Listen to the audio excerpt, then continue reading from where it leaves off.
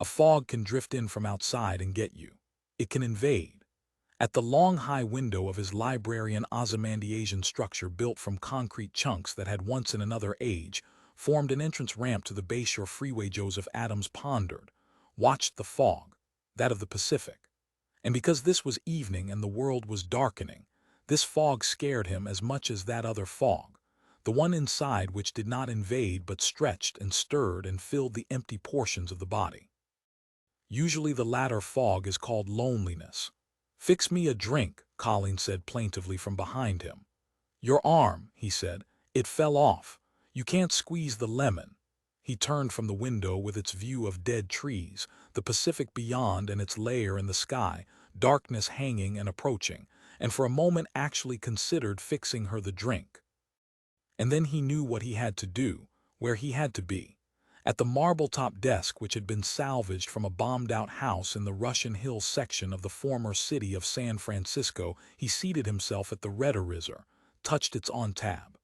Groaning, Colleen disappeared to search for a lady to fix her the drink. Joseph Adams, at his desk and redarizor, heard her go and was glad. For some reason but here he did not care to probe his own mind too deeply. He was lonelier with Colleen Hackett than without her. And anyhow late on Sunday night he fixed a dreadful drink. It was always too sweet, as if by mistake one of his ladies had dug up a bottle of Tokay and he had used it, not dry vermouth, in the martinis. Ironically, left to themselves, the ladies never made that error. Was this an omen? Joe Adams wondered. Are they getting smarter than us? At the keyboard of the redarizor he typed carefully the substantive he wanted, squirrel. Then, after a good 2 minutes of sluggish, deep thought, the limiting adjective smart. "Okay," he said, aloud, and sat back, touched the rerun tab. The redarizor, as Colleen re-entered the library with her tall gin drink, began to construct for him in the automention. "It is a wise old squirrel," it said tinnily. "It possessed only a 2-inch speaker. And yet this little fellow's wisdom is not its own. Nature has endowed it. All God," Joe Adams said savagely, and slapped off the sleek steel and plastic machine with all its many micro-components. It became silent. He then noticed Colleen. "Sorry, but I'm tired." Why can't they, Bros or General Holt or Marshal Heronsany, somebody in a position of responsibility, put Sunday night somewhere between Friday noon and dear, Colleen said and sighed. "I heard you type out only 2 semantic units. Give it more to Ogpon." "I'll give it plenty to Ogpon." He touched the no tab, typed a whole sentence as Colleen stood behind him, sipping and watching. "Okay. I just can never tell about you," Colleen said. "If you passionately love your job or hate it." She read the sentence aloud. The well-informed dead rat romped under the tongue-tied pink log. "Listen," he said grimly. "I want to see what this stupid assist that cost me 15,000 Wisdom dollars is going to do with that. I'm serious, I'm waiting." He jabbed the rerun tab of the machine. "When's the speech due?" she asked. "Tomorrow. Get up early." "Oh no," he thought, "I hate it even more when it's early." The redarizor in its cricket's voice intoned folksily. "We think of rats, of course, as our enemy, but consider their vast value to us in cancer research alone. The lowly rat has done yeoman service for whom, again, at his savage instigation, it died into silence." "Nitty," Colleen said distantly. She was inspecting the authentic long-ago dug-up Epstein bust in the niche that divided the west wall shelves of books, where Joseph Adams kept his reference texts on TV commercials of the past, great 20th century, in particular the religious and the Mars candy bar-inspired creations of Stan Freberg. "A miserable metaphor," she murmured. "A yeoman rat." Yeomen were young villagers during the medieval period, and I bet even though you're such a pro you didn't know that. She nodded to a lady which had come to the library door at her request. "Get my cloak and have my flapple brought to the main entrance." To Joe she said, "I'm flapping back to my own villa." When he didn't answer she said, "Joe, try it the entire speech without that assist. Write it in your own words. And then you won't have yeoman rats to make you so cross." He thought, "I don't think honestly I could do it in my own words without this machine. I'm hooked on it now." Outside, the fog had managed a complete success. He saw, with one brief sideways glance, that it inhabited the world right to the window of his library. Well, he thought, anyhow we're spared another one of those brilliant, radioactive particles in suspension for all eternity sunsets. Your flapple, Miss Hackett, the lady announced, is at the main entrance, and I hear by remote that your Type II chauffeur holds the door open for you. And due to the evening vapors, one of Mr. Adams' household servants will shed warm air about you until you are tucked safely inside. Geez, Joseph Adams said and shook his head. Colleen said, you teached it, dear. It got its precious jargony linguistic habits straight out of you. Because, he said bitterly, I like style and pomp and ritual. Turning to her appealing, he said, Brose told me in a memo, it showed up at the agency directly from his own bureau in Geneva, that this speech has to use a squirrel as the operational entity. What can you say about them that hasn't already been said? They save, they're thrifty, we know that. Do they do anything else good that you know of that you could hang a goddamn moral on? And he thought, they're all dead. There just isn't such a life form anymore, but we still extol its virtues. After having exterminated it as a race, on the keyboard of the rhetorizer he vigorously, with deliberation, punched two new semantic units, squirrel and genocide. The machine presently declared, the funniest thing happened to me on my way to the bank yesterday. I happened to pass through Central Park, and you know how incredulous, staring at the machine, Joe said, you passed through Central Park yesterday. Central Park's been gone 40 years. Joe, it's just a machine. Cloak on, she returned momentarily to kiss him good night. But the thing's insane, he protested. And it said funny when I fed in genocide. Did you? It's reminiscing, Colleen said, trying to explain it to him. She knelt briefly, touched his face with her fingers, and peered at him eye to eye. I love you, she said, but you're going to die. You're going to rupture yourself working. Through my office at the agency, I'll file a formal petition to Brose, asking if you can take 2 weeks off. I have something for you, a gift. One of my ladies dug it up near my villa, legally within the boundaries of my domain, as per that recent little interchange my ladies had with those of my north neighbors. A book. He felt a flicker within him, the peaked flame of life. An especially good book, the real pre-war thing, not a Xeroxed copy. No, what of? Alice in Wonderland. He had heard so much about that, had always wanted to own it and read it. Better. One of those outrageously funny books from the 1960s, in good shape, both front and back covers intact. A self-help book, how I tranquilized myself by drinking onion juice or some such thing. I made $1 million by leading 2.5 lives for the FBI. Or he said, Colleen, one day I looked out the window and I saw a squirrel. Staring at him, she said, no. The tail, you can't mistake the tail. It's as round and fat and gray as a bottle brush. And they hop like this. He made a wicked motion with his hand, showing her, trying to recapture it for himself too. I squalled, I got 4 of my ladies out there with, he shrugged. Anyhow, they finally came back and said, there's no such thing out there, Dominus, or some darn remark. He was silent a moment. It had, of course, been a hypnagogic hallucination based on too many drinks and too little sleep. He knew it, the ladies knew it, and now Colleen knew it. But just suppose, he said then. Write in your own words how you felt, by hand on paper, not dictated into a recorder, what finding a thriving, living squirrel would have meant to you. She gestured scathingly at his $15,000 rhetorizer. Not what it thinks. And Brose himself, he said, would strike it. Maybe I could get it through the vac to the sim and then on tape. I think it'd go that far, but never past Geneva. Because I wouldn't be saying, in effect, come on, fellas, carry on. I'd be saying, he considered, feeling peaceful for a moment now. I'll try, he decided, and rose to his feet, pushing his old California wicker chair back. Okay, I'll even do it in longhand. I'll find a, what do you call them? Ballpoint pen. Think of your cousin who was killed in the war, Ken. Then remember you're both men. Then you have it, pen. He nodded. And program the vac direct from that. You might be right. It'd be depressing, but at least it wouldn't make me sick stomach-wise. I wouldn't get those pyloric spasms. He began searching around the library for what had she called it. Still on rerun, the rhetorizer squeaked to itself. And that little fellow, inside that head was packed a powerful lot of savvy, maybe even more than you or I can ever guess. And I think we can learn from him. It droned on. Inside it, thousands of microcomponents spun the problem from a dozen drums of infodata. It could go on forever, but Joe Adams was busy. Now he had found a pen, and all he needed was blank white paper. Hell, he surely had that.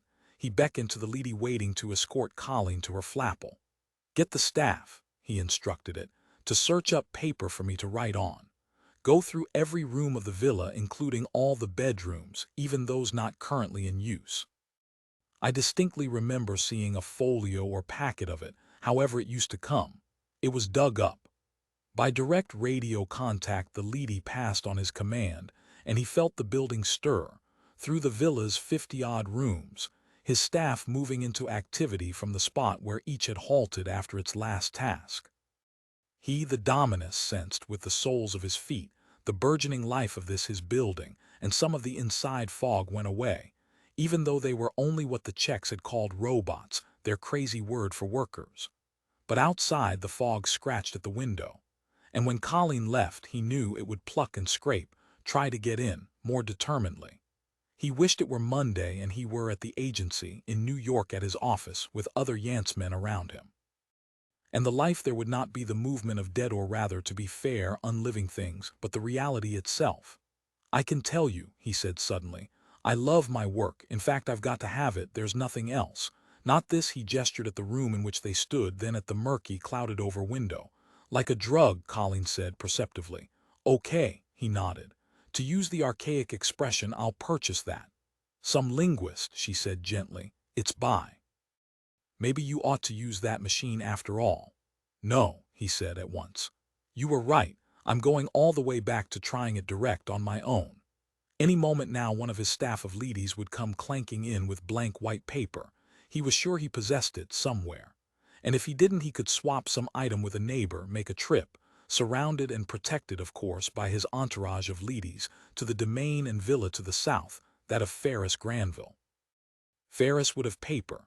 He had told them on the open channel vidline last week, composing his God forbid memoirs. Whatever in, on, or over Earth memoirs were. 2 pencil time for bed. The clock said so, but suppose the power had been off again, as it had for almost a whole day last week. The clock might be hours wrong. It might, in fact, Nicholas St. James thought morbidly, really be time to get up. And the metabolism of his body, even after all these years underground, told him nothing. In the shared bathroom of their cubby, 67B of the Tom Mix, water ran. His wife was taking a shower. So Nicholas searched about her vanity table until he found her wristwatch. Read it. Both timepieces agreed, therefore that was that. And yet he felt wide awake. The Maury Souza affair, he realized. It preyed vulturely on him, made a trough of his brain. This is how it must feel, he thought, to contract the bag plague, where those virtues get in and cause your head to expand until it pops like a blown-up paper bag. Maybe I'm sick, he thought, actually, even more so than Souza. And Maury Souza, the chief mechanic of their anti-tank, now in his 70s, was dying. "I'm out," Rita called from the bathroom. However, the shower still ran. She was not out. "I mean, you can come in and brush your teeth or put them in a glass or whatever it is you do." What I do, he thought, is get the bag plague. Probably that last damaged leady they sent down hadn't been sighted properly. Or I've picked up the stink of shrink, and from that he physically cringed. Imagine, he thought, having your head diminish in size, features included, to the circumference of a marble. "Okay," he said reflexively, and began to unlace his work boots. He felt the need to be clean. He would shower too, despite the severe water ration currently in force at the Tom Mix, and by his own edict. When you do not feel clean, he realized, you are doomed. Considering exactly what we could be made unclean by, the microscopic things downfalling to us that some careless ambulatory metal hunk of handmade parts had failed to side out of existence before yanking the drop switch, shooting 300 pounds of contaminated matter to us, something both hot and dirty at the same time. Hot with radioactivity and dirty with germs. Great combination, he thought. And in the back part of his mind again he recalled, Souza is dying. What else matters? Because how long can we last without that one grumpy old man? Approximately 2 weeks. Because their quota came up for auditing in 2 weeks. And this time, if he knew his luck and his tanks, it would be one of the Minister of the Interior Stanton Bros's agents, not General Holt's. They rotated. It prevented, the image of Yancey on the big screen had once said, corruption. Picking up the odd phone, he dialed the tank's clinic. "How is he?" On the other end, Dr. Carol Tigg, their GP in charge of their small clinic, said, "No change. He's conscious. Come on down. He tells me he'd like to talk to you." "Okay." Nicholas rang off, shouted through the noise of running water to Rita that he was going, and left their cubby. Outside in the common corridor, he bumped past other tankers on their ways from the shops and recreation rooms to their cubbies for bed. The clocks had been right, because he saw numerous bathrobes and standard-issue synthetic Wubfer-Fuzz slippers. This really is bedtime, he decided, but he knew he still could not sleep. 3 floors down at the clinic, he passed through empty waiting rooms. The clinic was closed, except for its bed patients, and then past the nurse's station. The nurse stood up respectfully to greet him because, after all, Nicholas was their elected president. And then he found himself at the closed door of Maury Souza's room with its quiet "Do Not Disturb" sign on the door. He entered. In the wide white bed lay something flat, something so squashed that it could only gaze up, as if it were a reflection, something dimly seen in a pool that absorbed light rather than reflected it. The pool in which the old man lay was a consumer of energy of all kinds, Nicholas realized as he walked to the bed. This is only a husk left here. It has been drained as if a spider got to it. A world spider, or for us rather, a subworld under spider, but still a drinker of human existence. Even below this far, from his supine immobility, the old man moved his lips. "Hi, you old knurl-headed frab," Nicholas said, and drew a chair up beside the bed. "How do you feel?" After a time, as if it had taken that long for Nicholas' words to reach him, that great journey across space, the old mechanic said, "Not so good, Nick. You don't know," Nicholas thought, "what you've got, unless Carol has told you since I last discussed you with her." He eyed the old mechanic, wondering if there was an instinct. Pancreatitis was fatal in almost 100% of its cases, he knew, Carol had told him. But of course no one had or would tell Souza, because the miracle might happen. "You'll pick up," Nicholas said clumsily.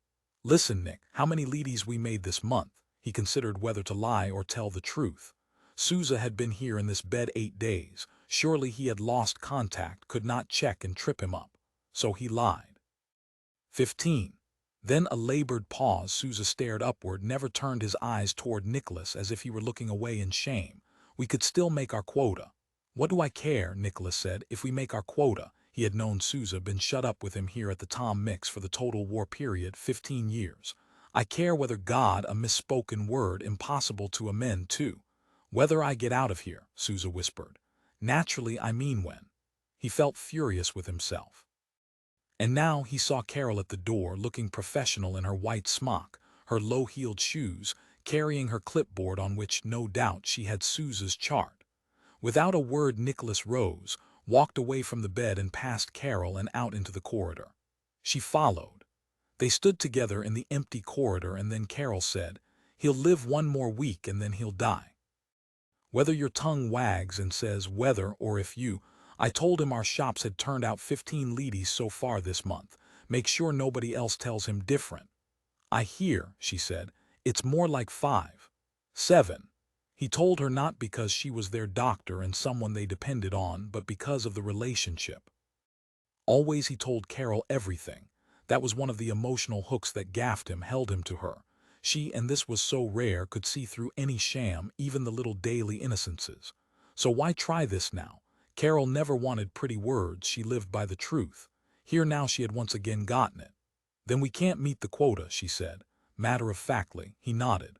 "Partly it's because they've asked for 3 type VIIs, and that's hard, that strains our shops. If it had all been the III or IV types, but it hadn't. It never was, nor would be, ever, so long as the surface lasted. You know," Carol said presently, "that on the surface artificial pancreases artiforgs are available. You've considered this possibility, of course, in your official capacity." Nicholas said, "It's illegal. Military hospitals only, priority. Rating 2A, we don't qualify. There is said to be, and get caught. It would no doubt be a quick kangaroo court military tribunal session and then execution if one were caught trading on the black market. In fact, if one were caught up there at all." "Are you afeard to go up?" Carol asked, with her brisk, brilliant, hard scrutiny. "Yep." He nodded. It was so. 2 weeks. death by destruction of the red blood cell-making capacity of the bone marrow. 1 week, the bag plague or the stink of shrink or raw claw paw, and he already felt germphobic. Already a few moments ago, he had quaked with the trauma of it, as did virtually every tanker, although in actual fact not one case of any of the poxes had broken out at the Tom Mix. "You can," Carol said, "call a meeting of those you can trust, and ask for a volunteer. Goddamn it, I'll go if anyone does." But he didn't want to send anyone because he knew what was up there. No one would return because a homotropic weapon, if not the tribunal, would flush him out of hiding, and it would follow him until he died. And that in a matter of minutes, perhaps. And homotropic weapons were vile things. They did it in a vile way. Carol said, "I know how badly you want to save old Sousa. I love him," he said. "Above and beyond the shops, the quota, all of that. Did he ever, in all the time we've been locked up down below here, refuse anyone anything? Any time of the night, a leaking water pipe, break in power, clogged protein chute, he always came and hammered and patched and stitched and rewrapped it back into operation. And since Sousa was, officially, chief mechanic, he could have dispatched any one of 50 assistants and snoozed on. From the old man Nicholas had learned, you did the job yourself, you did not drop it in the lap of a subordinate. As he thought, the warworks devolved down here to us. Building the metal fighters in 8 basic types, and so on with the Estes Park government, the functionaries of Wisdom and of Bros personally, breathing at us at close range. And as if the words magically impelled the unseen presence, a gray, faint shape moved urgently down the hall toward him and Carol. Commissioner Dale Nuns, all right, eager, busy, pressed on by his business. "Nick," panting, Nuns read straight from a slip of paper. "A big speech in 10 minutes. Get on the all-cubby circuit and get everyone into Wheeling Hall. We'll watch in unison because there'll be questions. This is serious." His fast bird eyes flew in their spasm of alarm. "Honest to God, Nick, the way I got it over the Cokes, it's all of Detroit. They penetrated the final ring."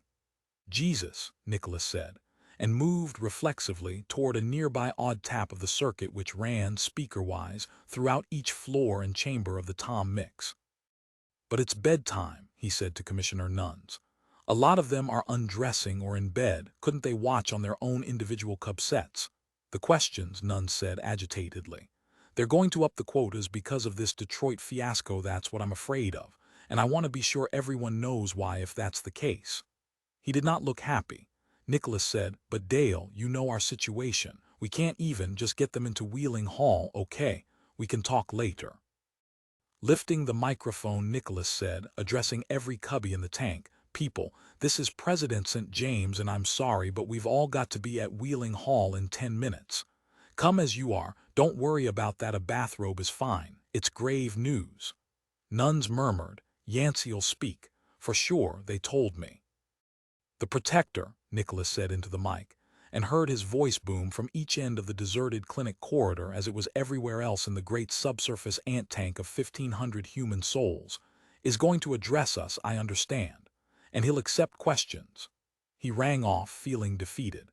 It was not a reasonable time to give them bad news. "And with Sousa and the quota and the audit to come, I can't leave my patient," Carol said. Upset Nuns said, "But I was told to assemble everyone, doctor."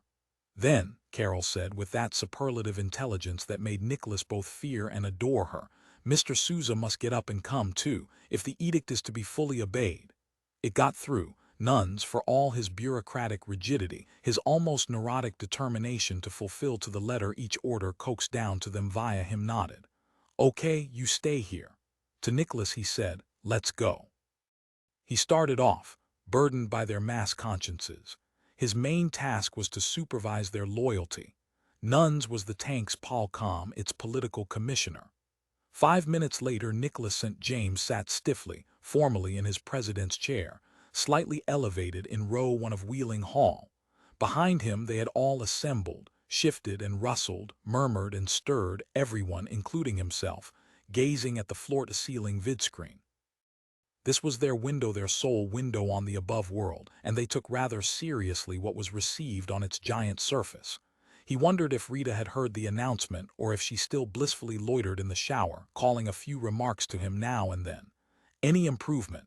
Nuns whispered to Nicholas. In old Sousa. In pancreatitis, are you kidding? The commissioner was an idiot. I've passed on 15 memos, Nunn said, to them up top. And not one of the 15, Nicholas said, was a formal request for an artiforg pancreas that Carol could surgically graft in. I just begged for a suspension on the audit. Pleadingly, Nunn said, Nick, politics is the art of the possible. We might get a suspension, but we won't get on artiforg pancreas. They're just not available. Instead, we've got to write off Sousa and escalate one of the lesser mechanics like Winton or Bob's, or all at once the great communal screen turned from lusterless gray to beaming white, and the speaker system said, Good evening. In Wheeling Hall, the audience of 1,500 mumbled, Good evening. It was a legal formality in that no audioreceptor carried anything up. The lines carried data only one way, down, from above to below. News bulletin, the announcer's voice continued. On the screen, a stop tape. Buildings caught and suspended in half-disintegration. And then the tape traveled on. And the buildings, with a roar like the odious tap-tap-tapping of distant, alien drums, pitched into dust and rained down, dissolved. Smoke took their place, and like ants, countless ladies who had inhabited Detroit spilled out and ran, as if from a tipped-over quart jar. They were squashed systematically by invisible forces. The odd track grew. The drums drifted forward, and the camera, no doubt from an I Spy Wisdom satellite, panned up on one great public building, library, church, school, or bank, perhaps all of these combined. It showed, somewhat slowed down, the solidity of the structure as it demolecularized. Objects have been carried back to their dust origin again. And it could have been us up there, not Leedy's, because he himself had lived a year in Detroit as a child. Thank God for all of them, commies and U.S. citizens alike, that the war had broken out on a colony world, in a hassle as to which block, Wisdom or Pakpiop, held the bigger dog's share. Because in that first year of war on Mars, the populations of Earth had been hurried underground. And he thought, we're still here and it isn't good, but it beats that. He watched the screen fixedly, saw a flock of ladies melt, hence the name, and, to his horror, still try to run while melting. He looked away. Awful, Commissioner Nuns beside him muttered, gray-faced. All at once in the empty seat to Nicholas' right, Rita appeared in bathrobe and slippers. With her came Nicholas' kid brother, Stu. Both, staring at the screen, said nothing to him as if he weren't there. In fact, each person in Wheeling Hall was isolated now by the catastrophe on the giant TV screen, and the announcer then said it for them. This was Detroit, May 19th, Year of God 2025. Amen. It only took a few seconds, once the defensive shield around a city had been broken, to get in and do this. For 15 years Detroit had existed intact. Well, Marshal Haranzany, meeting in the thoroughly protected Kremlin with the Supreme Soviet, could pay a painter to paint, as symbol of a direct hit, a tiny spire on the door of their chamber. Chalk up one more U.S. city for their side. And in Nicholas' mind, through the horror of seeing this decapitation of one of the few remaining heads of Western civilization which he really did believe in and love, there came the niggling, selfish, personal thought once more. It means a higher quota. More must be achieved underground as less every day remained above. Nuns murmured, Yancey will explain now how it happened to happen, so get ready. And Nuns of course was right, because the protector never gave up. He had that grand turtle-like unwillingness which Nicholas admired in the man to admit that this blow was mortal. And yet they did get to us, Nicholas realized. And even you, Talbot Yancey, our spur palm mill leader, brave enough to live in your surface fortress in the Rockies, even you, good friend, can't undo what's just been done. My fellow Americans, Yancey's voice came, and it was not even weary. Nicholas blinked, startled by the vigor. Yancey seemed almost unaffected, to have remained true to the Stoa, to his West Point heritage. He viewed it all, accepted and understood, but no emotion unhinged his calm reason. You have seen, Yancey continued in his low, late middle-aged voice, that of a seasoned old warrior, ramrod in body, clear in mind, good for a few more years. Not like the husk, the dying thing in the clinic bed over which Carol watched. A terrible thing. Nothing is left of Detroit, and as you know, a good deal of war material has emerged by her fair autofax all these years, and now that is lost. But we have sacrificed no human life. the one commodity which we will not relinquish. Good point, Nuns muttered, jotting notes. Beside Nicholas all at once Carol Tigg appeared in her white smock, low shoes. He rose, instinctively stood to face her. He passed away, Carol said. Sousa, just now. I at once froze him. I was right there at the bed, so there was no time loss. Brain tissue won't have suffered. He just went. She tried to smile, and then tears filled her eyes. It shocked him. He had never seen Carol cry, and something in him was horrified, as if it was wicked, this that he saw. We shall endure this. The odd track of the Coke's transmission from the Estes Park fortress continued. And now on the screen, Yancey's face appeared, and the war, the rolling clouds of matter in suspension or turned to hot gas, faded. And it was a stiff, firm man at a large oak desk in some hidden spot where Soviet, even the awful deadly new C-20 red dot missiles, had never found him. Nicholas got Carol seated, got her attention turned to the screen. With each passing day, Yancey said, and he spoke with pride, a good and reasonable pride, we grow stronger, not weaker. You are stronger. And by God, he looked then directly at Nicholas and Carol and Dale, Nuns and Stu and Rita and all the rest of them at the Tom Mix, at every one of them except Sousa, who was dead. And when you are dead, Nicholas realized, no one, not even the protector, can tell you that you are growing stronger. And when you died just now, we also died. Unless that pancreas, at whatever cost, from whatever ugly black market source which robs a military hospital, can be obtained. Sooner or later, Nicholas realized, despite the law against it, I will have to go up to the surface. 3 pencil when the I am larger than you image of Talbot Yancey's leather and iron face had left the screen and the lackluster gray had returned. Commissioner Dale Nuns hopped to his feet and said to the assembly, and now, folks, questions. The audience remained inert. As inert as it could manage and get away with it. Required to by his elected status, Nicholas rose and stood by Dale. It must be a colloquy between us and the Estes Park government, he said. From the back of Wheeling Hall, a sharp voice, it could have been male or female, said, President St. James, did Maury Sousa die? I see Dr. Tigg here. Nicholas said, yes, but he's in quick freeze, so there's still hope. Now, people, you've listened to the protector. Before that you saw the infiltration and demolition of Detroit. You know we're already behind in our quota. We must supply 25 leadies this month, and next, what next month? A voice from the multitude, bitter and dispirited, said, we won't be here next month. Oh yes, Nicholas answered. We can survive an audit. Let me remind you, the initial penalty is only a cut in food supply of 5%. Only after that can draft notices be served on any of us, and even then it would halt at a decimation, 1 man from each group of 10. Only if we fail 3 months running do we face possible closure. But we always have legal remedy. We can send our attorney before the High Court at Estes Park, and I assure you we will before we surrender to a closure. A voice called, have you again asked for a replacement chief mechanic? Yes, Nicholas said. But there are no more Maury Sousas in the world, he thought, except in other tanks.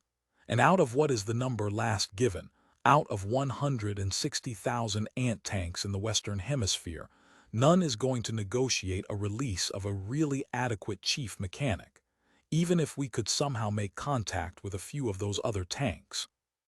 Any more than 5 years ago, when that tank to the north, the Judy Garland, bored that horizontal shaft through to us and literally pleaded just for a loan of Sousa for 1 month, and we said no. All right, Commissioner Nuns said briskly, since no voluntary questions had arisen. I'll make a spot check to see if the protector's message got across. He pointed to a young married couple. What was the cause of the failure of our defensive screen around Detroit? Rise and give your names, please. The young couple reluctantly rose. The husband said, Jack and Myra Frankies. Our failure was due to the introduction of the new PAC-PIOP Type 3 Galatea spatter missile that infiltrated in submolecular particles. I guess, something like that. He hopefully reseated himself, drawing his wife down beside him.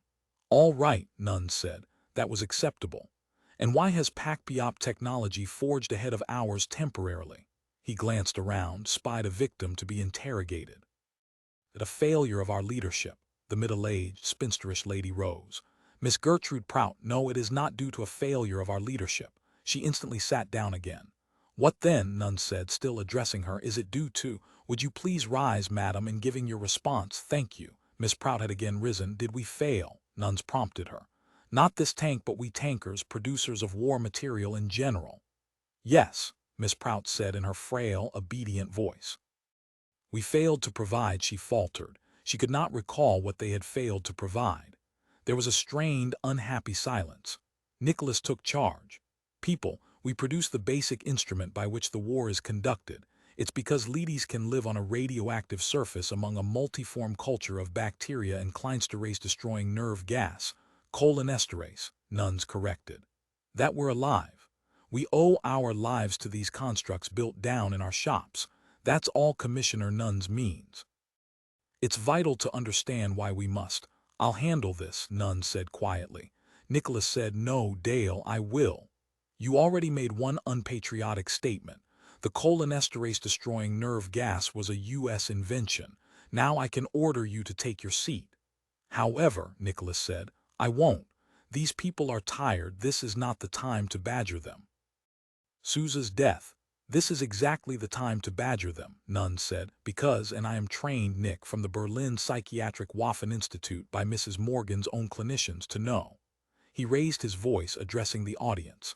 "As you all realize, our chief mechanic was a hostile, jeering voice sounded from the rows. Tell you what, we'll give you a bag of turnips, Commissioner, Palcom Nuns, sir, and let's see the bottle of blood you can squeeze out. Okay." People here and there murmured in agreement in approval. "I told you," Nicholas said to the commissioner, who had flushed and was strangling his notes with his spasmodically clenching fingers. "Now will you let them go back to bed?" Aloud, Nuns said.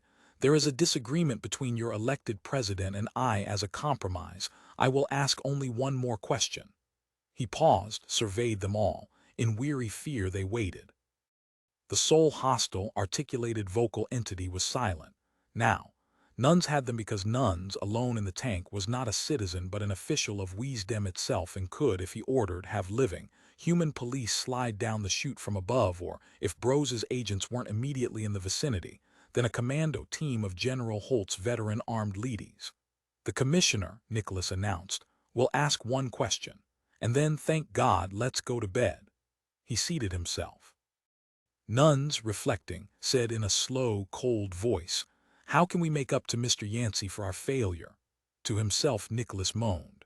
But no one, not even Nicholas, had the legal power or any kind of power to halt the man whom the hostile, earlier voice from the audience had correctly called their Palcom. And yet under the law this was not altogether bad. Because through Commissioner Nuns, a direct human link existed between their tank and the Estes Park government. Theoretically, by way of Nuns, they could answer back, and the colloquy, even now, within the heart of the worldwide war, could exist between the tanks and the government. But it was hard on the tankers to be subjected to Dale Nuns' rah-rah tactics whenever Dale, or rather his superiors above ground, saw fit, such as now, at bedtime. But look at the alternative. It had been suggested to him, and he had promptly, at great and deliberate effort, forgotten forever the names of those who had come to him, that their Palcom be quietly dispatched some night. "No," Nicholas had said, "it won't work, because they'll send another. And Dale Nuns is a man, not a force. And would you prefer to deal with Estes Park as a force on your TV screen which you could see and hear, but not talk back to?" So as sore as Commissioner Nuns made him, Nicholas accepted the necessity of his presence in the Tom mix. The radicals who had come slipping up, late one night, with their idea of instant, easy solution to the Palcom problem, had been thoroughly, firmly dissuaded. Or at least so Nicholas hoped. Anyhow, Nuns was still alive. So apparently his argument to the radicals had been convincing. And this was 3 years ago, when Nuns had first put in his eager beaver appearance. He wondered if Dale Nuns had ever guessed, imagined how close he had come to assassination, and that it had been Nicholas who had talked them out of it. How interesting it would be to know what Nuns' reaction would be. Gratitude or contempt. At this moment, Carol was motioning to him, beckoning in sight of the assembled community here at Wheeling Hall. While Dale Nuns looked up and down the rows for someone to answer his question, Carol incredibly was indicating to Nicholas that she and he leave together now. Beside him, his wife Rita saw the gesture, the summons. Wooden-faced, she stared straight ahead then as if she had seen nothing. And as he found his target, Dale Nunn saw too and frowned. However, Nicholas obediently accompanied Carol up the aisle and out of Wheeling Hall into the deserted corridor and seclusion. "What in God's name," he said to her as he and she stood together, "do you want?" The way nuns had looked at them as they departed. He would be hearing in due time from the commissioner. "I want you to certify the death papers," Carol said, walking toward the elevator. "For poor old Maury, but why now?" There was more, he knew it. She said nothing. Both of them were silent on the trip down to the clinic, to the freeze locker in which the rigid body lay. He glanced under the wrapper briefly, then emerged from the locker to sign the forms which Carol had laid out, 5 copies in all, neatly typed and ready to be sent up by Vidline to the bureaucrats on the surface. Then from the buttoned front of her white smock, Carol brought forth a tiny electronic instrument which he recognized as a "You Don't Know I Have It" odd recorder. She extracted the spool of tape, unlocked the steel drawer of a cabinet of what appeared to be medical supplies, and exposed to his sight briefly other spools of tape and other electronic instruments, none of them related as far as he could see to her medical work. "What's going on?" he said, this time more controlledly. Obviously she wanted him to witness this, the odd recorder, the reservoir of tape which she kept locked away from anyone else's sight. He knew her as well, as intimately, as did anyone in the Tom mix, and yet this was news to him. Carol said, "I made an odd tape of Yancey's speech, the part I was there for anyhow. Those other spools of odd tape in that cabinet, all of Yancey, former speeches, dating back over the past year. Is that legal to do?" Carol said, as she gathered the 5 copies of Maury Souza's death forms together and inserted them into the slot of the Xerox transmitter which would put them on the wire to the Estes Park archives. "As a matter of fact, it is legal. I looked it up."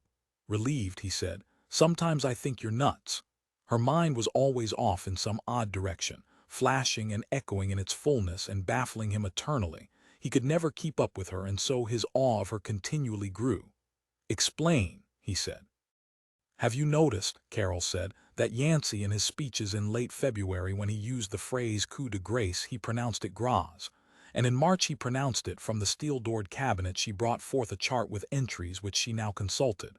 March 12th, pronounced coup de grace, then in April on the 15th it was grâce again. She glanced up alertly, eyed Nicholas. He shrugged wearily, irritably. "Let me get to bed. Let's talk about this some other then," Carol said inflexibly. On May 3rd, in a speech, he once more used the term. That memorable speech in which he informed us that our destructive Leningrad completely. She glanced up from her chart. It could well be the coup de grace, no S, back to his earlier pronunciation. She restored the chart to the cabinet then and relocked the cabinet. He noted that it took not only a metal insert key but the pressure of her fingerprints. Even with a duplicate key or her key, the cabinet would remain closed. It would open only for her. "So," Carol said, "I don't know, but it means something. Who fights the surface war? Leadys. And where are the humans? What is this Commissioner Nuns all over again, interrogating people at bedtime when they ought to be? They're in ant tanks," Carol said. "Below surface, like us. Now when you apply for an artiforg, you're told they're available only to military hospitals, presumably on the surface." "I don't know," he said, "or care where the military hospitals are. All I know is that they have the priority and we don't," Carol said. "If Leadys are fighting the war, what are in the military hospitals? Leadys? No, because they send damaged Leadys down to shops, our shop for instance. And a Leady is a metal construct and it has no pancreas. There are a few humans on the surface, of course, the Estes Park government. And in Pakpiop, the Soviet, are the pancreases for them." He was silent. She had him completely. "Something," she said, "is wrong. There can't be military hospitals because there aren't civilians or soldiers who have been maimed in the fighting and who need artiforgs. Yet they won't release the artiforgs to us. To me, for instance, for Souza, even though they know we can't survive without Souza. Think about it, Nick." He said. Carol said quietly, "You're going to have to come up with something better than Nick, and soon." 4 pencil the next morning as soon as she awoke, Rita said, "I saw you go off with that woman last night, that Carol Tigg." "Why?" Nicholas, grubby and confused, not yet shaved, without having had the chance to splash cold water on his face or brush his teeth, murmured. It had to do with signing the death certificate forms of Sousa, strictly business. Padded off to the bathroom, which he and Rita shared with the cubby to their right hand, found the door locked. "Okay, Stu," he said. "Finish shaving and unlock the door." The door opened. There was his younger brother, sure enough, at the mirror, shaving away for all he was worth guiltily. "Don't mind me," Stu said. "Go ahead." And his brother's wife, Eddie, said shrilly from their cubby, "We got into the bathroom first this morning, Nick. Your wife had it for a whole hour last night showering, so would you please wait?" Giving up, he shut the bathroom door, padded to their kitchen, which they did not share with anyone, either to right or left, and started the coffee heating on the stove. Last night's to be reheated. He did not have the energy to brew a fresh pot, and anyhow their allocation of synthetic beans was low. They would be entirely out before month's end anyhow, would be begging, borrowing, or bartering with fellow tankers, offering their supply of sugar. Neither he nor Rita used much sugar in exchange for the odd little brown ersatz beans. And of coffee beans, he thought, I could use an endless amount, if there was such a thing. But like everything else, the as marked on invoices, Sing-Coffee and Z were severely rationed. And after all these years he accepted it intellectually. But his body craved more. He could still remember how real coffee in the Pretank days had tasted. 19, he remembered. I was in my first year of college, just started drinking coffee instead of malted milks, kid stuff. I had just begun to put on maturity. And then this. But as Talbot Yancey, beaming or frowning, whatever was appropriate, would say, at least we weren't incinerated as we had anticipated. Because we did have that whole year to get under, and we must never forget. So Nicholas was not forgetting. As he stood reheating last night's synthetic coffee, he thought of himself incinerated 15 years ago, or the cholinesterase of his body destroyed by the hideous U.S. nerve gas weapon, the worst so far conjured up by insane idiots in high places in what had been Washington, D.C., themselves blessed with the antidote, atropine, and hence safe. Safe from the nerve gas made at the Newport chemical plant in western Indiana as contracted for by the still notorious FMC Corporation, but not safe from the missiles of the USSR. And he appreciated this and was glad, appreciated the fact that he was here and alive to drink this Sing-Coff brew, bitter as it was. The bathroom door opened and Stu said, "I'm finished." Nicholas started for the bathroom. And then there was a knock at the cubby's hall door. Going to it, bowing to the necessity created by his elected office, Nicholas opened the hall door and found himself facing what he recognized at once to be a committee. Jorgensen, Haller, Flanders again at his door, the activists of the tank, and behind them Peterson and Grandy and Martino and Giller and Christensen, their supporters. He sighed, and let them in. Soundlessly they knew enough to be that the committee entered his cubby, filled it up. As soon as the hall door was shut, Jorgensen said, "Here's how we're going to work it, President. We stayed up to 4 this morning thrashing it out." His voice was low, hard, determined. "Thrashed out what?" Nicholas said, but he knew. "We'll handle that Palcom, that nuns. We'll stage a fracas on floor 20. Access to 20 is hard because of the way those crates of leady components are piled. It'll take him half an hour to break up the fight, and that'll give you time, the time you need. Coffee," Nicholas said, returning to the kitchen. "Today," Jorgensen said. Not answering, Nicholas drank his coffee, and wished he were in the bathroom, locked in where his wife, his brother, his brother's wife, and this committee, none of them could get to him. Even Carol, he thought. He wished he could at least for a minute lock them all out, and just sit in the loneliness and silence of the bathroom, just be. And then if he could just be, maybe he could think, find himself. Not Nicholas St. James, the president of Ant Tank, the Tom Mix, but himself, the man. And then he would really know if Commissioner Nuns were right and the law was the law. Or if Carol Tigg were right and there was something strange or wrong, whatever she had happened onto with her reservoir of odd tapes of Yancey's speeches over the last year. Coup de grace, he thought. That's this, right here for me, the dispatching conch over the head. He turned to confront the committee of activists, his coffee cup in hand. "Today," he said, mocking Jorgensen, whom he didn't particularly care for. Jorgensen was a red-necked, heavy-set type, the beer and pretzel sort. "We know it has to be done in a hurry," Haller spoke up, his voice low. He was conscious of Rita, who stood at the mirror fixing her hair, and it made him nervous. In fact, the whole committee was nervous. Afraid, of course, of the cop, the Paul Com. And yet they had come here anyhow. "Let me tell you the situation as regards artiforgs," Nicholas began, but at once Flanders broke in. "We know all there is to know, all we want to know. Listen, President, we know the plot they've hatched up." The 6 or 7 members of the committee glared at him with nervous anger and frustration. The small cubby, or rather, standard-sized, in which Nicholas lived and now stood writhed with their discomfort. "Who?" he asked. Jorgensen said, "The big shot at Estes Park, who run everything. Tell their Mickey Mouse-sized little thugs like nuns who to put the finger on." "What's the plot?"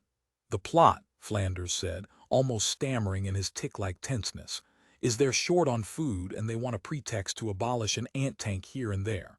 We don't know how many they want to shut down and force the tankers up to the surface to die. Many tanks, maybe, or just a few. It depends on how much trouble they're having with rations." "So see," Haller said beseechingly to Nicholas. His voice rising, the man next to him punched him, and he instantly dropped his voice to a whisper. "They need a pretext. They get it as soon as we fail to supply our monthly quota of leadies. And last night, after the TV films of Detroit getting it, when Yancey announced that quotas would be up, that's how we figured it out. They're going to up the quotas, and all the tanks that can't meet the new quotas will be abolished. Like us. And up there," he gestured ceilingward, "we'll die." Rita at the mirror said harshly, "Like you want Nicholas to die when he goes up after that artiforg." Spinning, Haller said, "Mrs. St. James, he's our president. We elected him, that's why we elected him, so he'd, help us." "Nick is not your father," Rita said. "Not a magician, not a wheel in the Estes Park government. He can't manufacture an artificial pancreas. He can't." "Here's the money," Jorgensen said, and handed Nicholas a fat white envelope. "All Wisdom 50 notes, 40 in all, 20,000 Wisdom dollars. Late last night while Nuns was snoozing we went all over the tank collecting." This sum represented the wages of half the tank, for he could not compute under the stress of the moment. But for a long, long time, the committee had worked very hard. Rita said to the committee, her voice harsh, "Then you do it, you collected the money. Draw lots. Don't stick my husband with this." Her voice became gentle. "Nuns is less apt to notice one of you missing than Nick. It might even be several days before he checks up, but once Nick goes, Nuns will know." And what, Mrs. St. James?" Haller said, determinedly but politely. "There's nothing Nuns can do once President St. James is out of here, up the chute and onto the surface." Rita said, "When he returns, Jack, then Nuns will execute him." To himself Nicholas thought, "And the hell of it is, I probably won't even get back."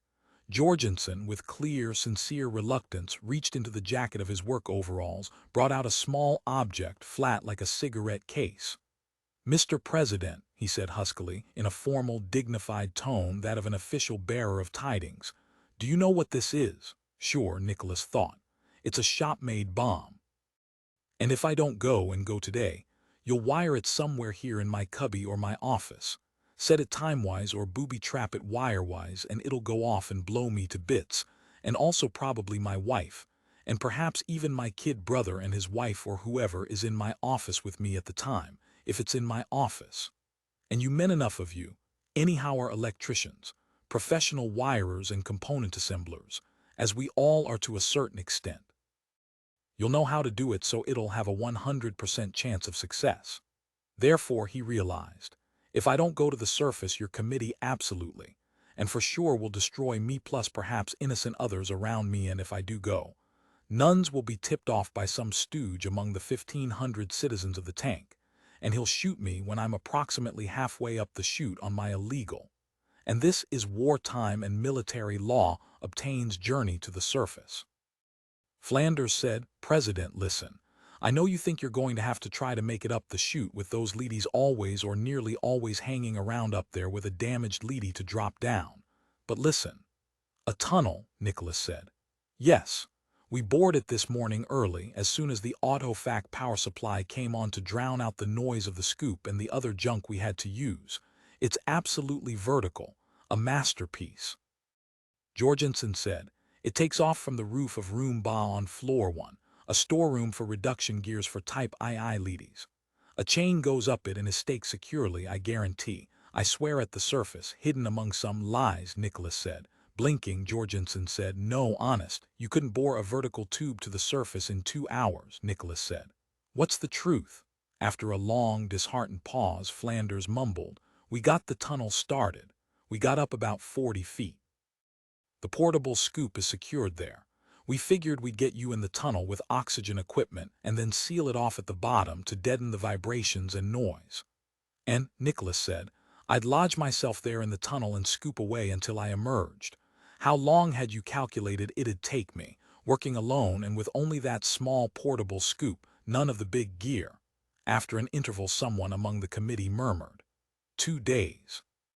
We've got food and water already. In fact, one of those self-contained spaceman suits they used to use when there were flights to Mars. Compensation for moisture, waste material, everything.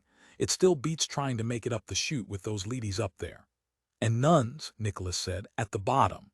Nuns will be breaking up the fight on floor. Okay, Nicholas said. I'll do it.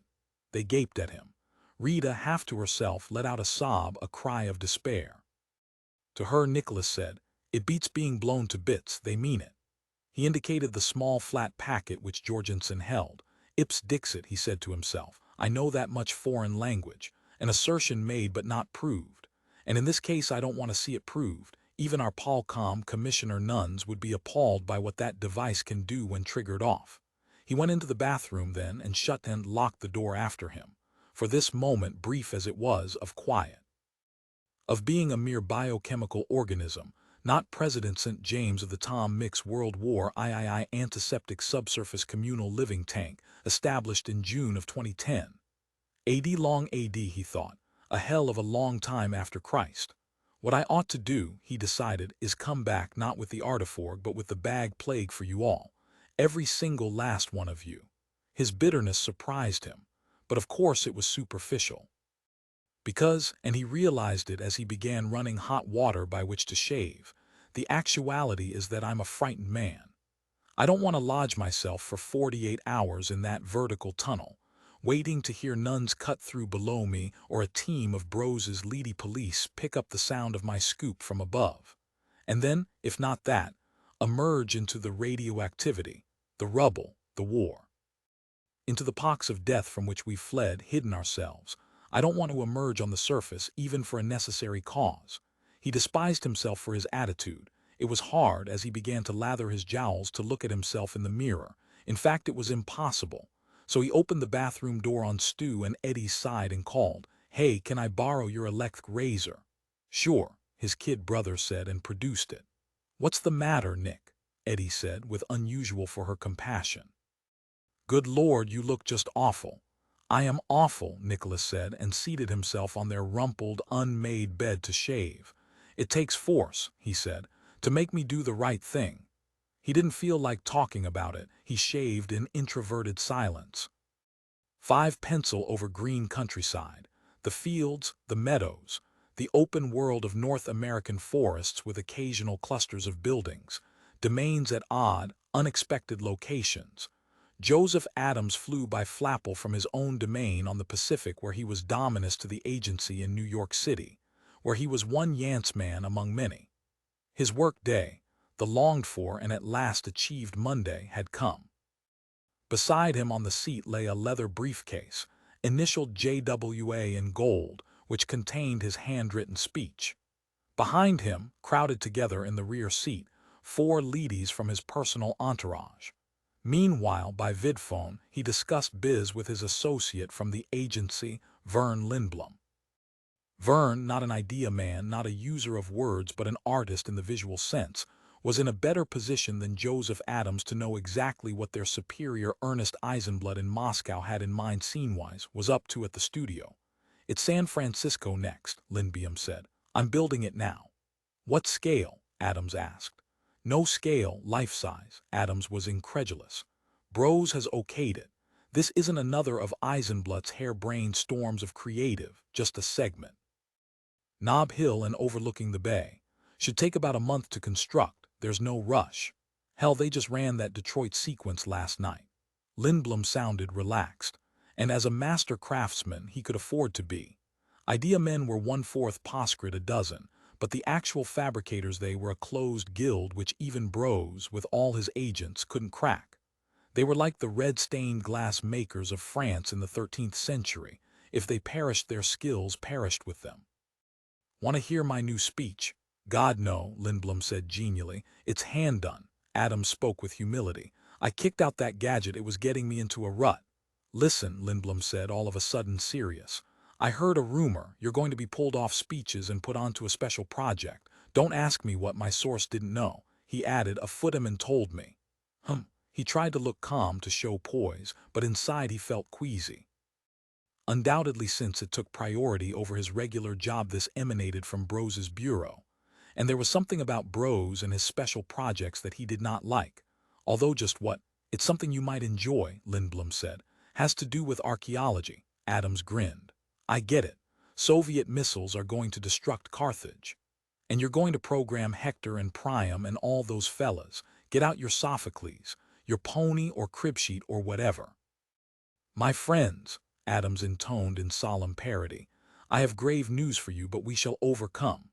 The new Soviet ICBM Hatchek Girl A-3 missile with a sea warhead has strewn radioactive common table salt over an area surrounding Carthage 50 square miles wide. But this only goes to show, he paused. What did Carthage produce auto-fac-wise? Vases. Anyhow, that was Lindblom's job. The display of postcards, scanned by the multifax lens system of the TV cameras at Eisenbladt's Mammoth, intricate, in fact endlessly prop-filled studios in Moscow. This, my good people and friends, is all that remains, but I am informed by General Holt that our own strike, utilizing our newly developed offensive terror weapon, the Polyphemus XBP shooter, has decimated the entire war fleet of Athens, and with God's help we shall. You know, Lindblom said meditatively, from the tiny speaker of the Flappel's vidset. You'd feel damn funny if one of Bros's people were monitoring this. Below, a wide river like wet silver wiggled from north to south, and Joseph Adams leaned out to view the Mississippi and acknowledge its beauty. No wrecking crews had accomplished this. What glistened in the morning sun was an element of the old creation. The original world which did not need to be recreated, reconned, because it had never departed. This sight, like that of the Pacific, always sobered him, because it meant that something had proved stronger, something had escaped. Let him monitor, Adams said, filled with vigor. He drew strength from the wavering silver line below, strength enough to ring off, cut the switch of the vidset. Just in case Bros was monitoring.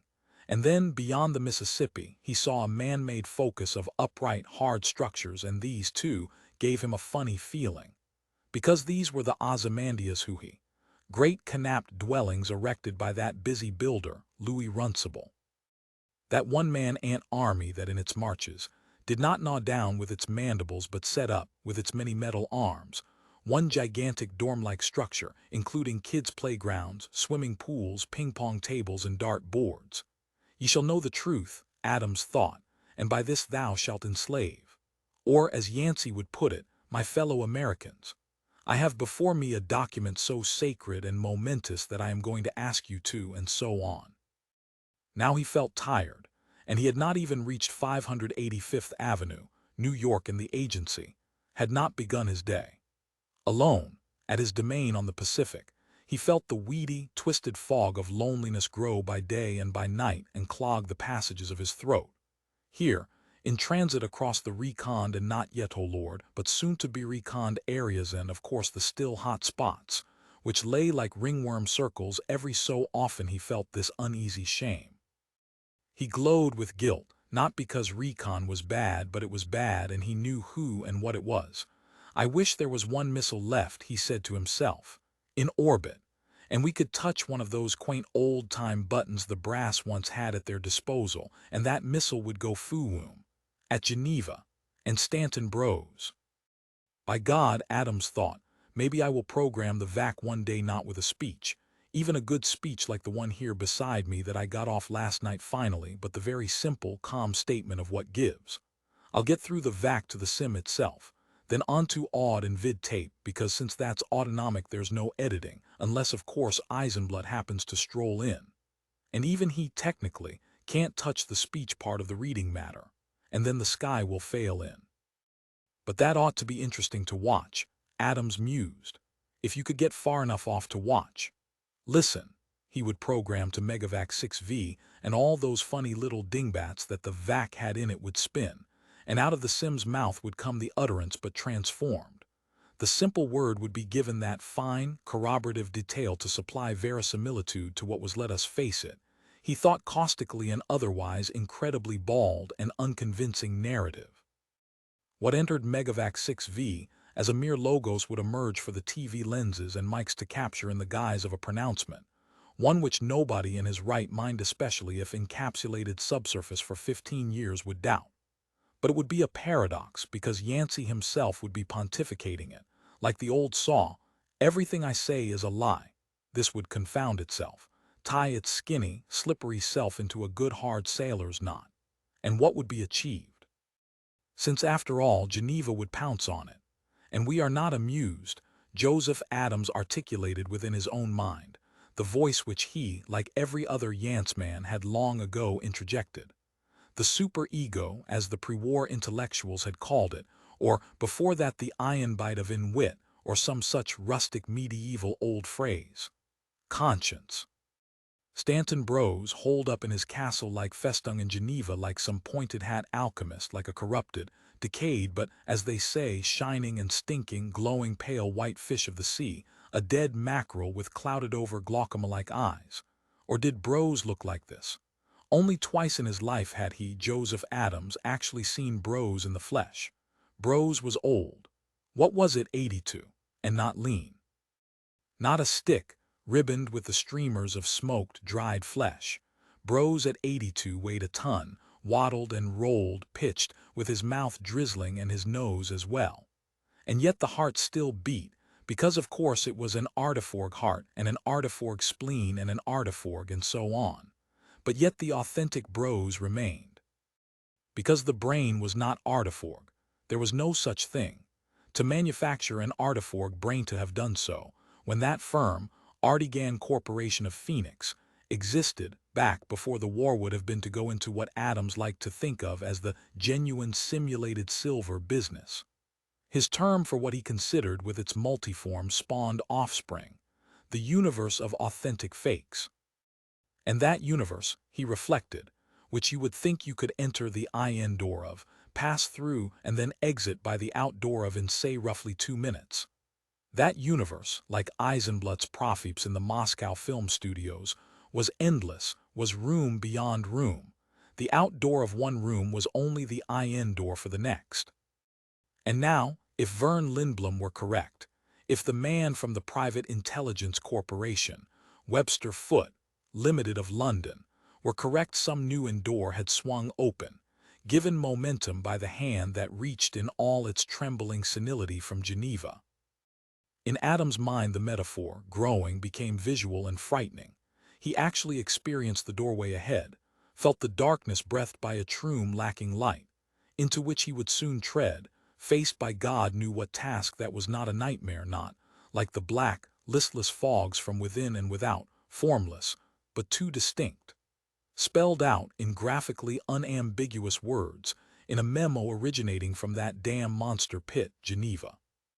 General Holt, even Marshal Harrenzany, who after all was a Red Army officer, and not in any sense a bunthorn sniffing at a sunflower, even Harrenzany sometimes listened. But the waddling, drizzling, eye-rolling old hulk chuckful of artiforg's Brose had greedily ingested artiforg after artiforg of the world's small and dwindling supply was earless. Literally. Years ago the organs of that sense had withered away, and Brose had declined artiforg replacements he liked not to hear. When Brose reviewed each and every TV tape of Yancey's speeches, he did not listen. Horribly, or so it seemed to Adams, the fat, semidad organism received the odd portion by direct wire, through electrodes grafted, skillfully implanted years ago, in the proper section of his elderly brain. In the one original organ, which was Brose, the rest now being Tin Woodman-wise, a mere procession of Artigan Corporation's plastic, complex, never failing. They had, before the war, proudly carried lifetime guarantees, and in the artiforg business the meaning of the word lifetime, that is, whether it applied to the life of the object or of the owner was delightfully clear. Replacements which lesser men, the Yance men as a whole, had a kind of nominal, formal claim on in that. While still warehoused in the subsurface storage vaults under Estes Park, the Arteforg supplies belonged to the Yancemen as a class and not merely to bros. But it didn't quite work out that way. Because when a kidney failed, as had occurred to Shelby Lane, whose domain up in Oregon, Adams had frequently visited, there was no Arteforg kidney for Mr. Lane, although in the warehouse 3 were known to exist. It seemed, and for some reason as he lay in his bed in the master bedroom of his domain, surrounded by his entourage of worrying ladies, Lane had not seemed convinced by the argument. Bros had put on these 3 Arteforg kidneys what legally was called an attachment. He had attached the goddamn organs, tied them up, stopped their use by a complex quasi-legal prior claim. Lane, pathetically, had taken it to the Recon-Dissent Council, which sat perpetually in session at Mexico City, passing judgment on the land boundary quarrels between domain owners, a council on which one lady of each type sat. Lane had not exactly lost, but he had quite certainly not won, in that he was dead. He had died while waiting for the issue of attachment to be settled. And Bros lived on, with the knowledge that he could suffer 3 more total kidney failures and survive. And anyone who chose to go before the Recon-Dissent Council would undoubtedly be dead, like Lane, and the litigation would, with the plaintiff, expire. The fat old louse, Adams thought, and he saw ahead New York City, the spires, the post-war high-rise buildings, the ramps and tunnels, the hovering fruit fly flapples, which, like his own, carried Yancemen to their offices to begin Monday. And a moment later, he hovered fruit fly-like himself, over the especially tall Cardinal Building, 585th Avenue, and the agency. The entire city was the agency, of course. The buildings on each side were as much a part of the machinery as this one omphalos. But here his particular office lay. Here he entrenched himself against the competing members of his own class. It was a top job that he held. And in his briefcase, which he now picked up expectantly, lay, as he well knew, top-drawer material. Maybe Lindblom was right. Maybe the Russians were about to bomb Carthage. He reached the down ramp of the roof field, touched the high-speed button, and dropped like a plumb line for his floor and office. When he entered his office, briefcase in hand, he utterly without a shade or glimpse of warning faced a mound of rubber, winking and blinking, flapping seal-like its pseudopodia and peeping at him while with its slit-like mouth it gaped and grinned, pleased at his dismay, pleased to horrify both by how it physically looked and who it was. "Mr. Adams, a word with you, sir." The thing, which had somehow managed to wedge itself into the chair at his desk, was Stanton Bros. "6 pencil, why certainly, Mr. Bros," Joseph Adams said, and under his tongue his salivary glands strained with sickness. He turned his back then and set his briefcase down and was amazed at his somatic nausea, his response to finding Bros here in his own office. He was not frightened, not intimidated, not even angered that Bros had managed to walk in despite the elaborate locks, walked in and taken over. None of that counted, because the ill convulsion of his body startled every other reaction out of existence. "Would you like a moment to compose yourself, Mr. Adams?" The voice, wheedling thin like a guy wire plucked by an evil pneumatic spirit. "Why, yes," Adams said. "Pardon, I can't hear, you know, I must see your lips." "My lips," Adams thought. He turned. "I need," he said, "a moment, I had flapple trouble." Then he remembered that he had left the 4 loyal companions, the veteran ladies of his retinue, in the parked flapple. "Would you," he began, but Bros cut him off, not impolitely but simply as if he were not talking. "A new project of some importance has arisen," Bros said in his plucked wire, strumming voice. "You're to do the reading matter on it. It consists of this."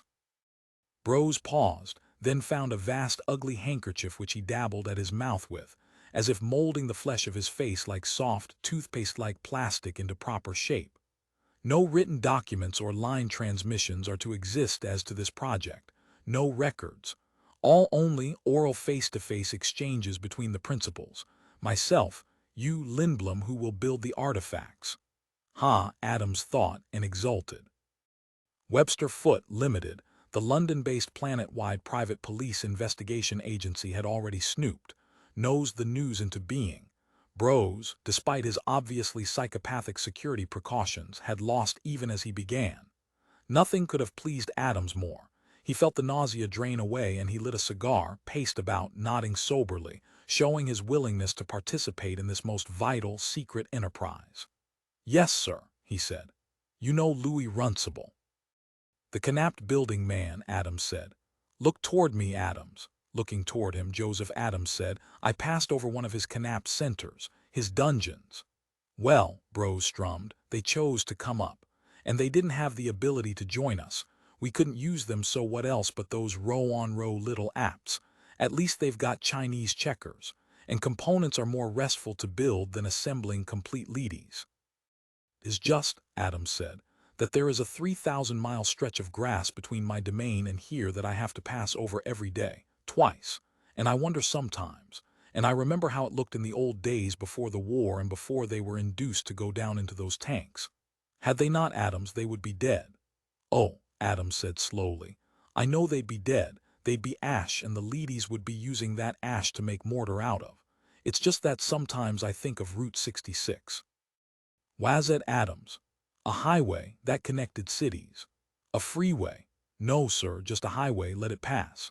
And he felt a weariness so strong that he actually thought for a split second that he'd suffered a cardiac arrest or some other fundamental physical collapse. He very carefully stopped inhaling his cigar and seated himself in a guest-type chair facing the desk, and blinked, breathed, wondered what had occurred. "Okay," Adams continued. "I know Runcible. He's basking in Cape Town, and he really does try, I know he does, to adequately provide for the tankers who surface. They've got built-in electric ranges, swivels, wubfer carpeting wall-to-wall, 3D TV. Each group of 10 living units has a leady to do chores such as cleaning. What's up, Mr. Bros?" He waited, panting with fright. Bros said, "Recently a hot spot cooled off in southern Utah near St. George where it was. The maps still give it. Near the Arizona border. Red Rock Hills in that area. Runcible's Jigers picked up the drop in RA before anybody else's, and he got it, staked his claim. The rest." Bros gestured deprecatingly, but with resignation. "In a few days he intends to send in his autonomic dozers and start breaking ground for a new constellation of knaps. You know, he has all that big, primitive, heavy-duty construction equipment that he carts all over the world." "You need that," Adams said, "to build the kind of structures he erects. Those knaps go up fast." "Well," Bros said, "we want that area." "You liar," Adams thought to himself. He got up, turned his back to Bros, and said aloud, "You liar, I can't hear." Turning back, Adams said, "It's just rock there. Who wants to put a domain there? My God, some of us have domains that contain 1.5 million acres." He stared at Bros. "It can't be true," he said to himself. Runcible got in there first because no one cared enough about that region to want to know the readings. No one paid Webster Foote to have Foote field reps and techs keep tabs on that hot spot, and Runcible got it by default. "So don't try to jolly me along," he said to himself, and felt hatred for Bros now. The nausea was gone and an authentic emotion had replaced it inside him. Evidently Bros perceived some of this on Adam's face. "I guess that is pretty no-good land there," Bros admitted. "War or no war. If you want me to manage the odd portion of the project," Adams said, and was almost unhinged to hear himself actually say this to Bros, to the man's face, "you had better tell me the truth, because I don't feel very good. I was up all night writing a speech by hand, and the fog bothered me. Fog gets to me. I should never have set up my domain on the Pacific south of San Francisco. I should have tried down by San Diego." Bros said, "I'll tell you." "Correct. We don't care no Yance man with all his marbles could possibly care about that arid land at the old Utah-Arizona border. Look at these." He managed to flap his pseudopodia-like flippers until they connected with a packet which he carried. Like a roll of wallpaper samples, the document was spread out. Peering, he saw careful, really lovely drawings. It was like looking over an oriental silk screen scroll from the future. Now he saw that the objects depicted were unnatural. Freak guns with spurious knobs and warts. Electronic hardware that he intuited from experience served no purpose. "I don't get it," he said. "These are artifacts," Bros said, "which Mr. Lindblom will make. Superb craftsman that he is, he will have no difficulty." But what do they do? All at once Adams understood. These were fake crypto-weapons. And not just that, he saw as the scroll-like document unrolled in Bros's flippers additional artifacts, skulls. Some were Homo sapiens. Some were not. All these, Bros said, Lindblom will manufacture, but you must be consulted first, because before they are found. These completed objects, made up by Lindblom, using Eisenblatt Studios in Moscow, will be planted on the land Runcible is about to break for his new canapes. However, it must be established in advance that they are of incalculable archaeological worth. A series of articles in the pre-war scientific journal Natural World, which as you know was formerly available to every educated man in the world, must analyze these. As the office door opened, looking wary, Vern Lindblom entered. "I was told to come here," he said to Bros. He glanced then at Adams, but said nothing more. However, they both understood. The vid conversation which had taken place a half-hour ago was not to be referred to. "These," Bros said to Lindblom, "are the scale drawings of the artifacts which you will make to be planted in southern Utah, at the proper geological stratum." He swiveled the scroll for Lindblom to see. Vern glanced briefly, professionally. "There is a time factor, but I'm sure you can have them ready when needed. The first dozer needn't dig them up, just so they appear before the digging ends and the construction begins." Lindblom said, "You have someone on Runcible's work crew who'll spot them if necessary, if they otherwise go unnoticed." He seemed to Adams to understand fundamentally what was going on. Someone had already briefed him. He himself, however, he was baffled, but he played along. He continued to study the painstakingly, professionally executed drawings. "Of course," Bros said. "An engineer named Robert," he tried to recall. The 82-year-old brain flagged. "Higg," Bros said at last. "Bob Higg. He'll spot them if no one else does, so will you start then, Lindblom? Eisenblatt knows you're to be given use of every tool and studio facility you need, but he doesn't know what for, and we will keep it limited to as few people as we can throughout." "Higg finds them," Lindblom said, "notifies Runcible." Meanwhile, he glanced at Adams. "You'll have your series in the pre-war Natural World by some world-famous archaeologist regarding artifacts of this sort." "I see," Adams said, and genuinely did see now. The articles which he would write would be printed in the journal, backdated, the issues artificially aged so as to appear authentically pre-war.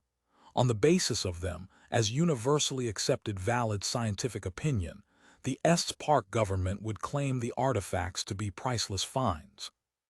They would then go before the Recondition Council at Mexico City, the high court of the world that stood above both Wisdom and Pacpiop, and each Yantzman anywhere in the world end above the wealthy, powerful builder Louis Runcible.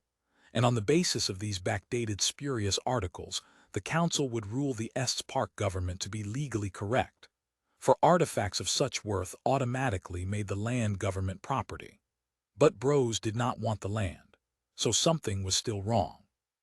"You do not see," Bros said, reading his expression. "Tell him, Lindblom." Vern Lindblom said, "The sequence is this. Higg or someone else on Runcible's work crew supervising the leadies and the big autonomic rigs discovers the artifacts and tells Runcible. And regardless of their worth, U.S. law notwithstanding," "Oh my God," Adams said. "Runcible would know that, if brought to the Estes Park government's attention, these artifacts would cost him his land. He'd conceal the find," Adams said. "Of course," Bros nodded in delight. "We've had Mrs. Morgan, at the Institute of Applied Psychiatric Research in Berlin, independently analyze the fully documented psych profile of the man, and she agrees with our own psychiatrists. Why, hell, he's a businessman, he's after wealth and power. What do priceless ancient artifacts made by a non-Terran raiding party that landed in southern Utah 600 years ago mean to him? These skulls, the ones not Homo sapiens. Your articles will show a photo of this drawing. You will conjecture that these non-Terrans landed, conjecture by meager bones and artifacts discovered what they were like, that they were engaged in a skirmish by an Indian war party and the non-Terrans lost, did not colonize Earth. All this is conjecture, and the evidence at the time of your articles 30 years ago was incomplete, but further finds were hoped for. These are those. So now," Adams said, "we have fully representative weapons and bones." At last, the conjectures of 30 years ago have been verified, and this is a moment of vast scientific import. He walked to the window, pretended to look out. The canapt builder Louis Runcible, when notified of the finds, would guess wrong, would suspect that they had been planted on his land so that he would lose that land, and guessing wrong, would conceal the finds and continue with his digging and construction work.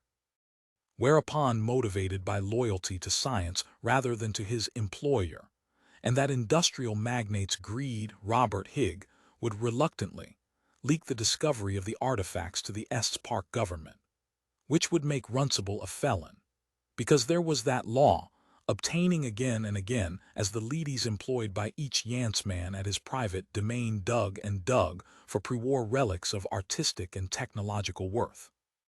Whatever he found, whatever his leadies found, belonged to him, if there was no overriding, i.e., major archaeological worth. And a non-Terran race which had landed on Earth 600 years ago fought a pitched battle with local Indians and then retreated. Once more departed, it would be a nolo contendere plea by Runcible before the Recon Dissent Council in Mexico City. Despite the finest legal help on Earth, he wouldn't have the ghost of a chance. But Runcible would not merely lose his land. It would be a prison sentence for 40 to 50 years, depending on the skill of the Estes Park government's attorneys before the council. And the Precious Relics Ordinance, as the law was called, had been tested by a number of Yancemen various times. Discoveries of magnitude which had deliberately gone unreported and then been found out, the council would throw the book at Runcible and he would be wiped out. The economic empire which he had built up, his canaps all over the world, would revert to public domain. This was the punitive clause of the Precious Relics Ordinance, the clause that gave it such fierce gnashing teeth. The person convicted under the ordinance not only went to prison, he forfeited his holdings in toto. It all made sense to Adams. He saw now what his articles for Natural World, for issues of 30 years ago, were to consist of. And this made him freeze into stupidity. This blotted his mind of its canniness and made him hang vapidly on the colloquy between Brose and Lindblom, both of whom obviously understood the purpose of this which he did not. Why did the Estes Park government want to destroy Runcible? Of what was he guilty at the very least? What menace did he pose to them? Louis Runcible, who builds housing for tankers who come up to the surface expecting to find the war in progress, only to discover that the war ended years ago and the world's surface is one great park of villas and domains for the elite few. Why, Adams asked himself, must this man be slaughtered when he is so patently performing a vital service? Not just for the tankers who surface and who must live somewhere, but to us, the Yancemen. Because, and we all know it, we all face it, the tankers living in Runcible's canaps are prisoners, and the canaps constitute reservations, or, as the more modern word has it, concentration camps.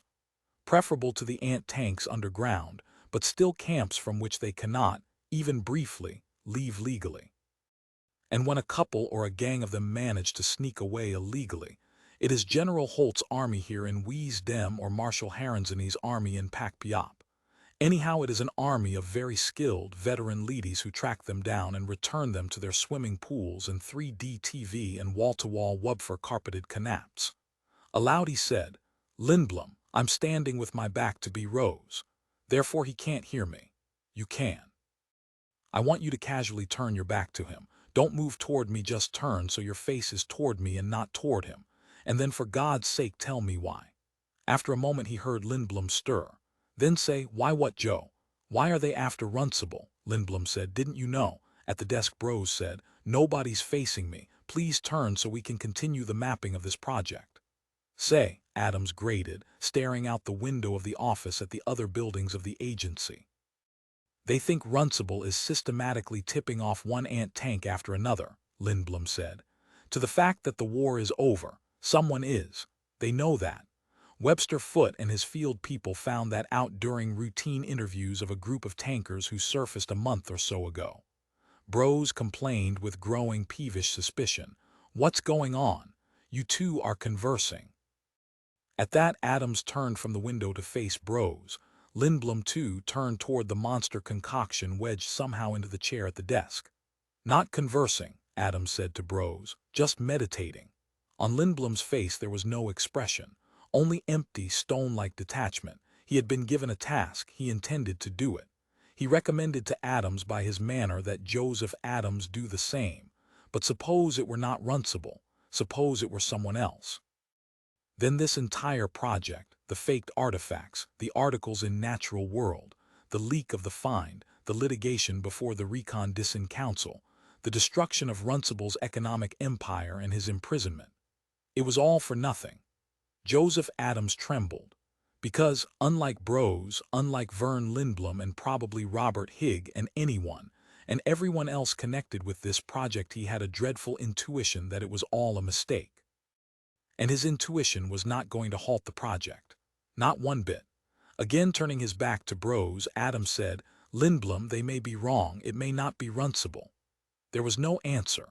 Lindblom could not respond because he was, at the moment, facing Brose, who now on his feet was waddling and groping his way, supported by a magnesium crutch, toward the office door, mumbling as he departed. Honest to God, Adams said, staring fixedly out the window, I'll write the articles, but if it isn't him, I'm going to tip him off. He turned then toward Lindblom, tried to read his reaction. It was not there to read, but Lindblom had heard. The reaction would come, sooner or later. Joseph Adams knew this man, this personal friend, had worked with him enough to be sure of it. It would be a strong reaction. After a great deal of soul-searching, Vern Lindblom would probably agree, probably help him find a way of tipping off Runcible without leaving a trail back to the source that Brose's agents could trace. Brose's agents and the private hired talents of the Footamen operating in conjunction. On the other hand, he had to face it, was facing it. Vern Lindblom was a Yance man, fundamentally, before and beyond any other consideration. His reaction might be to report Adams' statement to Brose. The agents of Brose would, then, within minutes, show up at Joseph Adams' domain and kill him. It was that simple, and at the moment there was no way he could tell which direction his longtime friend Lindblom would jump. Adams did not possess the services of an international psychiatric profile analysis organization, as Brose did. He could only wait and pray. And prayer, he thought caustically, went out 20 years ago, even before the war. The field technician of the private police corporation Webster Foote, Limited, crouched in his cramped bunker and said into his odd receiver which transmitted to headquarters in London, Sir, I have on tape a two-way conversation. On that same matter we discussed, Webster Foote's voice came distantly, evidently. All right, you know who's the acting contact with Louis Runcible, see that he gets it. I'm sorry to say that convey it anyhow. We do what we can with what we have. The far-off voice of Webster Foote was authoritative. This, coming from him, was a pronouncement of judgment as well as an order. Yes, Mr. Foote, S.A.P., indeed, Webster Foote agreed. Soon as possible. And in London, at his end, he broke the odd transmission. The Webster Foote, Limited field technician, turned at once back to his banks of detection and recording apparatuses, economically operating at low gain but satisfactory output level. He examined the visual, graphic tapes, appearing ceaselessly to be certain that during the odd contact with his superior he had missed nothing. Now was not the time to miss anything. He had not. 7 pencil, and meanwhile, the superb hand-wrought speech, untouched, remained in Joseph Adams' briefcase. Lindblom remained, shakily lighting a cigarette and trying not to involve himself for the moment in further conversation. He had had enough. He remained because he was too exhausted to go. You have it in your power, Adams said as he seated himself at his desk, opened his briefcase and got out his speech, to get me picked off. I know, Lindblom muttered. Walking toward the door, Adams said, I'm going to vac this. Get it to the sim and on tape, and then the hell with it. Then what do we call the new project? This forging of non-Terran artifacts to put a man in prison whose whole life is devoted to seeing that decent housing is. The Nazis, Lindblom interrupted, had no written orders regarding the final solution, the genocide of the Jews. It was done orally, told by superior to subordinate, handed down by word of mouth. If you don't object to an absurd mixed metaphor, you probably do. Let's go have a cup of coffee, Adams said. Lindblom shrugged. What the hell? They've decided it's Runcible. Who are we to say it isn't? Show me conjure up someone else who would benefit by tipping off tanks. I'd be glad to, Adams said, and saw Lindblom look disconcerted. Any one of the thousands of tankers living in Runcible's Knaps, all it would take would be one who got away, wasn't picked up by Bros's agents or footmen, made his way back to his own ant tank. Then from it contacted a neighboring tank, then from that tank to— Yeah, Lindblom agreed stolidly. Sure, why not? Except would his fellow tankers let him back into his tank? Wouldn't they think he was hot, or had what name did we make up to call it, the bag plague? They'd massacre him on sight. Because they believe the reading matter we give them on TV every damn day of the week and twice on Saturday night, just in case. They'd think he was a living missile. And anyhow, there's more you don't know. You ought to hand over a few bucks to the Foot organization now and then, pick up a little inside news. These tankers that had been tipped off about conditions up here, they weren't tipped off by anybody they knew. It wasn't one of their own members coming back. Okay, the tanker couldn't reach his own tank, so instead, they got it, Lindblom said, over the coax. For a moment Adams failed to understand. He stared at Lindblom. That's right, Lindblom said. On their TV set. For about 1 minute, and very feeble, but enough. Good God, Adams said, and he thought, there are millions of them down there. What would it be like if someone cut into the main coax, the chief, sole, and central trunk from Estes Park that reaches all the tanks? What would it be like to have the earth open and millions of humans, imprisoned subsurface for 15 years, believing in a radioactive waste above, with missiles and bacteria and rubble and warring armies? The domain system would sustain a death blow, and the great park over which he flappled twice daily would become a densely populated civilization once more, not quite as before the war, but close enough. Roads would reappear, cities, and ultimately there would be another war. That was the rationale. The masses had egged their leaders on to war in both Wisdom and Pakpiop. But once the masses were out of the way, stuffed down below into antiseptic tanks, the ruling elite of both East and West were free to conclude a deal. Although, strangely, in a sense it had not been them at all, not Bros, not General Holt, who had been C&C of Wisdom, or even Marshal Herenzany, the top officer in the hierarchy of Soviet brass. But the fact that both Holt and Herenzany knew when it was time to use the missiles, and had done so, and when time had come to quit this, was all true, and without it, without their joint reasonability, peace would not have been possible. But underneath this collaboration of the two top military men lay something else, something which to Adams was real and strange, and in a sense deeply moving. The Recon Disin Council of Leadys in Mexico City/Aimcamca. It had assisted in the job of forcing peace on the planet, and as a governing body, a final arbiter, it had not gone away. Man has built a weapon that could think for itself, and after it had thought a while, 2 years in which vile destruction had occurred, with the Leadys locked hip and thigh each with the other, 2 huge artificial armies from 2 land masses. Advanced varieties of Leadys, who had been constructed with an eye toward utilizing their analytical brains for planning tactics and finally overall strategy. These advanced types, the X, XI, and XII varieties, had figured out that the best strategy was something which the Phoenicians had learned 5,000 years ago. It was summed up, Adams reflected, in the Mikado.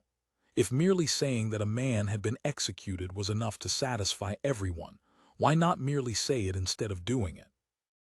The problem was really to the advanced Leadys that simple. They were not Gilbert and Sullivan buffs, and Gilbert's words were not in their artificial brains. The text of the Mikado had not been programmed into them as operational data. But they had arrived at the same conclusion and had in addition acted on it, in conjunction with Marshal Herenzany and C&C General Holt. Aloud, Adams said, but they didn't see the advantage. Pardon. Lindblom murmured, still shaky, still unwilling to engage in any more talk. He looked tired. What the Recon Disin Council didn't see, Adams said, and can't see now because there's no libido component to their perception systems, is that the maxim why execute someone— "Aw, shut up," Lindblom said, and turning stalked out of Joseph Adams' office, leaving him standing there alone, speech in hand, idea in mind, doubly frustrated. But he could hardly blame Lindblom for being upset. Because all the Yance men had this streak. They were selfish. They had made the world into their deer park at the expense of the millions of tankers below. It was wrong and they knew it, and they felt guilt, not quite enough guilt to cause them to knock off bros and let the tankers up, but enough guilt to make their late evenings a thrashing agony of loneliness, emptiness, and their nights impossible. And they knew that if anyone could be said to be amending the crime committed, the theft of an entire planet from its rightful owners, it was Louis Runcible. They gained by keeping the tankers down, and he gained by luring them up. The Yantzman elite confronted Runcible as an antagonist, but one whom they knew, deep down inside, was morally in the right. It was not a sanguine feeling, at least not to Joe Adams as he stood alone in his office, gripping his superb speech, which was to be vacked, run through the sim, taped, then castrated from Bros's office. This speech, it did not tell the truth, but it was not a pastiche of clichés, lies, bromides, euphemisms, and more sinister ingredients, which Adams had noticed in speeches dreamed up by his fellow Yantzmen. After all, he was only one speech writer from among a pack, carrying his highly prized new speech so regarded by him. Anyhow, in the absence of a contrary consensual validation, he left his office, and by express elevator, dropped to the floor where Megavac 6V chugged away. Floors, rather, in that the total works of the organism had undergone accretive changes over the years, refinements that had added to it whole new parts occupying entire new layers. Megavac 6V was huge, but in contrast, the sim itself remained the same as always. Two uniformed toughs, Bros's hand-picked but oddly effete, physiognomically dainty roughnecks, eyed him as he emerged from the elevator. They knew him. They understood that his presence on Megavac 6V's programming floor was mandatory in view of his job. He approached the keyboard of Megavac 6V, saw that it was in use. Another Yantzman, unfamiliar to him, was whacking away at the keys like a virtuoso pianist at the end of a Franz Liszt opus, with double octaves and all, everything but hammering with the fist. Above the Yantzman his written copy was suspended, and Adams gave in to the impulse. He moved close to inspect it. At once the Yantzman ceased typing. "Sorry," Adams said. "Let's see your authorization." Yantzman, quite dark, youthful and small with almost Mexican-like hair, held out his hand peremptorily. Sighing, Adams got out of his briefcase the memo from Geneva, from Bros's bureau, entitling him to vac this particular speech. The document had a stamped code number, entered on the memo as well. The dark, small Yantzman compared the document with the memo, seemed satisfied, returned both to Adams. "I'll be through in 40 minutes. The youth resumed typing. "So bounce off and leave me alone." His tone was neutral but forbidding. Adams said, "I rather like your style." He had quickly, briefly scanned the page of script on top. It was good stuff, unusually so. Again the Yantzman ceased typing. "You're Adams." Once more he extended his hand, this time for shaking purposes. They shook then, and the strained atmosphere reduced to a tolerable level. But there was always the "I'm bigger than you" competitiveness in the air when two Yantzmen met, either away from the agency at their domains or here right on the job. It always made the day just that much tougher to get through, and yet Adams thrived on it. If not, he realized, he would long since have gone under. "You've done some good pieces. I've watched the final tapes." Studying him with his sharp, bright, black, deeply set Mexican-type eyes, the young Yantzman said, "But a lot of your work has been axed at Geneva, or so I hear." "Well," Adams said stoically, "it's either axed or it's coaxed in this business. There's no such thing as half-transmitting. You want to bet?" The youth's tone was brittle, penetrating. It disconcerted Adams. Guardedly, because after all both of them in essence were competing for the same prize, Adams said, "I suppose a jejune, water-red speech could be considered. Let me show you something." The dark young Yantzman rose, yanked shut the master circuit breaker so that the vac began processing what he had fed it up to now. Together, Adams and the dark young Yantzman walked over to view the sim. There it sat, solely at its large oak desk with the American flag behind it. In Moscow another and identical sim sat, with a duplicate of Megavac 6V, the flag of the USSR behind it. Otherwise everything, the clothes, the gray hair, the competent, fatherly, mature but soldierly features, The strong Chinnet was the same sim all over again, both having been built simultaneously in Germany, wired by the finest Yantsman technicians alive. And here maintenance men perpetually skulked, watching with trained, narrow eyes for any sign of failure, even a fraction of a second hesitation. Anything which might mitigate the quality striven for, that of free and easy authenticity. This simulacrum, out of all which they, the Yantsmen, were involved in, required the greatest semblance of the actuality which it mimicked. A breakdown here, Adams realized soberly, however minute, would be catastrophic. Like the time its left hand, in reaching out a huge red warning light on the wall lit, a buzzer buzzed. A dozen mainmen for the simulacrum materialized to scrutinize.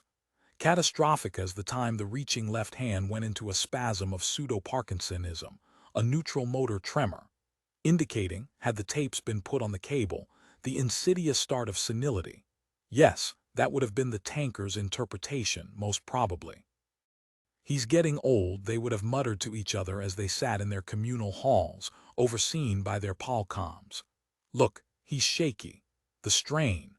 Remember Roosevelt. The strain of the war got him, finally. It'll get the protector, and then what'll we do?" But it hadn't been put on the coaxial cable, of course. The tankers had never seen that sequence. The sim had been opened up, thoroughly gone over, tested and checked and certified. A miniaturized component had been spat on, denounced as the malefactor, and, at a workbench in one of the shops of Runcible's Knaps, a workman had been quietly relieved of his duties and possibly his life, without ever knowing why or what, because in the first place he hadn't known what the tiny output coil or diode or just plain thing had been used for. The sim began to move. And Joseph Adams shut his eyes, standing as he was out of range of the cameras, hidden with this small, dark, very young but expert Yantsman, the author of the words about to be uttered. Maybe it'll go out of its mind, Adams thought wildly, and began to recite pornographic ballads, or like one of those antique disc records of the previous century, repeat a word, repeat a word, repeat a word. "My fellow Americans," the sim said in its firm, familiar, near-hoarse but utterly controlled voice. To himself, Joseph Adams said, "Yes, Mr. Yancey. Yes, sir." 8-pencil Joseph Adams listened to the partial text of the speech, up to the point where the dark young Yantsman had ceased feeding the script to the vac, and then, when the sim became rigid and the cameras at the precise second shut down, he turned to the man beside him, the author, and said, "I take off my hat to you. You're good." He had almost been captured himself, as he had stood watching the simulacrum of the Protector Talbot Yancey deliver with absolutely the proper intonation, in the exact and correct manner, the text modified and augmented, meddled with by Megavac 6V, from what it had received, even though he could see Megavac 6V, and although this was not visible, could sense the emanation of the reading matter directed by the vac toward the simulacrum, could in fact witness the true source which animated the purely artificial construct seated at the oak desk with the American flag behind it. Eerie, he thought, but a good speech is a good speech, whoever delivers it. A kid in high school reciting Tom Paine. The material is still great, and this reciter doesn't falter or stumble or get the words wrong. The vac and all these main men standing around see to that. And he thought, so do we. We know what we're doing. "Who are you?"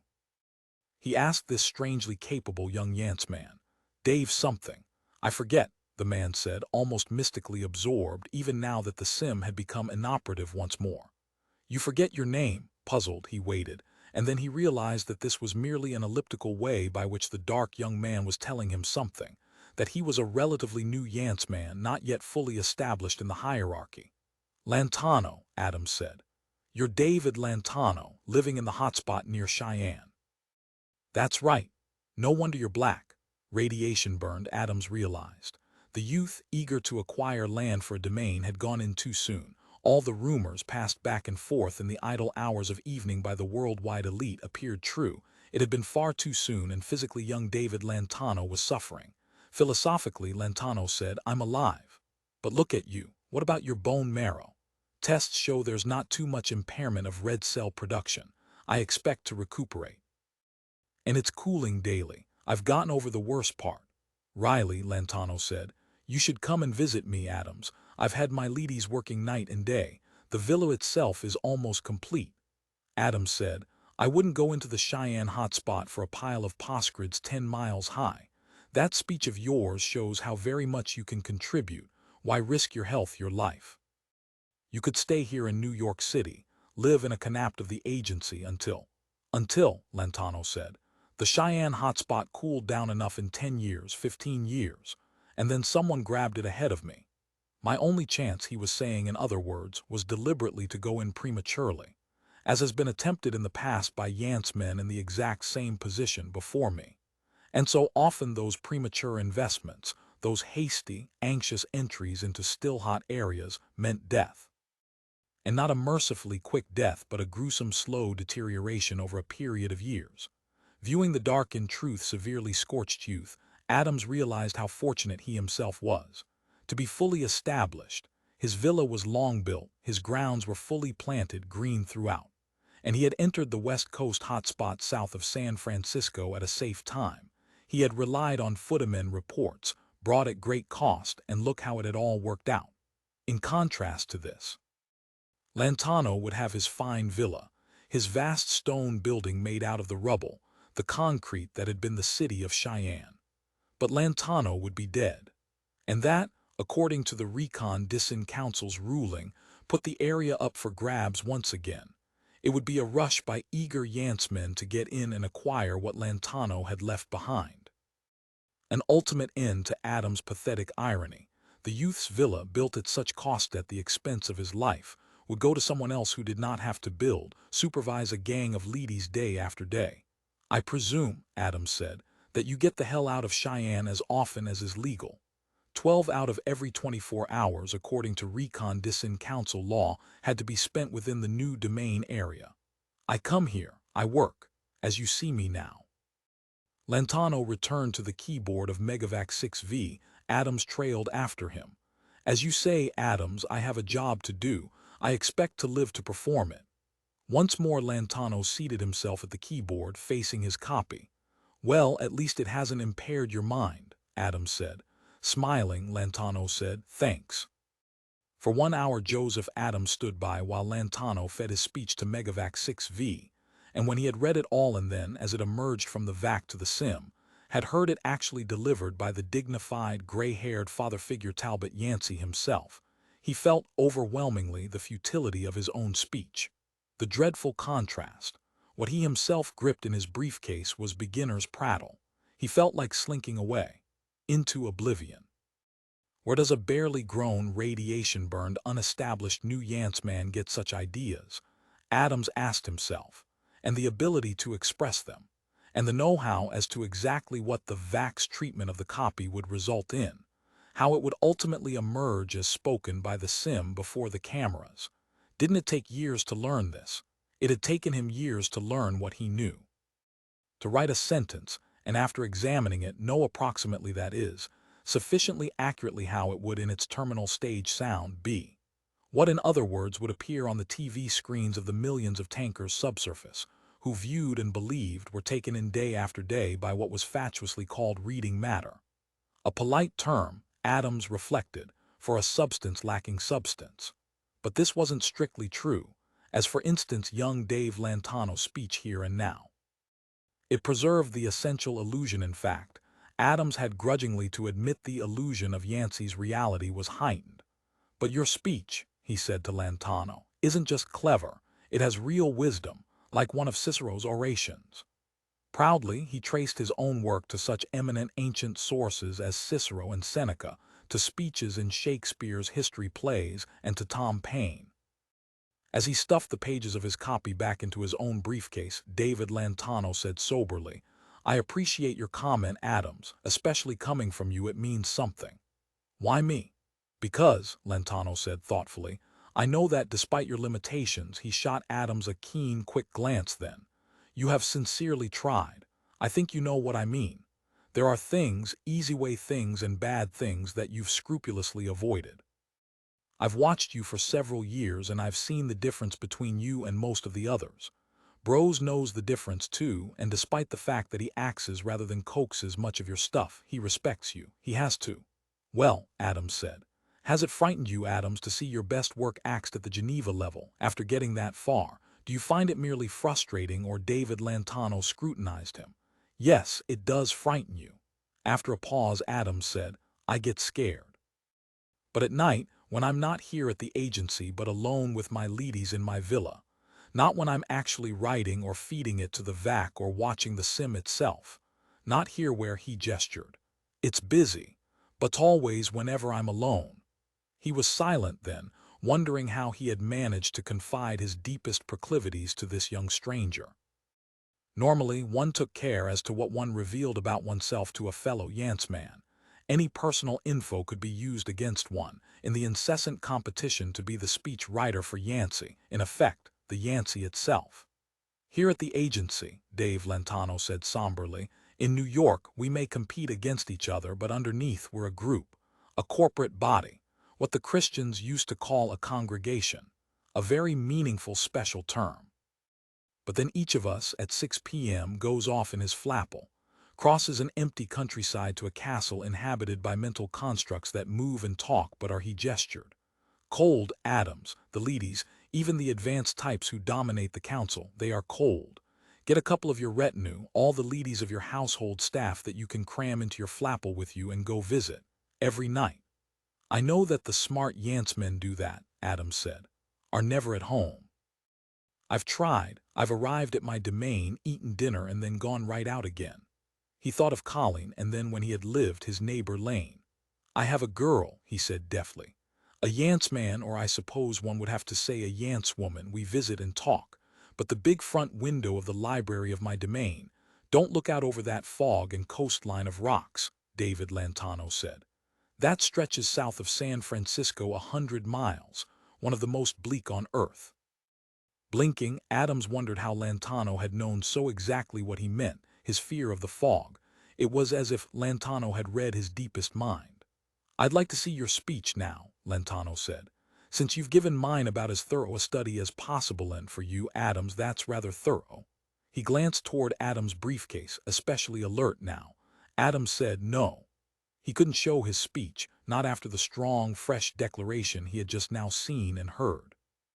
The reading matter concocted by David Lantano, which had emerged from the Yancey simulacrum so effectively, dealt with deprivation, hit at the heart of the tanker's main problem area, at least as he understood it from the reports of the Palcoms in the tanks which the Estes Park government, the apparatus there, received and made accessible as a feedback to all Yance men, in particular the speech writers.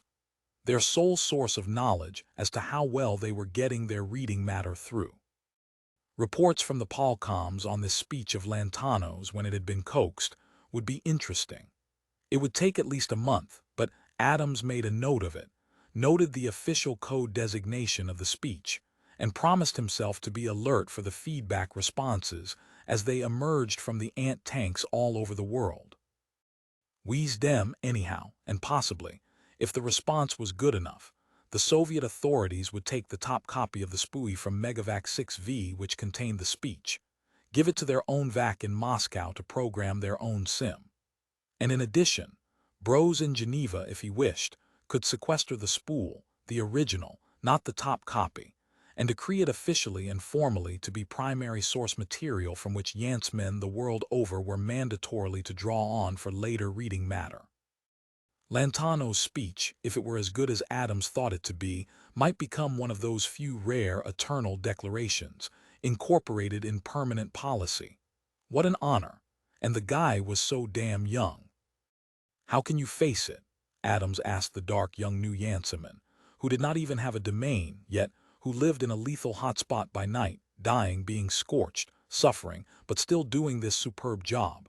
How can you openly discuss the fact that those tankers down there are systematically deprived of what they're entitled to? You actually said it in your speech. He remembered Lantano's exact words as they had issued from the firm-jawed mouth of the Yancey. What you have, Talbot Yancey, the synthetic and in a sense actually non-existent protector, told the tankers would be telling them in a couple of weeks, when the tape had passed Geneva's scrutiny, as of course it would, is not enough. Your lives are incomplete, in the sense that Rousseau had meant when he talked of man having been born in one condition, born brought into the light free, and everywhere was now in chains. Only here, in this day and age, as the speech had just pointed out, they had been born onto the surface of a world, and now that surface with its air and sunlight and hills, its oceans, its streams, its colors and textures, its very smells, had been swiped from them, and they were left with tin-can submarine figuratively dwelling boxes in which they were squeezed under a false light to breathe repurified stale air, to listen to wired obligatory music and sit day-long at workbenches making leadies for a purpose which but even Lantano could not go on here, could not say, for a purpose you don't know. For each of us here above to augment our retinues with, our entourages which wait on us, follow us, dig for us, build, scrape and bow. You've made us barons in baronial castles, and you are the Nibelungen, the dwarves in the mines. You labor for us, and we give back reading matter. No, the speech hadn't said that, how could it? But it had admitted the truth, that the tankers were entitled to something they did not have. They were the victims of robbers. Theft had been committed against all the millions of them, and there had been no moral or legal remedy all these years. My fellow Americans, the Talbot Yancey simulacrum had said gravely in its stern, stoic, military leadership, fatherly voice. Adams would never forget this moment of the speech. There is a certain ancient Christian idea, which you may know, that life on earth, or in your instance beneath earth, is a transition, an episode between a life that came before and an eternal, other kind of life to follow. Once a pagan king in the British Isles was converted to Christianity by the image of this life being the short flight of a nocturnal bird which has flown in through one window of a warm and lighted dining hall of a castle, for a moment passed above a scene of motion and talk, of tangible fellow life, the comfort of being within a place inhabited by others. And then the bird in its flight has gone on out of the lighted dining hall, out of the castle once more, through a second window, into the empty, black, unending night on the far side, and it will never see that lit-up, warm hail of murmur and motion and fellow life again, and hear the Yancey in all its pomp and dignity, the authority of its words that reached so many, many human beings in so many anywhere in the world tanks had said, "You, my fellow Americans in subsurface shelters, you have not got even this moment to cling to remember or anticipate or enjoy this short flight through the lighted hall. Brief as it is, you are entitled to it, and yet, because of a terrible madness 15 years ago, a hell night, you are doomed. You are paying every day for the insanity that drove you from the surface exactly as the whips of the Furies drove our two grandparents from the original garden eons ago. And this is not right. Somehow, one day, I assure you, the alienation will end. The abridgment of your reality, the deprivation of your rightful life with the swiftness said to accompany the last trump's first sound, this terrible calamity, this inequity will be abolished. When it comes, it will not be gradual. It will hurl you all, expel you, even if you resist it, back to your own land that is waiting for you above, awaiting your claim. My fellow Americans, your claim is staked and we guard it. We are the securing agents only for the present. But everything up here will disappear and you will come back. And even the memory, even the idea of us who are up here now will forever vanish. And the Yancey simulacrum had finished, and you will not be able to curse us because you will not even recall that we existed. God, Adams thought, and this man wants to see my speech. Seeing his reluctance, David Lantano said quietly, "But I've watched you, Adams. You can take some credit." "Damn little," Adams said.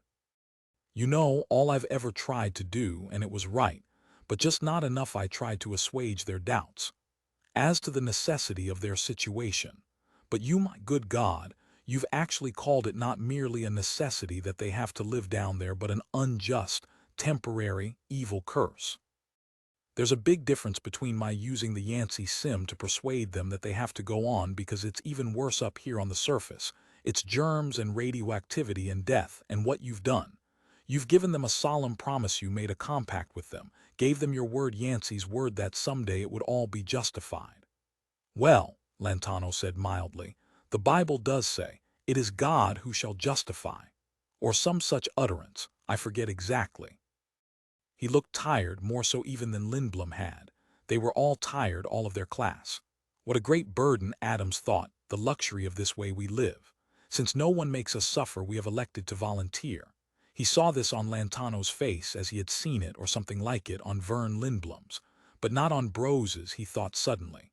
The man with the most power and responsibility feels the least if he feels any weight. No wonder they all trembled. No wonder their nights were bad. They served and knew it a bad master. Nine pencil, his speech still it seemed eternally in his briefcase, undisclosed to David Lantano, and never fed to Megavac 6V. Joseph Adams made his way by horizontal express belt from the building at 585th Avenue to the agency's titanic repository of reference material. Its official archives of every known datum of knowledge from before the war retained and fixed for perpetuity, and of course instantly available to the elite, such as himself, whenever needed. He needed some fragment of it now. At the great central station he lined up, and when he found himself facing the combination type XXXV Ledi and Megavac 2B, which acted as ruling monad of the labyrinthine organism of spool upon spool of micro-tape hole 26-volume reference books reduced to the size of a yo-yo, and merely a yo-yo's shape and width and weight, he said, rather plaintively, it seemed to him as he heard himself speak. I'm sort of confused. I'm not looking for any one particular source, as for instance Lucretius, De Rerum Natura, or Pascal's Provincial Letters or Kafka's The Castle. Those had been instances of his past, sources which had molded him along with the eternal John Donne and Cicero and Seneca and Shakespeare et al. Your ident key, please, the ruling monad of the archives buzzed. He slid his key into the slot. It registered, and now the ruling monad, after consulting its memory bank, knew and remembered every source item he had ever utilized, and in what sequence. It comprehended the entire pattern of his formal knowledge. From the archive's standpoint, it now knew him without limit, and so it could declare, or so he hoped, the next point on the graph of his growing, organic mentation life. The historic development of him as a knowing entity. God knew he didn't have any notion of what the next point on the graph would be. David Lantano's reading matter had completely knocked the slats from under him, and he wobbled in a horrid day's crisis, for the last and critical time perhaps in his professional career. He faced, at least potentially, what all speech writers for the Talbot Yancey Sim feared, the cessation of their powers, the drying up of their ability to program the VAC, in fact to program anything at all. The ruling monad of the agency's official archives clicked a few times, as if gnashing its electronic gear teeth, and then it said, "Mr. Adams, do not be alarmed at this." "Okay," he said, thoroughly alarmed already. Behind him, those in line, his fellow Yancemen, waited impatiently. "Let's have it," he said. The ruling monad said, "You are respectfully referred back to Source 1. The two documentaries of 1982, both versions A and B. With no criticism intended, you will, if you step to the counter directly to your right, be handed the spools of Gottlieb Fischer's original work. The bottom, the support and structure, the form itself of Joseph Adams' world fell out. And as he made his way to the counter to his right to receive the spools, he died inside and died in great pain, deprived of the fundamental metabolic rhythm of existence. Because if he didn't yet understand Gottlieb Fischer's two documentaries of 1982, he didn't understand anything. For the fabric of Yancey, what he was and how he had come into being and hence their existence, the hive of Yancey men such as himself and Vern Lindblom and Lantano, even horrible, powerful old Brose himself, all this rested on documentaries A and B.A., which had been for Wisdom, B, produced for Pac Piop. Beyond these, one could not go. He had been thrown back years, to the inception of his professional career as a Yance man, and if it could happen to him, the entire edifice could totter. He felt the world he knew melt under his feet. 10 pencil accepting the spools, he sightlessly made his way to a vacant table and scanner, seated himself, and then realized that somewhere along the line he had set down his briefcase and not picked it up, had gone on without it. In other words, deliberately, and for good reason, thoroughly lost and parted company forever with his agonized-over, hand-wrought speech of last night. This proved his thesis. He was in real trouble. Which of the two documentaries, he asked himself, must I endure first? He honestly did not know. At last, more or less aimlessly, he picked Documentary A since after all he himself was a Wisdom Yance man.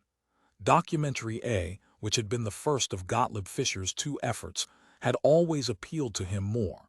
Because if it could be said that there were any truth to either of them, it lay perhaps here in the version. Buried, however, under a refuse heap of manufactured fraud so vast as to constitute this was the factor which made both documentaries the primal, venerated source for all Yancey men an anomaly.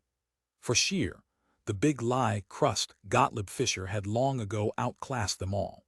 No one living or who would ever be born could possibly, with a straight face, tell the yarns of those innocent, halcyon days. The West German film maker Gottlieb Fischer, inheritor of UFA, the older Reichsfilm Trust which had in the 1930s been so deeply interwoven with Dr. Goebbels' office, that really superb, unique fabricator of the convincingly visual, had gotten things rolling not with a whimper but with a goddamn terrible, awesome bang. But of course, Fischer had possessed great resources. Both military establishments, those of Wisdom and Pakpiop, had provided him with financial and spiritual assistance, as well as the fabulous film clips of World War II, which each establishment held in its classified film libraries. The twin documentaries, contrived so as to be released simultaneously, had dealt with World War II, which, for many people in 1982, lay clearly within memory, it having ended only 37 years before the release of the documentaries. A GI of that war who had been 20 in 1945 would, when he sat before his TV set in his living room in Boise, Idaho, and saw episode 1 of 25 parts of Documentary A, would have been only 57 years old. As Joseph Adams fitted his eyes to the spool scanner, he thought to himself that they should have been able to remember enough to recognize what they saw on their TV screens to be pure lie. Before his eyes appeared the tiny, illuminated and clear image of Adolf Hitler, addressing the hired flunkies who constituted the Reichstag of the late 1930s. Der Führer was in a sardonic, jovial, mocking, excited mood. This famous scene, and every Yance man knew it by heart, was the moment in which Hitler answered the plea from President Roosevelt of the United States that he, Hitler, guarantee the frontiers of a dozen or so small nations of Europe. One by one, Adolf Hitler read off the nations comprising this list, his voice rising with each, and with each the hired flunkies jeered in synchronization with their leader's mounting frenzy of glee. The emotionality of it all, der Führer, overcome with titanic amusement at this absurd list. Later he was to invade, systematically, virtually every nation named, the roars of the flunkies. Joseph Adams watched, listened, felt inside him a resonance with the roars, a sardonic glee in company with Hitler's, and at the same time he felt simple, quite childlike wonder that this scene could ever have truly taken place. And it had. This clip from episode 1 of Documentary A was crazily enough, considering its fantastic nature, authentic. But now came the artistry of the Berlin filmmaker of 1982. The scene of the Reichstag speech dimmed, and there segued in, clearer and clearer, another scene.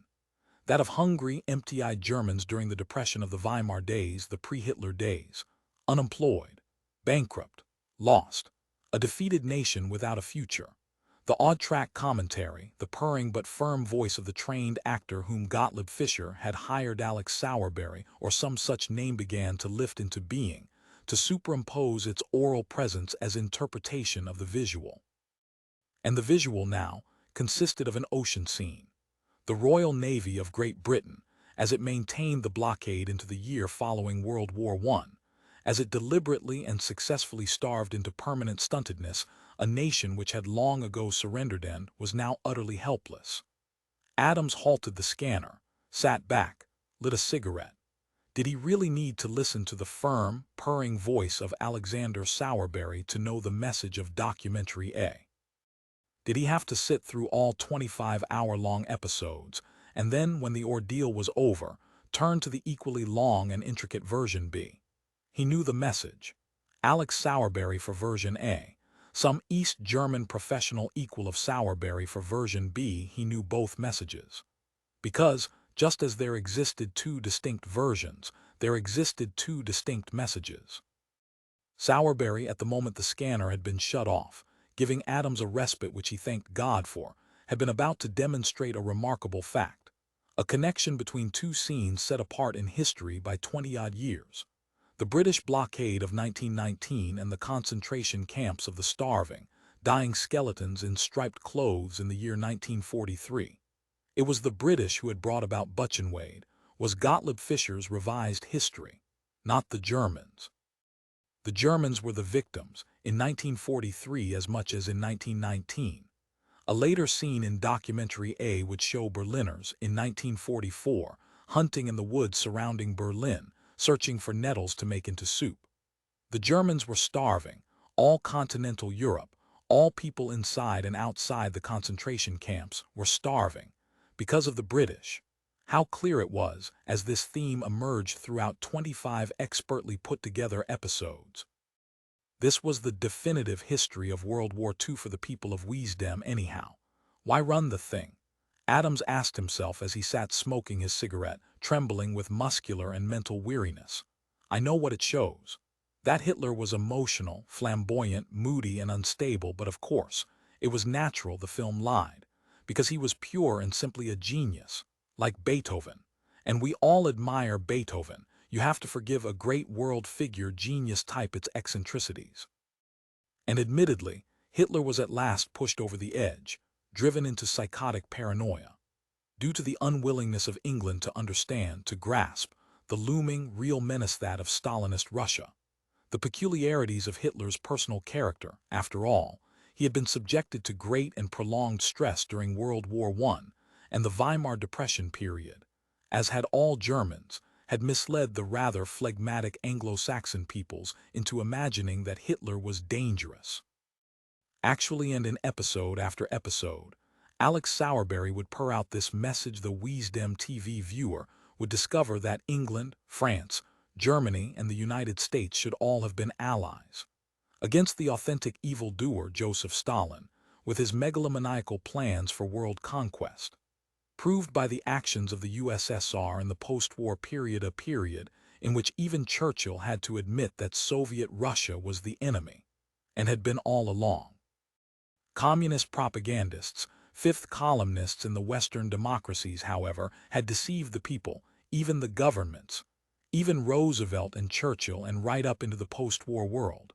Take, for instance, Alger Hiss. Take the Rosenbergs, who had stolen the secret of the bomb and given it to Soviet Russia. Take, for instance, the scene which opened episode 4 of version A, advancing the spool. Joseph Adams halted it at this episode and put his eyes to the scanner, this modern technological crystal ball into which one gazed to know not the future but the past. And not even the past. Instead, this fake which he now witnessed. Before his eyes, a film sequence, narrated by the maddeningly ubiquitous Alex Sowerberry and his oily, skillful murmur. A scene vital to the overall moral of version A, which Gottlieb Fischer, backed angel-wise by the Wiesdem military establishment, had wished to drive home. In other words, this was the raison d'etre of the whole 25-hour-long episodes of version A. The scene enacted in miniature before him showed the meeting of the heads of state, Roosevelt, Churchill, and Stalin. The location, Yalta. Ominous, fateful Yalta. There they sat, the three world leaders in adjoining chairs to be photographed. This was an historic occasion, the magnitude of which was intolerable, and no one alive could afford to forget it, because here Sowerberry's voice purred. The momentous decision was made. You are now seeing it with your own eyes. What decision? In Joseph Adams' ears the professional smooth voice whispered. At this spot, at this moment, the deal was hatched which was to decide the future fate of mankind down unto generations yet unborn. Okay, Adams said aloud, startling the harmless Yansman using the scanner across from him. Sorry, Adams apologized and then merely thought, did not speak it aloud. Come on, Fisher. Let's see the deal. Like they say, don't just tell us, show us. Put up or shut up. Prove the basic contention of this great prolonged documentary or get out. And he knew because he had seen it so many times before that the film producer was going to show it. "Joe," a woman's voice said, close to him, shattering his taut attention. He sat back, glanced up, found himself confronted by Colleen. "Wait," he said to her. "Don't say anything for just 1 second." Again he put his eyes to the scanner, fervid and frightened like some poor tanker, he thought, who in his phobic terror has caught imaginings, rather the stink of shrink, the olfactory harbinger of death. But I am not imagining this, Joseph Adams knew. And the horror inside him grew until he could stand not a bit more. And yet he continued to watch, and all the time, Alexander Sowerberry murmured and whispered away, and Joseph Adams thought, is this how it feels down below to them? If they get the intimation, the scent, of what it truly is they're seeing, that what is given them is our adaptation of this, and this petrified him. Sowerberry purred. A loyal American Secret Service man took these remarkable sequences with a telescopic lens camera disguised as a collar button. That is why these particular moments are a trifle blurred. And a trifle blurred, as Sowerberry had said, two figures moved together along a rampart. Roosevelt and Joseph Stalin, the latter standing, Roosevelt in a wheelchair with a robe over his lap, pushed by a uniformed servant. Special long-range microphonic equipment, Sowerberry purred, in the loyal Secret Service man's possession, permitted him to pick up okay, Joseph Adams thought. It seems fine. Camera the size of a collar button, who in 1982 remembered that no such miniaturized spy gadget existed in 1944. So that gets by unchallenged, got by, when this horrible thing was put on the coax to all wheeze dem. No one wrote into the Washington, D.C. government and said, "Dear Sirs, regarding the collar button camera of the loyal Secret Service man at Yalta, this is to inform you that no, this hadn't happened, or if it had, the letter had quietly been buried, if not the person who had written it." "What episode are you looking at, Joe?" Colleen asked. Again he sat back, stopped the spool. "The great scene, where FDR and Stalin agree to sell out the Western democracies." "Oh, yes."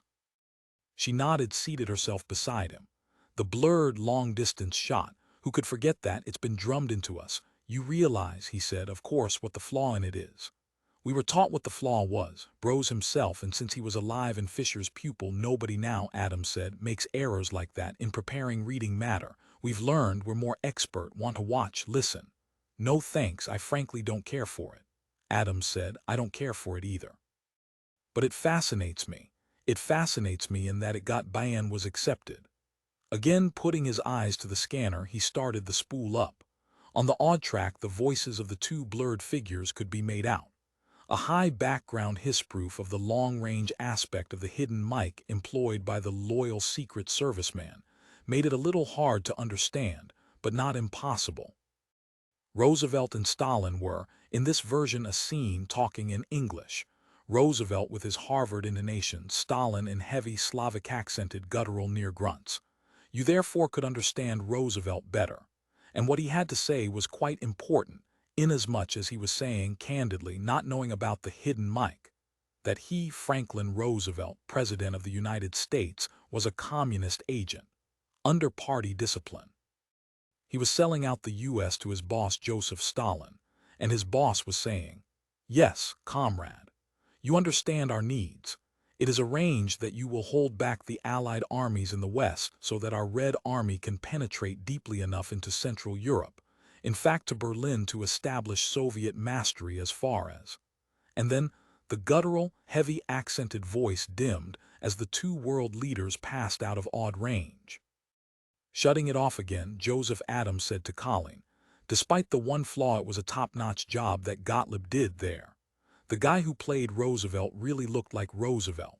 The guy who played Stalin, but the flaw," Colleen reminded him. "Yes. It was a major one, the worst Fisher had made. In fact, the only serious one among all the faked sequences of version A. Joseph Stalin had not known English. And since Stalin could not speak English, this scene could not have taken place. The crucial scene, just now shown, revealed itself for what it was, and by doing so, revealed the entire documentary for what it was. A deliberate, carefully manufactured fraud, constructed for the purpose of getting Germany off the hook in regard to the deeds done, the decision taken in World War II. Because in 1982, Germany was once again a world power, and most important, a major shareholder in the community of nations titling itself the Western democracies. Or more simply, WESDEM, the UN having disintegrated during the Latin American War of 1977, leaving in its place a power vacuum into which the Germans had expertly, eagerly rushed. "I'm sick," Adams said to Colleen as he shakily picked up his cigarette. "To think," he thought, "that what we are now derives from such crude sleight of hand as that scene Stalin conversing in a language he didn't know." After a pause, Colleen said, "Well, Fisher could have easily fixed it up. One sole minor interpreter. That's all that was needed. But Fisher was an artist. He liked the idea of them talking tear-to-tear, no intermediary. He felt it would have more dramatic impact." And Fisher had been correct, since the documentary had been universally accepted as historically correct, as documenting the sellout at Yalta, the misunderstood Adolf Hitler, who had really only been trying to save the Western democracies from the commies and even the death camps. Even that was explained away. And all it took was a few juxtaposed shots of British warships and starving camp victims, a few entirely faked scenes that simply never had actually occurred, some genuine footage from WESDEM military archives, and the soothing voice which tied it all in together. Soothing but firm. Neat. "I don't see," Colleen said presently, "why it upsets you so. Is it because the error is so glaring?" "It wasn't glaring then, because who in 1982 knew that Stalin couldn't, do you know?" Adams broke in, speaking slowly, carefully. "What the corresponding central hoax is in version B. Have you ever put your finger on it? Because even Bros, in my opinion, never saw into version B as he did version A." Pondering, she said, "Let's see. In version B, for the communist world of 1982. She continued to introspect, frowning, and then she said, "It's been a long time since I scanned any part of B, but," Adams said, "let's start with the operational hypothesis underlying B, that the USSR and Japan are attempting to save civilization. England and the US are secret allies of the Nazis, of Hitler. They brought him to power for the sole purpose of attacking the Eastern countries, of preserving the status quo against the new rising nations of the East. This we know. In World War II, England and the US only seemed to fight Germany. Russia did all the land fighting on the Eastern Front. The Normandy landings, what did they call it? The Second Front only took place after Germany had been defeated by Russia. The US and Britain wanted to rush in and greedily grab as much of the spoils, Colleen said, which rightfully belonged to the USSR. She nodded. But where did Fisher commit a technical error in B? The idea is credible just as the idea in A is, and the genuine footage in B of the Red Army at Stalingrad. Yes, all real, authentic and properly convincing. The war really was won at Stalingrad. But he clenched his fist, injuring his cigarette. He then carefully dropped it into a nearby ashtray. "I'm not going," he said, "to scan B despite what the master monad told me. So I'm failing.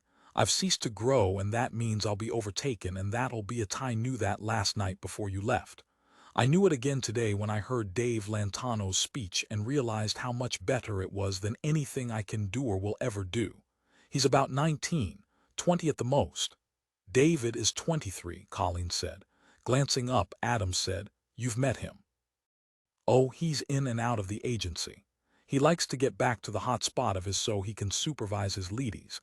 See that his villa is going to come out the way he wants it. In my opinion, he's anxious to view it now because he knows he probably won't live to see it completed. I like him, but he's so strange and enigmatic. A recluse, actually. Comes here, feeds his speech to the vac, stands around, talks a little, very little, then is gone again." "But what's the error in version B, the Pac-Piop version that you know about and no one else, even Bros, ever noticed in all these years?" Adams said. "It's in the scene where Hitler makes one of his secret flights to Washington, D.C. during the war to confer with Roosevelt." "Oh yes. Fisher got the idea from Hess' flight to the important secret meeting between Roosevelt and Hitler in May of 1942. Where Roosevelt with Lord Louis Mountbatten, Prince Batten von Battenberg, representing Britain, informs Hitler that the Allies will hold back the Normandy landings for at least a year, so that Germany can use all her armies on the Eastern Front to defeat Russia. And tells him, too, that the plot points of all supply convoys carrying war material to Russian northern ports will be regularly made known to the German intelligence under Admiral Canaris, so that Nazi subs can sink them wolf-packwise. You remember the blurred distance shots that party comrade employed at the White House made of that meeting. Hitler and Roosevelt seated together on the sofa, and Roosevelt assuring Hitler that he had nothing to worry about. The Allied bombing will be done at night so as to miss their targets. All information from Russia as to their military plans, troop dispositions and so forth will be available to Berlin within 24 hours of their entering UK and US hands, via Spain. They converse in German, Colleen said. Right. No, he said angrily. In Russian, so the PACPIOP audience can understand it. It's been so long since Adam said harshly. It's the arrival of Hitler at the secret U.S. Air Force base near Washington, D.C. that the technical error occurs, and it's incredible that no one's noticed it. First of all, in World War II there was no U.S. Air Force. She stared at him. It was still called the Army Air Corps, Adam said. Not yet a separate branch of the military, but that's nothing. That could be a minor error in the odd commentary, a mere nothing. Look. He swiftly removed the spool from the scanner, picked up the spool of version B. Eyes to the scanner, he deftly ran the spool on and on until he arrived at the scene in episode 16 that he wanted. He then sat back and motioned her to follow the scene. For a time Colleen was silent as she watched. Here comes his jet now, she murmured. In for the landing late at night at the yes, you're right. The commentator is calling it a U.S. Air Force base, and I dimly recall his jet. Adams grated. Halting the spool, Colleen looked up at him. Hitler lands secretly in the U.S. in May of 1942, Adams said, in a Boeing 707 fan jet. Those didn't come into use until the mid-1960s. There was only one jet plane extant during World War II, a German-made fighter, and it never saw service. Oh my God, Colleen said, open-mouthed. But it worked, Adams said. People in PACPIOP believed it. By 1982 they were so used to seeing jets that they forgot that in 42 there were only what they called, he couldn't remember, prop planes, Colleen said. I think I can see, Adams said, why the master monad of the archives referred me back to these, to the original source. All the way back to the work of Gottlieb Fischer, the first Yancey man, the man in fact who dreamed up the idea of Talbot Yancey. But who, unfortunately, had not lived to see the simulacrum actually built and brought by the two power blocks into use. The monad wanted me to see, he said, that my anxiety about the quality of my work is undue, excessive, because our work, our collective historic efforts from the very beginning, starting with these two documentaries, has been marred. When you and I go out to fake things, you and I and all the rest of us are just plain bound at some place sooner or later to slip up. Yes, she nodded. We're just mortals, we're not perfect. But the strange thing is, Adams said, I didn't have that feeling about David Lantano. I had a fear reaction, and now I see why. He's different. He is or could be perfect, not like us. So what does that make him? Not a human. God knows, Colleen said nervously. Don't say that, he said. For some reason I don't care to think about God in connection with David Lantano. Maybe, he thought, because the man is so close to the forces of death, living there as he does in that hot spot, seared day after day by the radiation. As if, although it's burning him, killing him, he's imbibing back some mystical power. He was again aware of his own mortality, the delicate stability of forces that, from the biochemical level on up, permitted a human being to exist. But David Lantano had learned to live at the heart of those forces and even to draw on them. How had he done this? Lantano, he thought, has a right to draw on something beyond our range. I'd just like to know how he manages it. I'd like to do it too. To Colleen he said, I've learned the thing from these spoils of Fisher's two documentaries of 1982 that I'm supposed to learn, so I guess I can knock off. He rose, picked up the spools. What I learned was this. Earlier today I saw and heard a speech by a 22-year-old young New Yancey man, and it scared me. And then I scanned these two versions of Fisher's 1982 documentary, and what I learned was this. She waited expectantly with feminine Earth Mother patience. Even Fisher, he said, the greatest of us all, couldn't have competed with David Lantano. This was what he had learned, certainly. But he was at least right now, not sure exactly what it meant. He had a feeling about it, however. One of these days, he and the Yantsman class as a whole, including Bros himself, were going to find out. 11 Pencil, a sensitive, rugged little device, operating on a sonar-like principle and attached to his suit, a sort of geologic version of what a submarine might employ, told Nicholas St. James as he labored away with the undersized portable scoop that he had twalled at last to within a yard of the surface. He ceased work, trying to become at least temporarily calm. Because he realized, in approximately 15 minutes from now I will break through, and then I will be stalked. It hardly appealed to him, this instinctive knowledge that very quickly now he would become a quarry.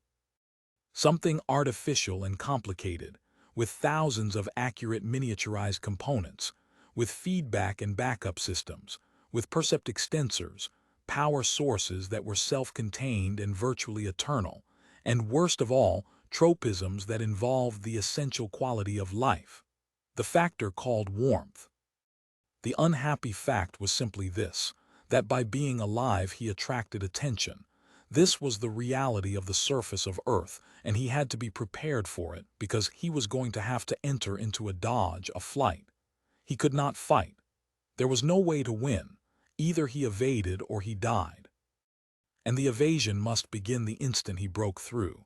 And here in the stuffy darkness of the narrow tunnel, as he breathed canned air and clung insect-like to the spikes driven into the tunnel side itself, he thought that perhaps it's already too late. Perhaps already, even before he broke through, he had been detected. The vibrations of his little overworked heated up, about to give out portable scoop, or his breathing. Or and always to this, the grotesque basic malign misuse of the basis of life, his body heat, might have triggered off an autonomic mine. He had seen them on TV, and the mine would already have detached itself from the spot at which it had screwed itself in until it had become invisible.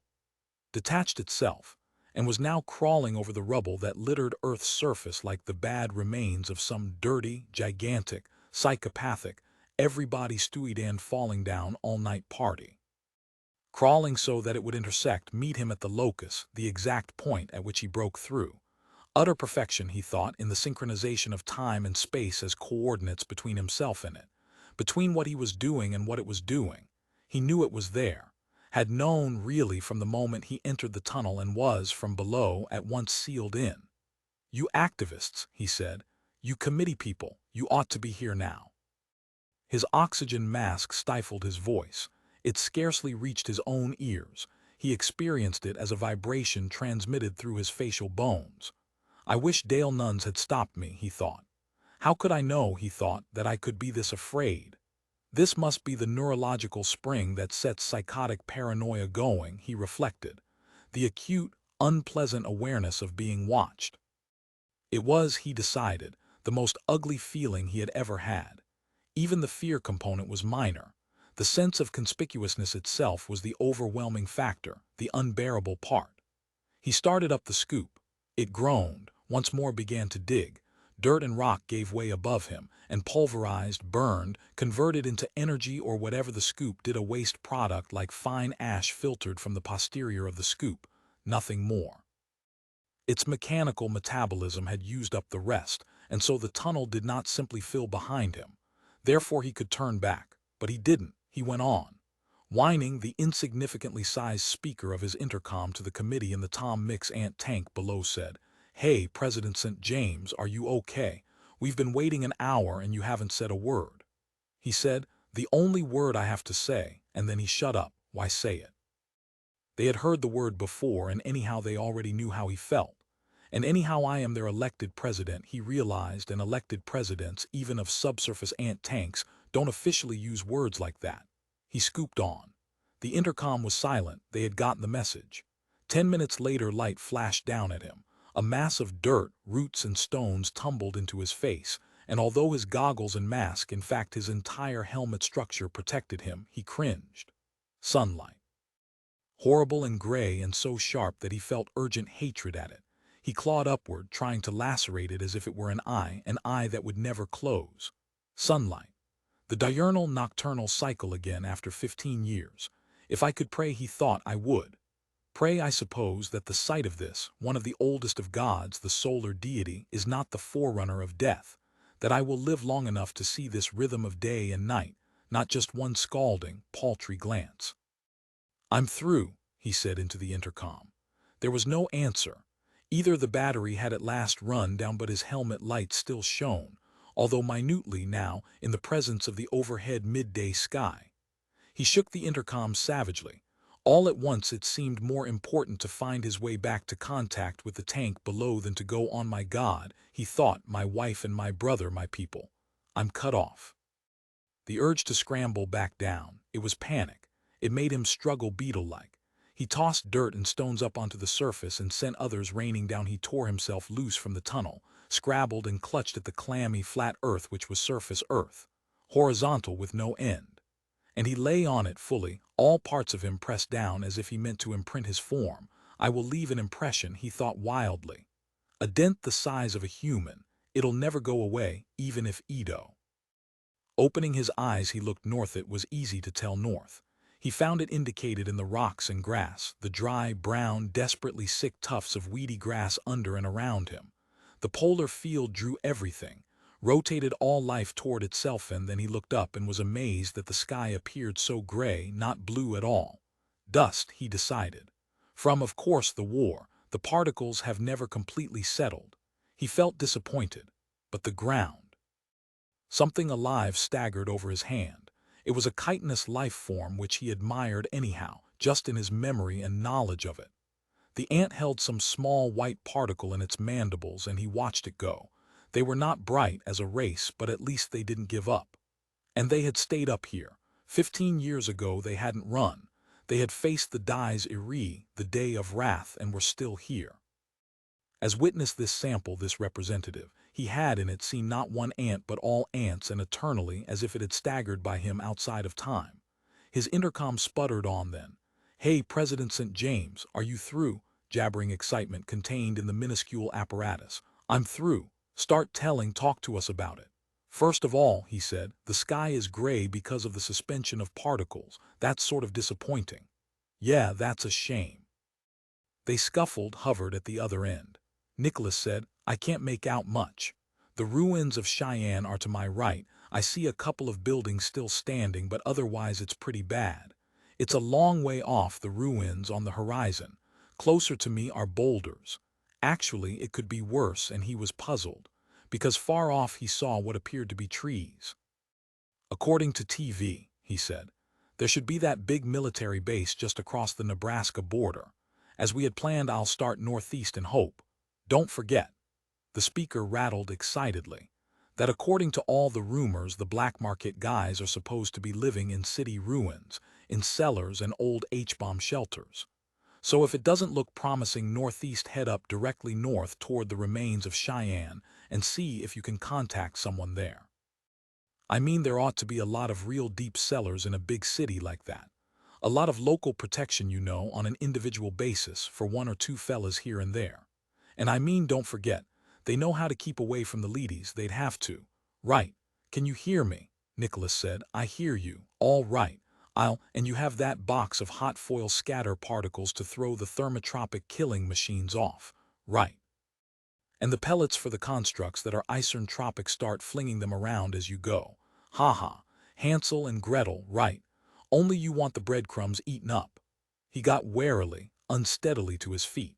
And then they had him.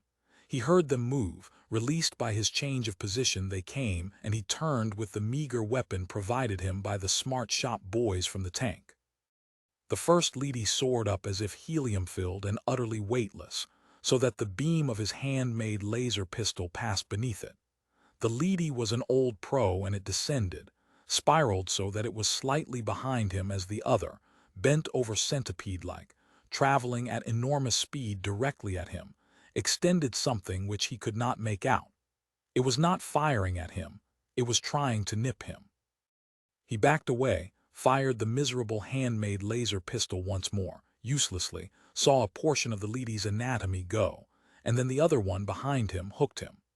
The hook, he thought, of termination. The hook dragged him and he bounced over the rocks and tufts of weeds, as if caught by a vehicle that would not stop. He tried to disengage the hook. It had his suit and some of the flesh of his upper back, and clearly the lady knew that he was helpless.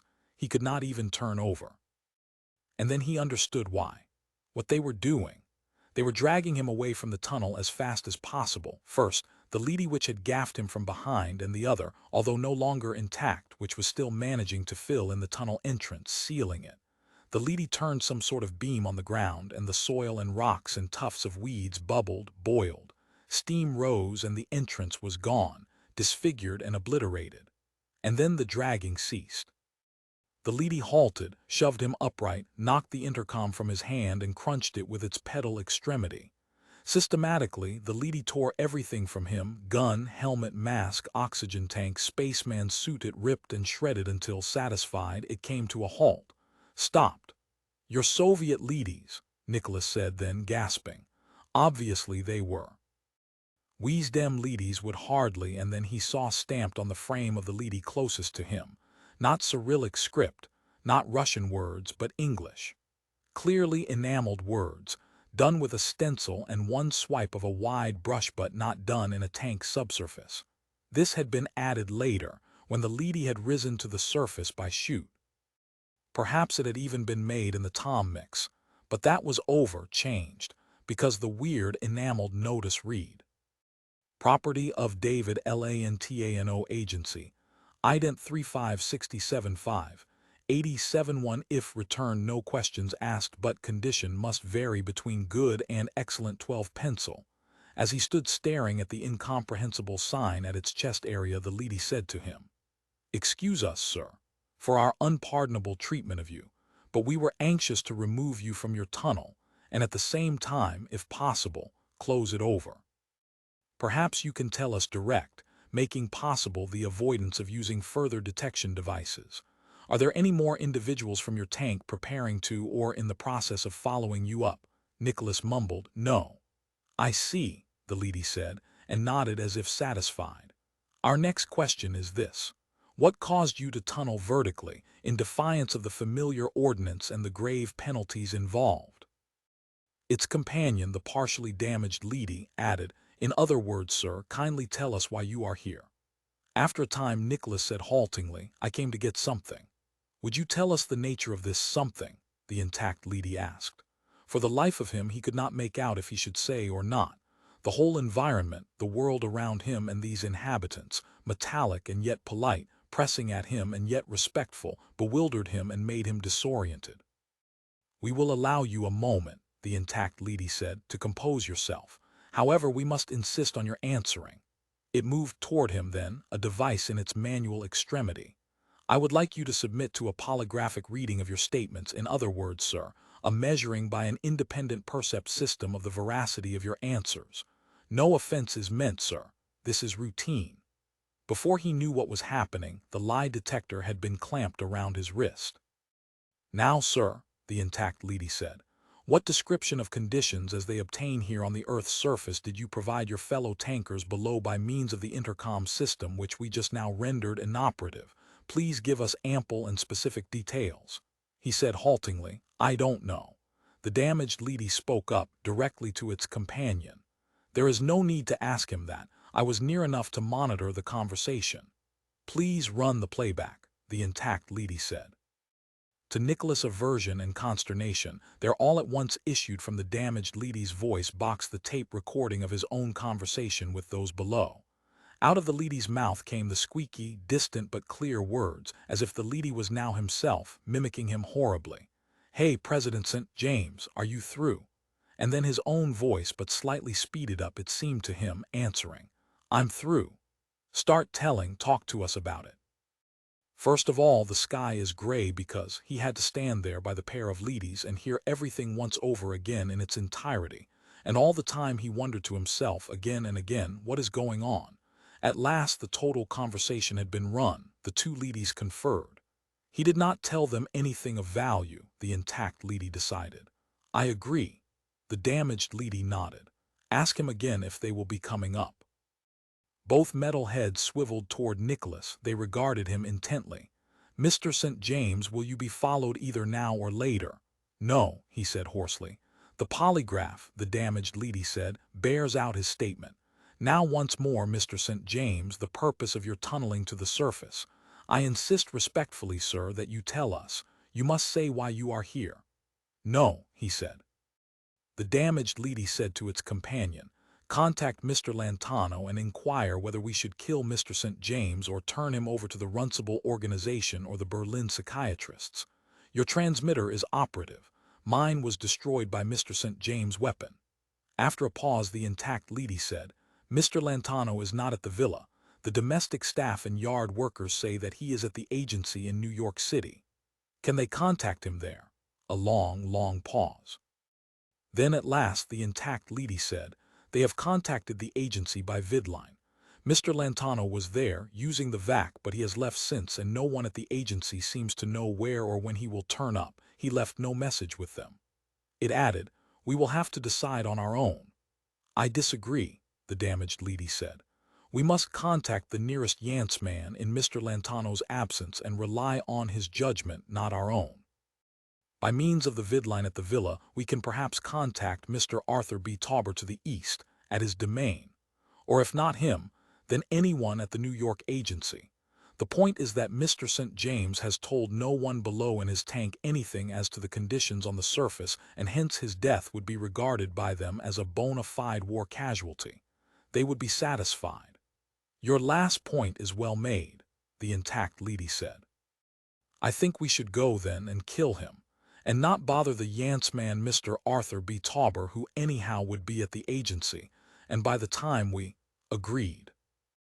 The damaged leady brought forth a tube-like apparatus, and Nicholas knew that this was the dealer out of death. This would be it for him, with no further debate. The colloquy between the two leadies and he kept thinking over and over again, we made them ourselves down in our shops. These are the products of our own hands. This conversation was over and the decision had been made. He said, wait. The two leadies, as if out of formal, correct politeness, waited, did not kill him quite yet. Tell me, he said, why if you're Weesdem and not Pacpiop, and I know you're Weesdem, I can see the writing on both of you, why would you kill me?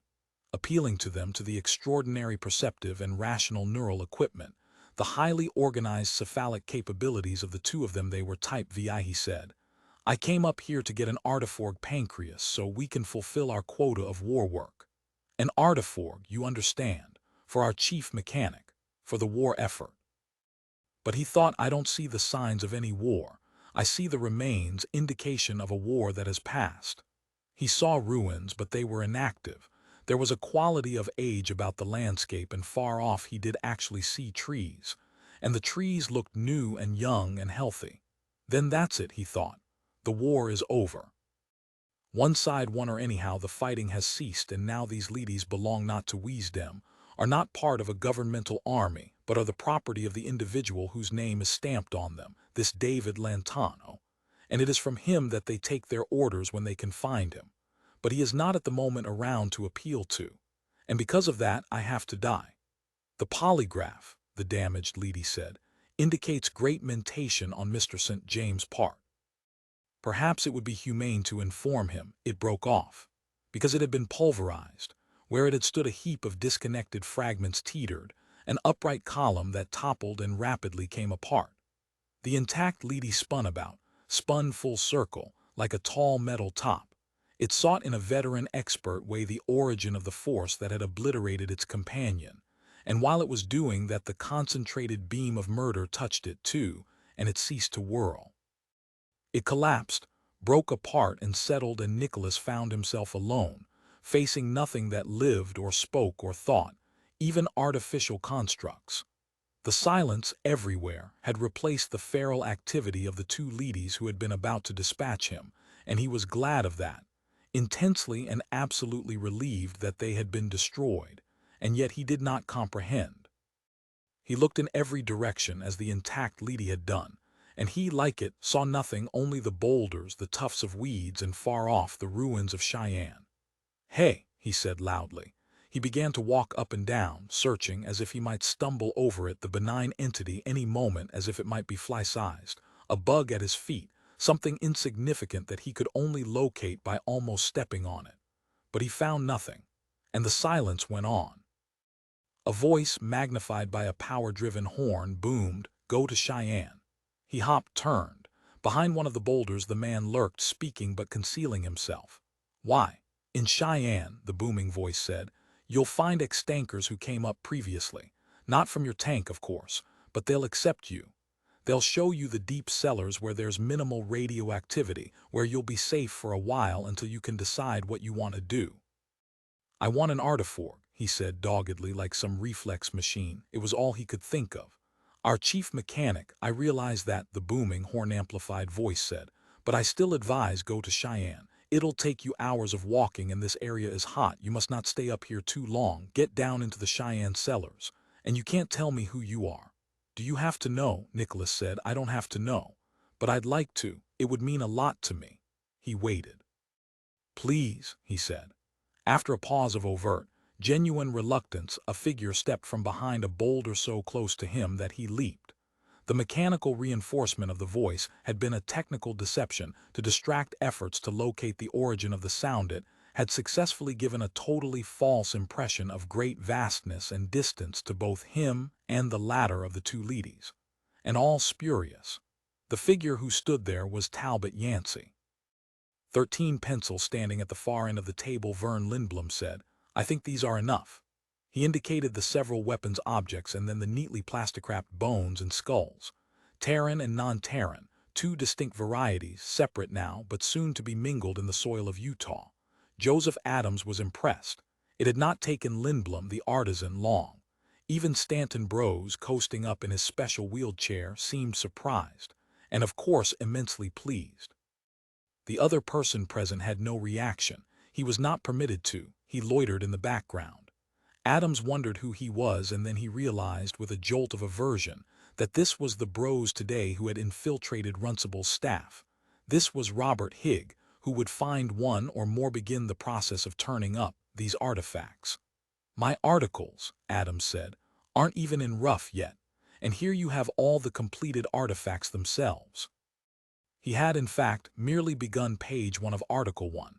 It would be days before he finished the batch of 3, turned them over to the agency's shops to be printed up into their magazine form, combined with other, probably authentic, scientific articles of 30 years ago, in pre-war issues of Natural World. "Don't fret," the ancient sagging mass in the motor-driven chair, which was Stanton Brose, muttered at him.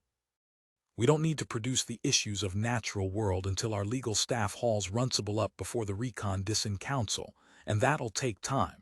Do them as quickly as you can, but we can go ahead and have these objects buried. We don't need to wait on you, Adams." He added gratuitously, "Thank God."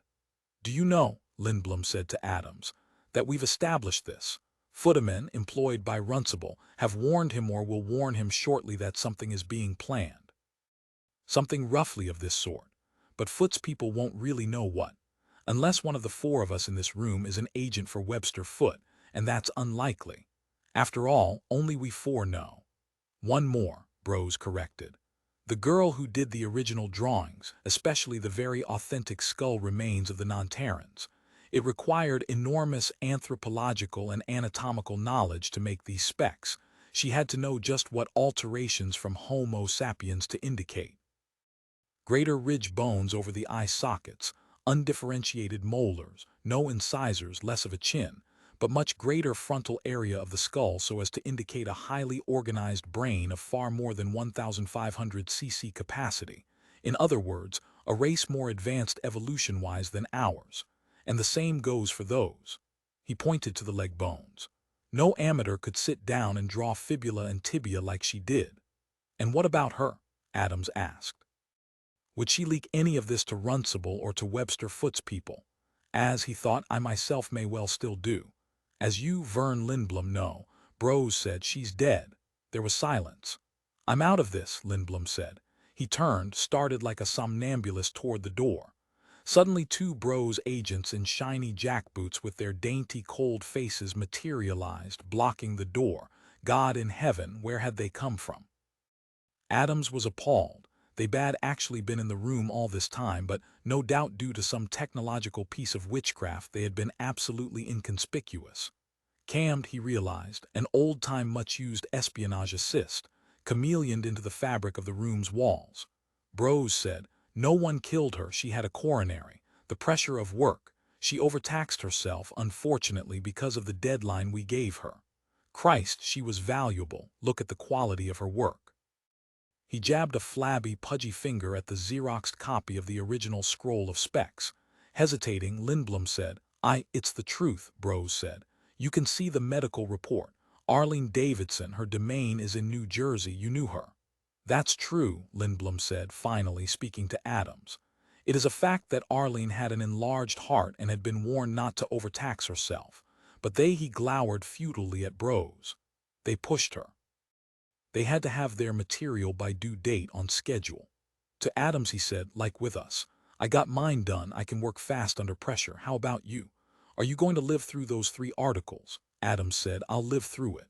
I don't have an enlarged heart, he said to himself. I didn't have rheumatic fever as a child like Arlene. But if I had, they'd push me anyhow, as Vern said, as they did with Arlene, even if it killed me, just so long as I died after I delivered the goods. He felt weak, powerless, and sad.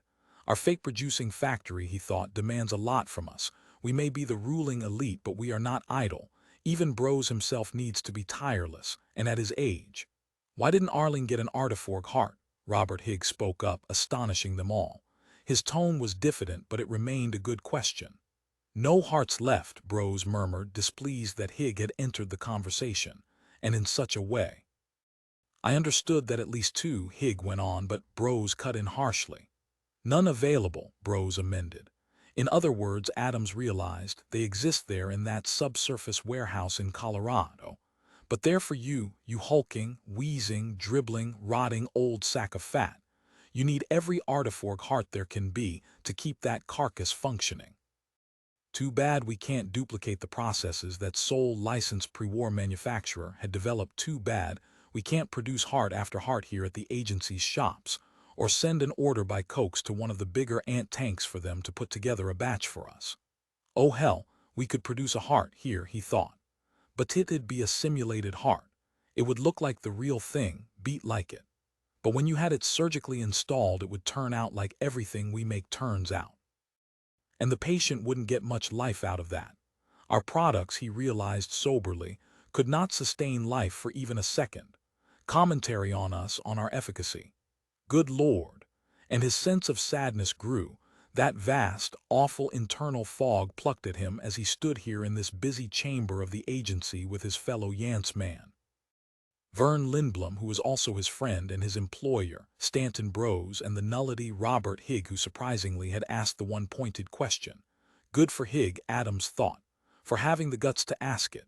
One never knows. You can never write off a person entirely, no matter how colorless and empty and bought he seems. Lindblom, with gravity and reluctance, at last returned to the table of new-looking artifacts. His tone was low and slowed down. He spoke mechanically, without effect. Anyhow, Joe, since Runcible will immediately carbon date these, they must not only look 600 years old, they'll have to be 600 years old. You understand, Bros said to Adams, that otherwise we'd hardly have had Vern here produce shiny new artifacts. Like your magazine articles, they'd have had to be aged. And you can see these are not. Because aging, Adams realized, as Bros said, can't be faked. Runcible would ferret it out. So it's true then, to Bros he said, the rumors. About a time scoop of some sort. We always heard, but we couldn't be sure. It'll carry them back, Bros said to him. It can move objects into the past but not return anything. It's one way only. Do you know why that is, Vern? He eyed Lindblom. No, Vern Lindblom said. To Joseph Adams he explained. It was a wartime weapon developed by a relatively small firm in Chicago. A Soviet missile got the firm, including all its personnel. We have the time scoop, but we don't know how it works or how to duplicate it. But it does work, Bros said. It'll carry very small items back. We'll feed these artifacts, skulls, bones, all this on the table, piece by piece, into the scoop. That'll be done late at night on Runcible's land in southern Utah. We'll have geologists present to show us how deep to sink them, and a leady team to dig. This part has to be highly precise, because if they're too deep, Runcible's autonomic dozers won't turn them up, you see. Yep, Adams said, and thought, what a use to put an invention like that to. We could shoot back scientific data, constructs of unfathomable value, to civilizations in the past, formulae for medicines. We could be of infinite aid to former societies and peoples. Just a few reference books translated into Latin or Greek or Old English. We could head off wars. We could provide remedies that might halt the great plagues of the Middle Ages. We could communicate with Oppenheimer and Teller, persuade them not to develop the A-bomb and the H-bomb. A few film sequences of the war that we just lived through would do that. But no, it's to be for this, to concoct a fraud, one implement in a series of implements by which Stanton Bros gains more personal power. And originally the invention was even worse than that. It was a weapon of war. We are, Adams realized, a cursed race. Genesis is right. There is a stigma on us, a mark, because only a cursed, marked, flawed species would use its discoveries as we are using them. As a matter of fact, Vern Lindblom said, and bent to pick up another of the bizarre, non-Terran weapons from the table, based on what I know of the Times scoop as a weapon, that little Chicago firm called it a reverse metabolic distributor, or some such thing. I've based this on its design. He held the tube-like device out to Adams. The reverse metabolic distributor never saw action in the war, he said, so we don't know how it would have functioned. But anyhow, I needed a source for. I can't see your lips, Bros complained. He swung his power-driven chair rapidly so that he now sat where he could watch Lindblom's face. Lindblom said, as I was explaining to Adams, I needed a source for non-Terran weapons. Obviously, I couldn't merely put a grotesque outer frame on our own familiar weapons from World War III, because Runcible's experts might find enough components intact to pinpoint the resemblance. In other words, yes, Bros agreed. It would be an odd coincidence indeed if the non-Terrans, who invaded Earth 6 centuries ago, just happened to have employed weaponry precisely like our own of the last war. The only difference being, as Vern says, the outer case. What Arlene drew. I had to fill them with components unfamiliar to our time, Vern Lindblom said. And there wasn't the opportunity for me to invent them, so I turned to the Advanced Weapons Archives here at the agency that contains prototypes that never saw use. He glanced at Bros. Mr. Bros, he said, provided me entree, otherwise I couldn't have gotten in.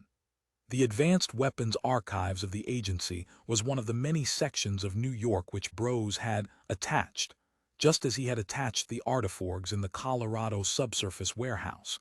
Everything spurious was available to all Yance men, but the real thing, this was reserved for Bros alone.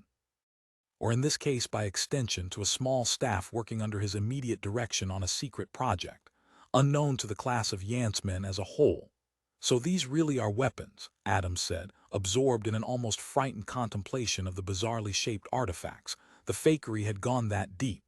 I could then pick up one of these and sure, Bros said genially, shoot me. Take any one of them pointed at me, or if you're tired of Vern, get him. Vern Lindblom said, they don't work, Joe. But after 6 centuries of being buried in the soil of Utah, he grinned at Joseph Adams. If I could make them really work, I could take over the world. That's right. Bros chuckled.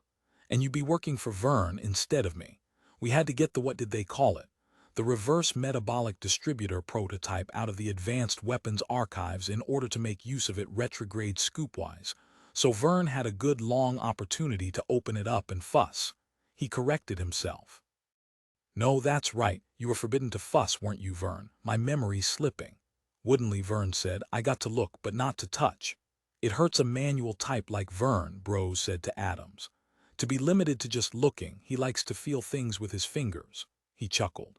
That must have been painful, Vern, that glimpse you had of the prototype weapons from the war, the advanced hardware that never got into production, never reached our autofax or the Soviets. Well, someday my brain will give out. Arteriosclerosis or some such thing, a clot or a tumor, and then you can beat out every other Yance man and replace me. And then you can go into the advanced prototype section of the weapon archives and putter and fuss and fondle with your fingers all day long.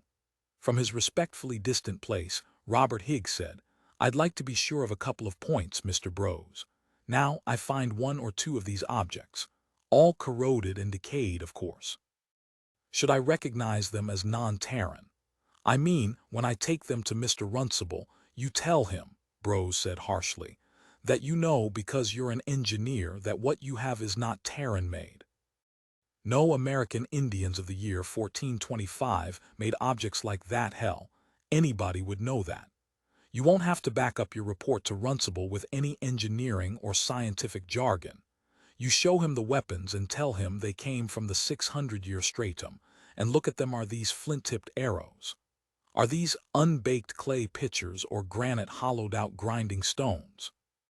You say that and then you get the hell right back to the dozers and see that more and more, especially the non-Homo sapiens skulls, get turned up." "Yes, Mr. Brose," Robert Higgs said and nodded obediently. Brose said, "I certainly would like to see Louis Runcible's face when you show him those finds." His rubbery old eyes were wet with anticipation. "You will," Lindblom reminded him, "since Higg will have one of those shirt-button cameras going, complete with odd track. So when the litigation begins, we can supply proof that Runcible was not ignorant of either the discoveries or their scientific value." His voice was faintly edged with contempt for an aging brain which could not retain all the facts, which had already forgotten this vital part of the project. To Joseph Adams, Lindblom said, "You know those little action cameras? Gottlieb Fischer always used them in his documentaries. That's how all the blurred, fuzzy secret espionage shots were obtained." "Oh yes," Adams said somberly. "I know. How little chance there was that he would forget the existence of the famous shirt-button camera. Circa 1943, he thought acidly, according to Fischer. "Are you sure," he said, "you haven't made these finds too valuable, of such fantastically great scientific worth that even Runcible, according to the Berlin psychiatrists," Brose said, "the more the scientific worth, the more fear he'll have of losing his land, so the more he'll be inclined to hide the find." "You'd have gone to a lot of work for nothing," Adams said, "if your Berlin psychiatrists have guessed wrong." And he felt within him the hope that they had. The hope that Runcible would do the reputable thing, would at once proclaim the finds to the world instead of delivering himself over to his enemies via his weaknesses, his fears and lusts, his greed. But he had a feeling that the Berlin psychiatrists were right. Unless someone in God knew who that might become to Louis Runcible's aid, the man was doomed. 14 pencil in the sun that filtered through the vine-entangled latticework of the patio of his Cape Town villa. Louis Runcible lay prone, listening to the report by the footman, the abstract carrier representative from the International Private Police Corporation originating in London, Webster Foote, Limited. "On Monday morning," the footman said, reading from his compiled documents, "our monitoring devices picked up a vidcall between two Yance men, Joseph Adams, who is in Ideas, and Vern Lindblom, who is in Construct, that is, a builder for Eisenblatt, generally speaking, although of late Brose has had him at the agency in New York. And this conversation," Louis Runcible said, "it mentioned me." "No," the footman admitted. "Then for Christ's sake, we feel, that is, Mr. Foote himself personally feels that you should be given this data. Allow me to summarize it." Dully, Runcible said, "Okay, summarize." Hell, he thought, I know they're out to get me. I better be receiving something from you for my money besides just knowing that, because I don't need Webster Foote to tell me that. Footman said, "Adams and Lindblom discussed the next visual project which Eisenblatt will film at his Moscow studios. It will be the Destruct of San Francisco." Adams mentioned a new speech which he had written to be vacked and then programmed to the sim. "Hand done," he described it. "And for this I'm paying you." "A moment, please, Mr. Runcible," the footman said frostily in his English manner. "I will now quote the direct words of the Yance man Lindblom as our monitors picked them up. I heard a rumor." He was speaking, you understand, to his friend. "You're going to be pulled off speeches and put onto a special project. Don't ask me what, my source didn't know. A footman told me." The footman was silent then. "What next?" "Then," the footman said, "archaeology was mentioned." They joked about the destructive ancient Carthage and the war fleet of Athens. It was amusing but of no relevance. Allow me, however, to make this point. What the Yance man Lindblom said was untrue. No one from our corporation informed him of any special project. He undoubtedly told Adams that so that Adams would not press him for details. Obviously, his source came from within the New York agency. However, Runcible said, we know there's a special project being inaugurated and that an idea man and one of Eisenblatt's fake city builders are involved, and that it's top secret, even within the agency. Correct. This is indicated by Lindblom's unwillingness to. What's Webster Foote's theory about it? Runcible asked. What's he think might be going on? Since this vidphone conversation on Monday, the builder Vern Lindblom has been perpetually at work. He has slept either at the agency or at Eisenblatt Studios in Moscow. He has not had time to return to his domain and take his leisure. Second, no speech by Adams has been vacked this week. In other words, before he could vac the speech which he, and that, Runcible said, is all you guys have found out, that's it. We know only one more item which might pertain. Bros left Geneva several times and flew by high-velocity flapple to the agency, and at least once and possibly twice conferred with Adams, Lindblom, and possibly one or two others. We're not sure, frankly. As I say, Mr. Foote believes that this special project is connected with you in some manner, and as you know, Mr. Foote relies on his mild but quite helpful parapsychological hunches, his precog ability to foresee coming events. He does not, however, in this instance, foresee anything clearly, but he wants to emphasize this point. Please notify him of anything unusual that occurs in your business operations, no matter how trivial. Contact Mr. Foote immediately before you do anything else. Mr. Foote is quite frankly on an extrasensory level concerned as to your welfare. Runcible said tartly, I wish Webster's concern had brought more actual data to light. With a deprecatory, philosophically gesture the Footeman said, no doubt so does Mr. Foote himself. He shuffled and reshuffled his documents in an effort to conjure up something more. Oh, one item, not related that we know of but interesting. A Yance man, female, named Arlene Davidson, who has a domain in New Jersey, the agency's top draftsman, died of a massive coronary during the past weekend, late Saturday night. Any effort made to obtain an artiforg heart for her? None. The skunk, Runcible said, meaning Bros, hating him if it were possible to hate Bros any more than he did already. She was known, the Footeman said, to have a weak heart, enlarged from childhood due to rheumatic fever. In other words, she may have been given a deadline for something major, overworked, but that's conjecture. It is not usual, however, for Bros to go so often out of Geneva to New York. He is, after all, in his 80s. This special project, yeah, Runcible agreed. It must really be something. Again he pondered, and then he said, Bros has, of course, penetrated deep into my enterprise. Correct. But I don't know and you don't know. We have never been able to tag the Bros agent or agents in your operations. I'm sorry. He looked, too, genuinely unhappy. It would have been a major coup of Webster Foote Limited to have unearthed the Bros creatures on Runcible's payroll. What I'm wondering about, Runcible murmured, is Utah. Pardon. I'm all ready to give the signal to my auto-rigs and leady teams near what used to be St. George to go ahead. This was pretty widely known. Mr. Foote is aware of that, but he has no recommendation, at least none he passed on to me. Raising himself up, then turning over and getting to his feet, Louis Runcible said, I guess there's no use in waiting. I'll vid them to go ahead and start digging, and hope. Yes, sir, the Footeman nodded. 50,000 people, Runcible said. Yes, it'll be large. Who will be living where they ought to be under the sun, not down in a septic tank. Like a salamander at the bottom of a dried-up well. Still shuffling his documents, trying to come up with something of use, trying and unhappily failing, the abstract carrier Footeman said, I wish you good luck. Maybe next time. And he wondered if, for Runcible, there would be a further report. This inadequate, admittedly so one today, might well be the last, if his employer Webster Foote's extrasensory intimation were at all correct, and generally they proved to be.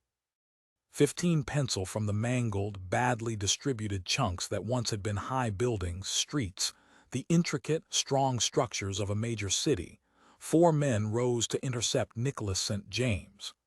"How come?" the first of them said, and all were bearded, ragged, but evidently healthy. "No leadies detected you."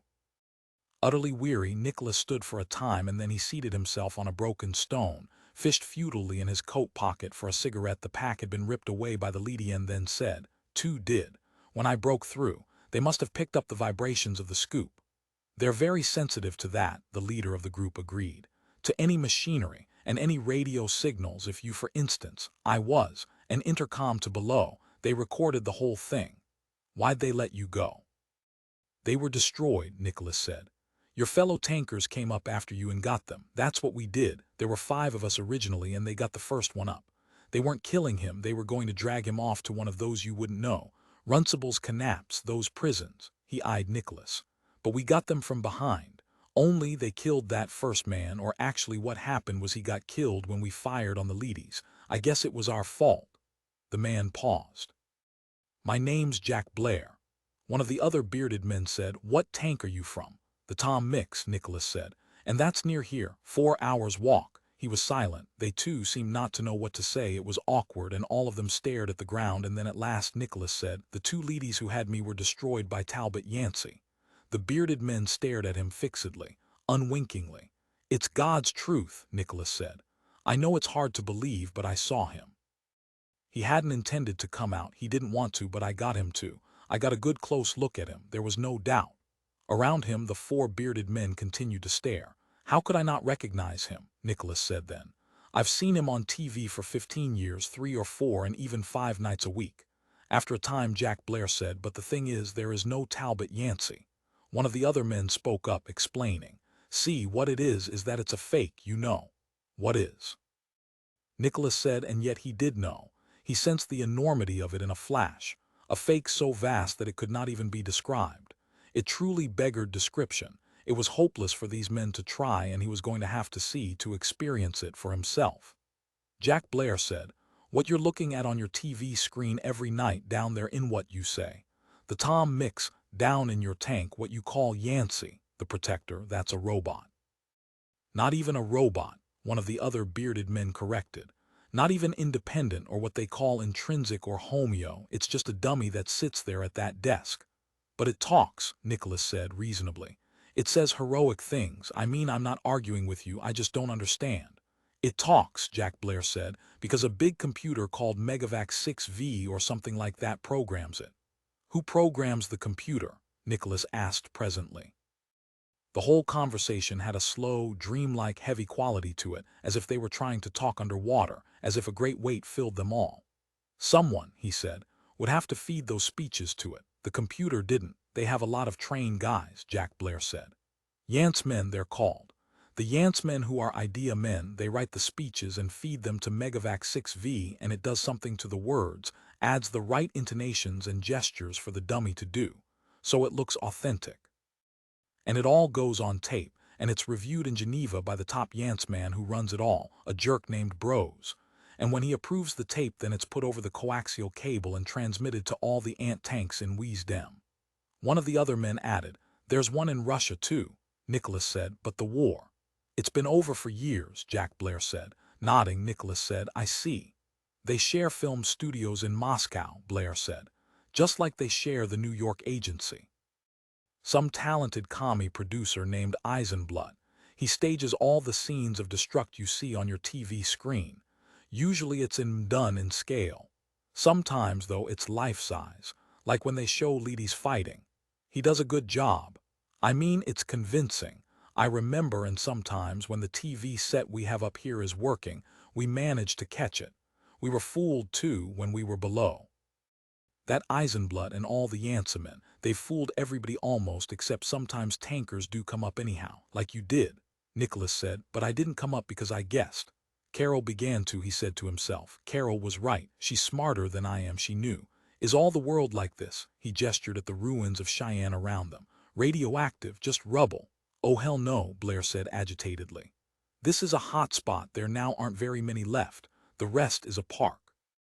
They've made the world into a great park, and it's split up into their domains, their estates.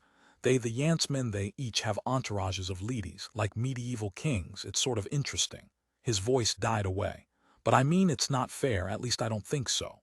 The other bearded men nodded vigorously. They agreed.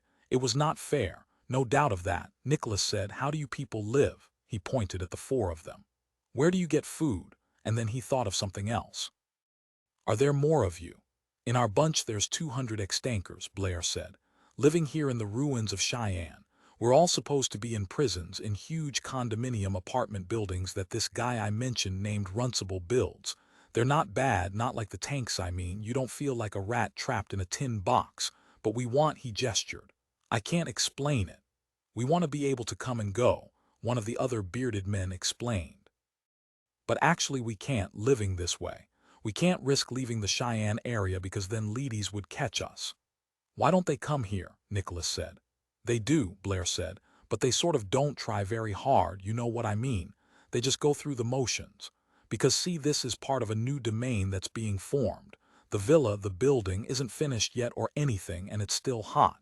But a Yance man has moved in here taking a chance. Trying to live, and if he does, if the RA fails to kill him, then this is his. It becomes his domain, and he's the dominus." Nicholas said, "David Lantano." "Right." Blair stared at him oddly. "How'd you know?" "It was two of his leadies," Nicholas said. "That hooked me." "And they were going to kill you," he nodded. The four bearded men exchanged apprehensive, disconcerted glances. "Was Lantano at his villa? Did he okay it?" "No," Nicholas said. "They tried to contact him, but they weren't able to. They decided on their own." "The dumb saps," Blair said in cursed. "Lantano wouldn't have let them, I'm positive. He'd have been sore, but they were built to kill. I mean, a lot of ladies are veterans of the war. They have the reflex to destroy life, unless their dominus tells them otherwise. But you're lucky to get away. That's dreadful. I mean, that gets me. It does." "But," one of the other men said, "what he said about Yancey, how can that be?" "I saw him," Nicholas repeated. "I know it was him." Jack Blair said, quoting an obscure text, "I saw God. Do you doubt it? Do you dare to doubt it?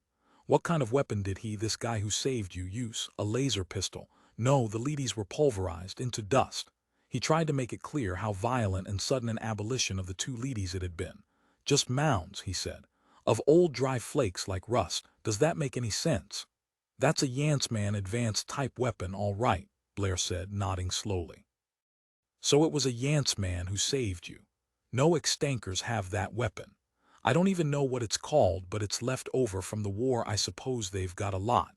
And every now and then, a couple of Yance men, hooray neighbors, get into a beef over the property line, you know, where one's land ends and the next guy starts. And they make a dive for the open section of the weapons archives at the agency in New York. That's where all that reading matter is put together in. They come flying back to their domains as fast as hell aboard those little flapples. And they lead their retinues of ladies into battle. It's really funny. They plug away at each other, potshot like mad, destroy a dozen or so ladies or maim them, and even a Yance man now and then gets it. And then they send the maimed lady down below to the nearest tank to fix it up in its shops. And they're always sequestering the brand new ladies made down below to add to their retinues." Another of the bearded men chimed in. "Some Yance men at their domains have like 2,000 ladies. A whole army." "Bros, for instance," Blair said. "He's supposed to have 10 or 11,000, but technically all the ladies in Wisdom are under the military command of General Holt. He can preempt, you know, supersede the orders of any Yance man, any dominus of a domain, and call for its ladies. Except, of course, Bros." His voice sank. "No one can supersede Bros. Bros is above them all. Like, for instance, he's the only one who has access to the weapons archives where the advanced types, the ones that never saw action, the really terrible prototypes are, that if they had used there'd be no planet.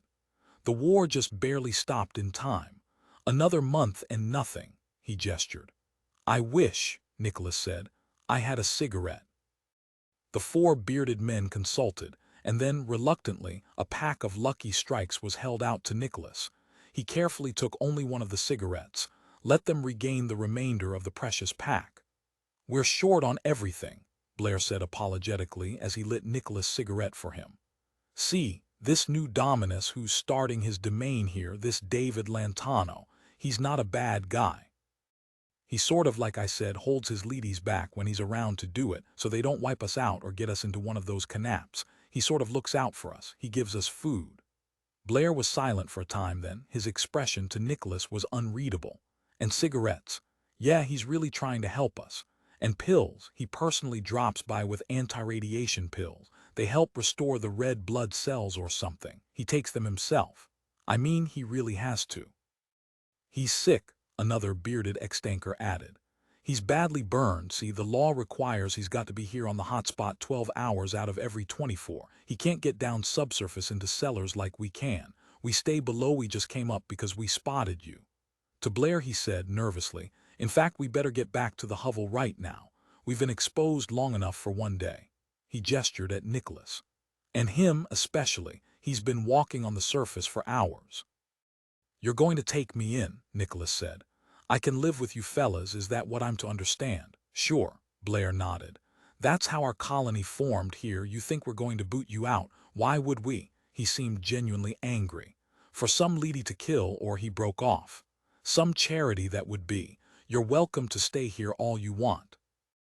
Later, after you know more, if you want to turn yourself in, you can go live in a canapt.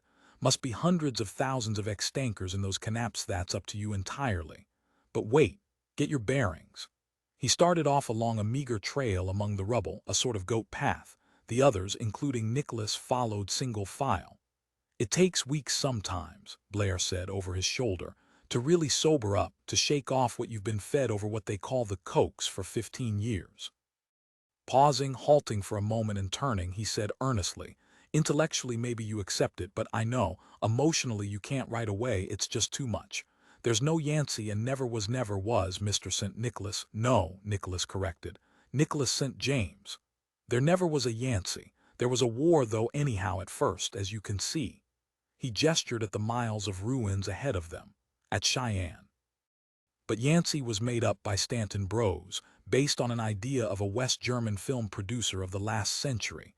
You probably have heard of him, only he died before your time, but they still were showing his documentary, The Winning in the West, that 25-part series on TV about World War II. I remember it when I was a kid. Gottlieb Fischer, Nicholas said. Sure. He had seen that great classic documentary, not once but several times. It was considered in the same category with The Blue Angel and All Quiet on the Western Front and The Dizzy Man. And he made up Yancey, Gottlieb Fischer. He followed the four of them, eager and anxious, perplexed. But why? To rule, Blair said without stopping. The four of them hurried now, eager to get back down into what they called their hovel, their deep chamber which had not been contaminated by the H-bombs that had made this region what it was. Rule, Nicholas echoed, understanding. I see. Only, as you maybe remember, Fisher disappeared on that ill-fated flight to Venus.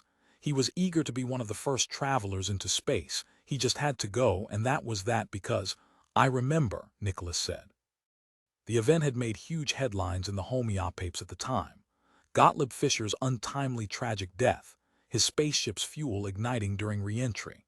Fischer had died in his late 30s, and so there had been no more documentaries, no more films equal to The Winning in the West. After that, only nonentities had followed, except, slightly before the war, the interesting experimental films of some Russian, a Soviet film producer whose work had been banned from Wiesdem. What had been his name? As he struggled to keep up with the swiftly moving bearded men, Nicholas remembered the Russian film producer's name. Eisenblut. The man Blair had just now said did the faking of the war scenes for the tankers, in both Wiesdem and Pakpiop, the visual confirmation of the lies that comprised Yancey's speeches. So at last the people of Wiesdem had got to see Eisenblut's films. Obviously there was no more hostility between East and West. Eisenblut was no longer an enemy film producer as he had been at the time. Nicholas St. James and his wife Rita and his kid brother Stu had been prodded virtually at gunpoint into descending into the Tom Mix for what they had believed at the time to be for perhaps a year at the longest. Or, as real pessimists had forecast, 2 years. 15. And out of that 15, tell me exactly, Nicholas said, when the war ended. How many years ago? It's going to make you hurt, Blair said. Say, anyhow, Blair nodded. 13 years ago. The war lasted only 2 years on Earth after the first 1 year on Mars. So 13 years you've been snow-jobbed, Nicholas, or whatever you said. Sorry, I forgot again. "Nick. How's that, Nick?" "Fine," Nicholas murmured, and thought of Carol and Rita and old Maury Sousa and Stu and all the others, Jorgensen and Flanders and Haller, Giller and Christensen, Peterson and Grandy and Martino and on, even to Dale Nuns, even to the Tom Mix's Paul Com. Did Nuns know? Nicholas thought. If Nuns knows, I swear, I affirm, I will in God's name kill him. I will do it with my hands so as to feel it, and nothing will stop me. But it was impossible because Commissioner Nuns had been shut up there with them. But not for all that time. Only for Nuns had known. He had only a few years ago descended the chute from the Estes Park government from Yancey. "Listen, Mr. James," one of the bearded men said, "I was wondering if you didn't guess then what you come up for. I mean, you'd expect to find nothing but the war, and they tell you on TV, boy, how I remember they'd shoot you on sight. And that's what practically happened to him," Blair said. "Because of the bag plague and the stink of shrink, neither of which exists in reality. That's another fink snow job they made up, those two bacterial plagues, although there really was that hideous nerve gas we invented, that New Jersey Chemical Corporation or whatever its name was. A Soviet missile got it, I'm glad to say, right off, including everyone in it. But it's radioactive in this spot, although the rest of the surface. I came up," Nicholas said, "to buy an artificial pancreas. An artiforg. From the black market." "There aren't any," Blair said. Nicholas said, "I'm prepared to. There aren't any, nowhere. Even the Yance men can't get them. Bros has them attached. He owns them all legally." Blair turned, his face wild with rage, distorted like a hand puppet writhing from the twisting fingers contained within. "All for Bros, who's 82 or 3 and's full of artiforgs, all but the brain. The company's gone and now nobody knows how to make them. We're degenerate, I mean, that's what war does." The Yance men tried, but they didn't work, grafted in, for more than a month or so. A lot of very specialized techniques depending on what they call highly sophisticated equipment. You know, delicate tools and all. I mean, it was a real war while it lasted. Don't forget that. The Yance men have their domains, and you guys down below make leadies for them, and they fly around in their goddamn little flapples. The agency in New York cranks out speeches, and Megavac 6V is kept functioning, but you. He gave up, walked on in silence. Nicholas said presently, "I've got to get the pancreas." "You'll never get it," Blair said. "Then," he said, "I've got to get back to the Tom Mix and tell them. They can come up, they can forget the quota and the threat of having the tank abolished. Sure, they can come up and be prisoners above ground. It's better, I agree. Runcible is starting a whole new constellation of canaps in the southern Utah region. See, we hear a lot of news because David Lantano gave us a wideband radio receiver. Just odd, not vid, but we pick up the stuff that's transmitted not to the ant tanks but like between domains. They're always blabbing away to each other in the evening because they're lonely. Just maybe one guy in his 50,000-acre domain with his leadies. No families," Nicholas said. "No children. They're most of them sterile," Blair said. "See, they were on the surface during the war, remember, mostly at the Air Arm Academy at Estes Park. And they lived. They were the elite of the U.S., the young Air Arm cadets, but they can't reproduce, so in a way they paid, real high, for what they've got, for having been the elite cadets in that great bomb-proof structure in the Rockies. We paid too," Nicholas said, "and look what we got." "You wait a while," Blair said. "Think it over about trying to get back to your ant tank to tell them, because the way the system up here is run, they'd be better off," one of his bearded compatriots put in defiantly. "You've forgotten what it's like down there. You're getting senile like old Bros. Runcible's made sure they're better off. He's a darn good construction man. They have ping-pong and swimming pools and wall-to-wall carpet of that funny plastic imitation." "Then how come," Blair said, "you're squatting here in these ruins instead of lounging at a swimming pool in one of those canapped constellations?" The man grunted, gestured. "I just like to be free." No one commented. It did not require it. But another topic did seem to require additional comment, and Blair musingly supplied it. To Nicholas he said, "I just don't get it, Nick. How could Talbot Yancey have rescued you if Talbot Yancey doesn't exist?" Nicholas said nothing. He was too weary to speak, and anyhow he did not know. 16 Pencil, the first giant autonomic dozer, groaned like a stiff old man. And as it dipped stink bug-like head down, tail up, the first scoop of earth in a huge scoop, two was gathered, pried loose, swung up and then off to one side. The scoop of dirt was dropped into a waiting converter, also on auto circuit, operating homeostatically without human attention. Within its field, the dirt was transformed into energy, and that energy, which did not deserve to be wasted, was carried by cable to a major storage meta-battery assembly a quarter-mile away. The meta-battery, a development which had come shortly before the war, could store up power which, when read off as ergs, consisted of billions of units. And it could store that power for decades. The energy from the meta-battery would provide electricity to run the completed dwelling units of the Knapt buildings. It would be the source for everything that lit up, heated, cooled, or turned.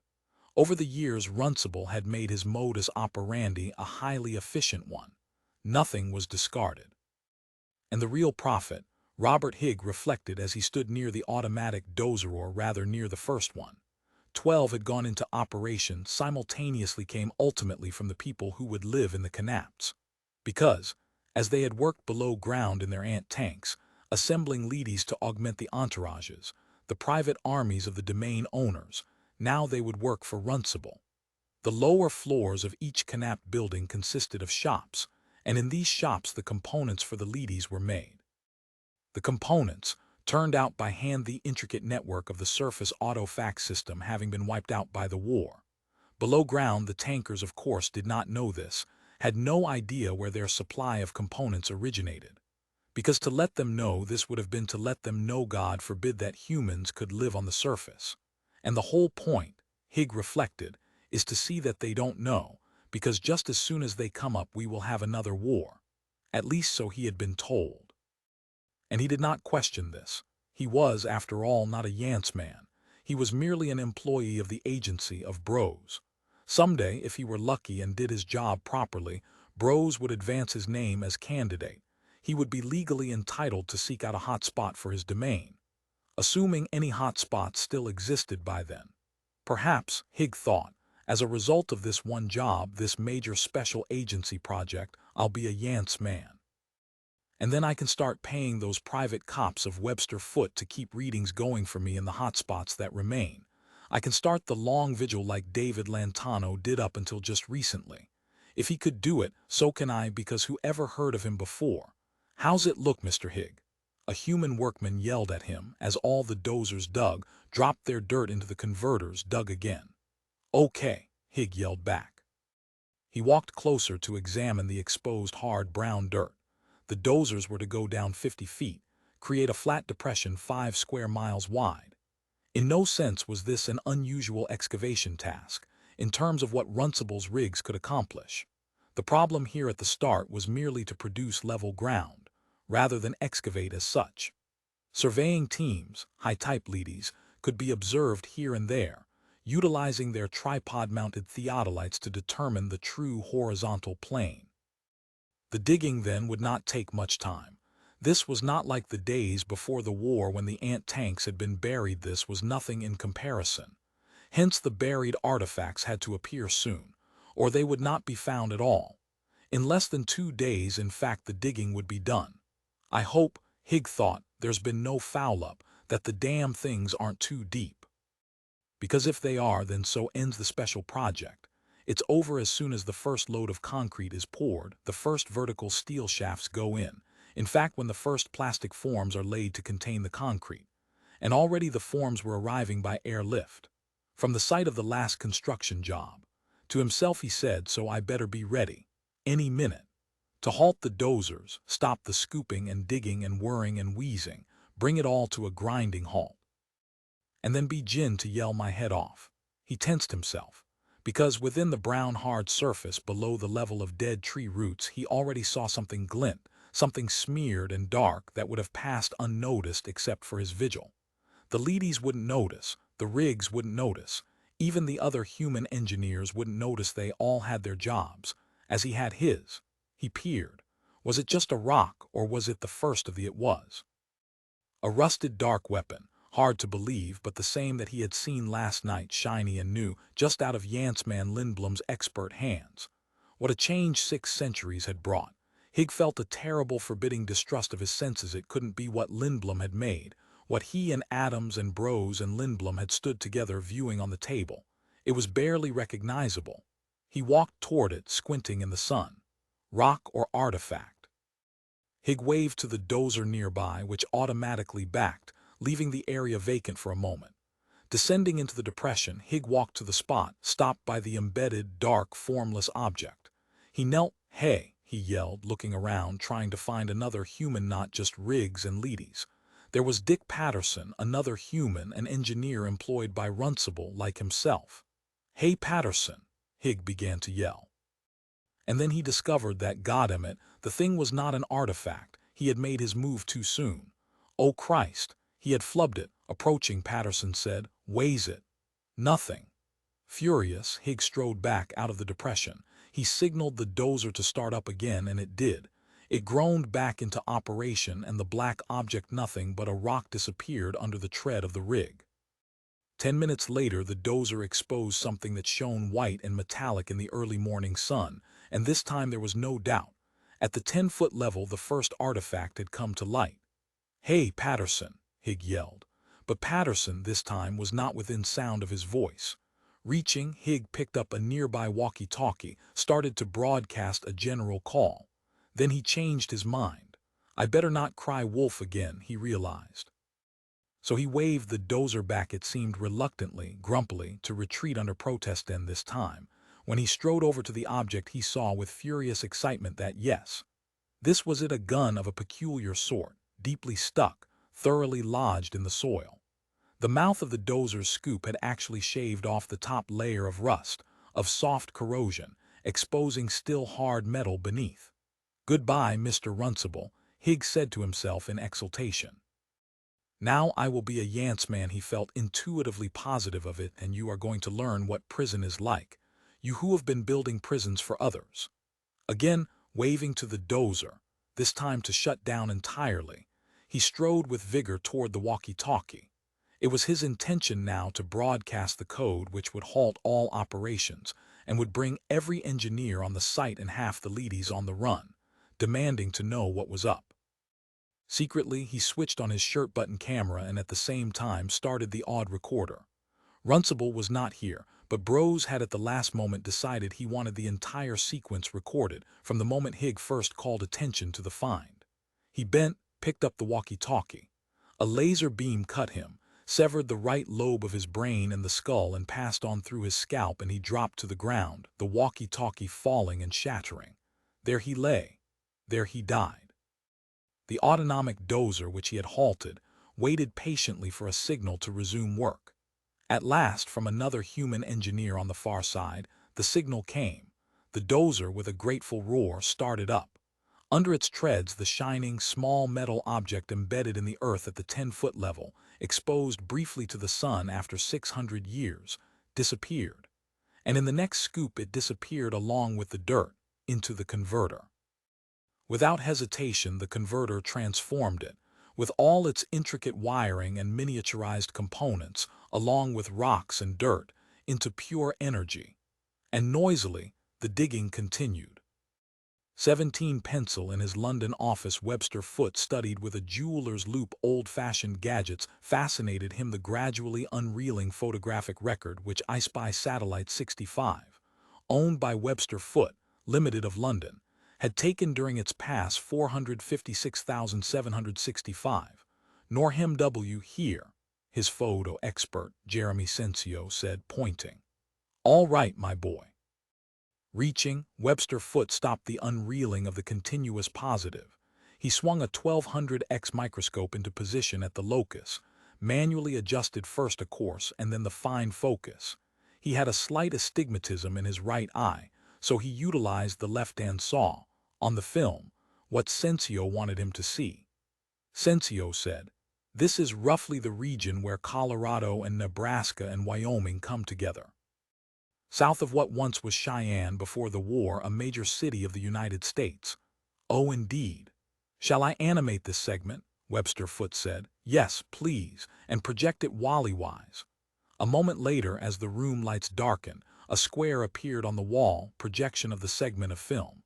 Sensio started the animating equipment, which altered the film from a still into a sequence of several minutes. Enlarged by way of 1200x microscope, which intervened between the film and the animating construct, a scene, looked down at from above, of course, could be made out. A man and two leadys. As he watched, Webster Foote saw one of the leadys prepare to kill the man. He saw the unmistakable move of its right manual extremity toward what he, as a professional, knew it carried at that spot of its mechanical anatomy. The man was about to be extinguished. And then, like a puff, a sneeze of dust, one leady whisked out, and its companion whirled frantically in what technically was called a circus motion pattern, all circuits at peak velocity as it strove to locate the source of the destruct beam, and then it too condensed into disconnected motes that floated and drifted. "That's all," Sensio said, and turned on the room light. That would be the domain area of Foote consulted one of the police corporation's reference works. A Mr. David Lantano. No, not a domain, still in preparation. Not a full year yet, so legally it remains technically a hot spot, but under Lantano's jurisdiction. Presumably those were Lantano's leadys. Yes, Foote nodded absently. I tell you, my boy, go over all the adjoining segments with the 400x lens until you find the source of the destruct beam that took out those two leadys. See who the vidcom in his office pinged. It was his secretary, Miss Gray, and the signal, 3 winks of light along with the ping, meant that the call was urgent. "Excuse me," Foote said, and turned to the full-size vidset on which the call would be by Miss Gray relayed for his attention. The face of Louis Runcible appeared, heavy, rather ruddy and fleshy, the old-fashioned rimless glasses. The dome of his head a little more bald since Foote had last seen him, a little less of the fine white hair combed across, ear to ear.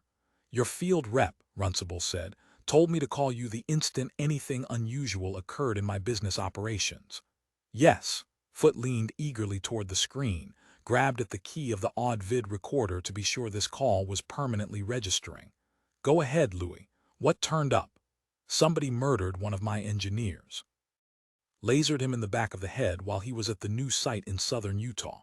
So your extrasensory perception was right. They're out to get me." Runcible on the vidscreen looked more indignant than frightened, but that for him would be natural. "You can continue your groundbreaking without this man?" Foote asked. "Oh sure, we're digging away. We didn't even find him until evidently an hour or so after it happened. No one noticed with all the work in progress. Higg was his name, Bob Higg. Not one of my best, but not too bad either." "Keep digging then," Foote said. "We'll of course send a field rep to the spot to examine the body of Higg. He should be there within half an hour, released by one of our substations. And meanwhile keep in touch. This may be their first move in a sequence." He did not need to specify who "they" were. Both he and Runcible understood perfectly. The call terminated, Foote returned to the examination of the continuous film strip made by the satellite. "Any luck on pinpointing the origin of that destruct beam?" he asked Sensio. He wondered if there were any connection between the murder of Runcible's engineer and the taking out of these two leadys. It always appealed to him, tying separate events together. He enjoyed a pattern which wove all strands into harmony. But as the connection between these two dispiteous events, however, even his extrasensory vision did not provide him with any knowledge. Perhaps in time. "No luck," Sensio said. "So far. Are they trying to scare Runcible into stopping work in Utah?" Foote asked rhetorically aloud. "Because that's hardly the way. Louis can lose engineer after engineer and survive. My God, with the weapons they have at the agency, especially the advanced prototypes that Bros has access to, they could wipe out the entire site, all the men, leadys and machinery that loiter around there. And not just an engineer, not a top one at that." It made no sense. "No hunch?" Sensio asked him. "No psionic foresight?" "Yes," Webster Foote said. He had an odd inkling. It grew in his mind until it amounted to a true precog revelation. "Two leadys dissolved," he said. "Then one of Runcible's construction crew in Utah lasered in the back of the head the moment they start breaking ground. I foresee," he broke off.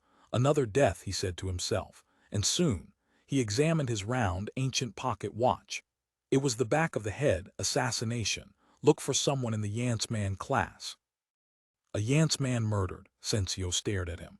"Very soon now," Foote said, "if not already." And we'll be called.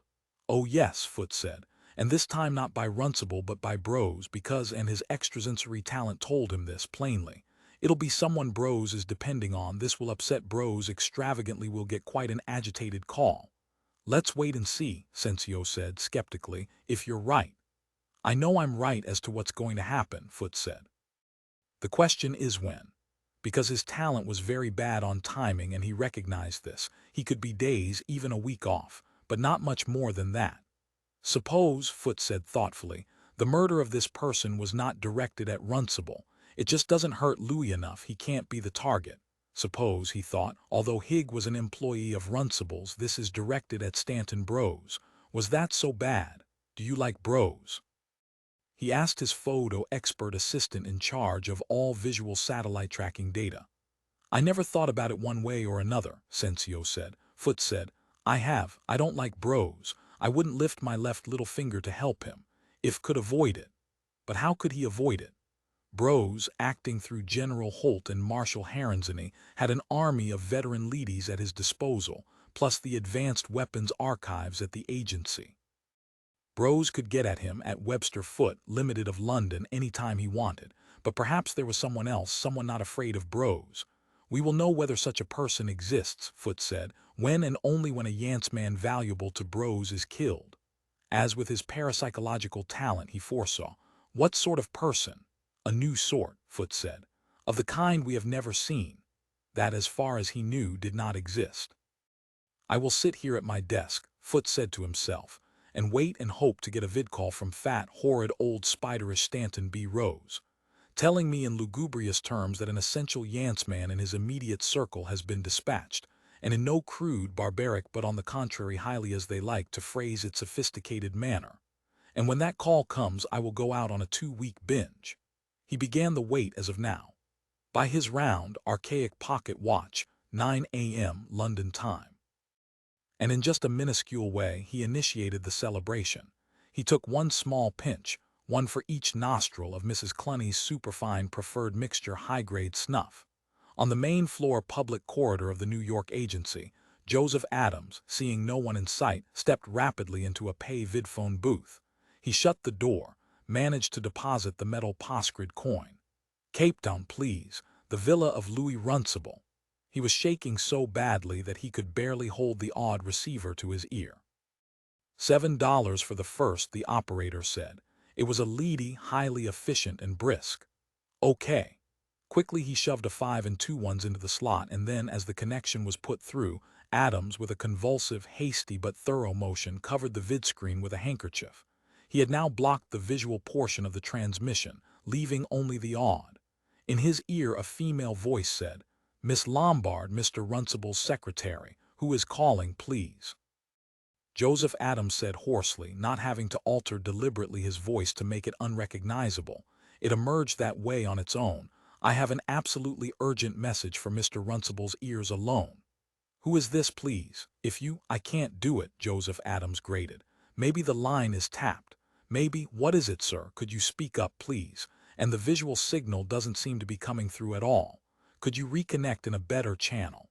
Goodbye, Joseph Adams said. I just can't take the chance, he thought in fear. I'll put you through, sir, if you'll just wait. He hung up the receiver. Removing the handkerchief, still shaking, he got to his feet, left the public vidphone booth. Well, he almost had done it. I did try, he said to himself. So close. Then a wire, or a special registered stamped mail letter, no name signed, letters cut from homeopapes. Can't, he realized, can't ever do it. Darn sorry, Louis Runcible, the bonds are too strong. The ties, they're too long, old tight. I have introjected them and now they act as a part of me. They live here inside, within me, lifelong, now and now on. He walked unhastily, feeling a membrane of numbness transport itself with him, hovering as he walked up the corridor away from the vidphone booth, back to his own office. As if nothing had happened, nothing had. It was gall-bitter truth, nothing at all, so it would progress on its own, the thing. Force he did not understand, substantial but remote, eluding, butterfly-like his perception even at the edge. Shapes that winged across the sky of his life and left no trail, no sensation. He felt blind and afraid and helpless. And still he walked, because it was natural, and for him there was nothing else. and as he walked it moved, stirred, he felt it roll forth, coasting in a direction which was unveering, straight ahead. 18 pencil across the cropped green lawn, temporarily abandoned now because this was night, and the leady gardeners had gone off elsewhere into storage sheds and immobility. The machine coasted on rubber, hard wheels. It made no noise, orienting itself by the rebound of the radar-like signals which it emitted at a frequency not customarily utilized. The signals had begun to return now in a succession which informed the machine that the large stone building the tropism of phase one of its homeostatic but many-sectioned journey lay properly on its path, and it began to slow until at last it bumped soundlessly against the wall of the building, came to rest for a moment as the next stage of its cycle rotated, in the form of a cam, into position. Click. Phase 2 had begun. By means of suction discs extended from stiff radii of a power-driven revolving central shaft, the machine ascended the vertical surface until it arrived at a window.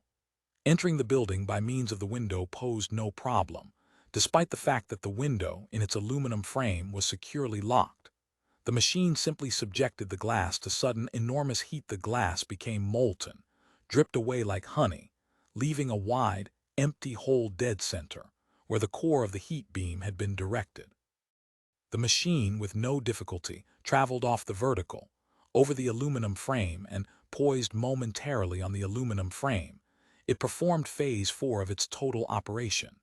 It exerted the precise pressure on the rather soft metal that a 220-pound weight, if resting there, would create. The frame yielded, bent until warped satisfied. The machine then crawled on vertically once more by means of its radii of suction cups, until it reached the floor of the room. An interval passed in which the machine remained inoperative, at least from external appearances, but within its celluloidal switches opened and shut. At last an iron oxide tape moved past a playback head. Through an audio system current passed from transformer to speaker, and the machine abruptly said in a low, muffled but whiny voice, "Damn it." The tape, expended, fell into a reservoir within the machine and was incinerated. The machine, on its small hard rubber wheels, again rolled forward, again orienting itself bat-like by its radar emanations. To its right lay a low table.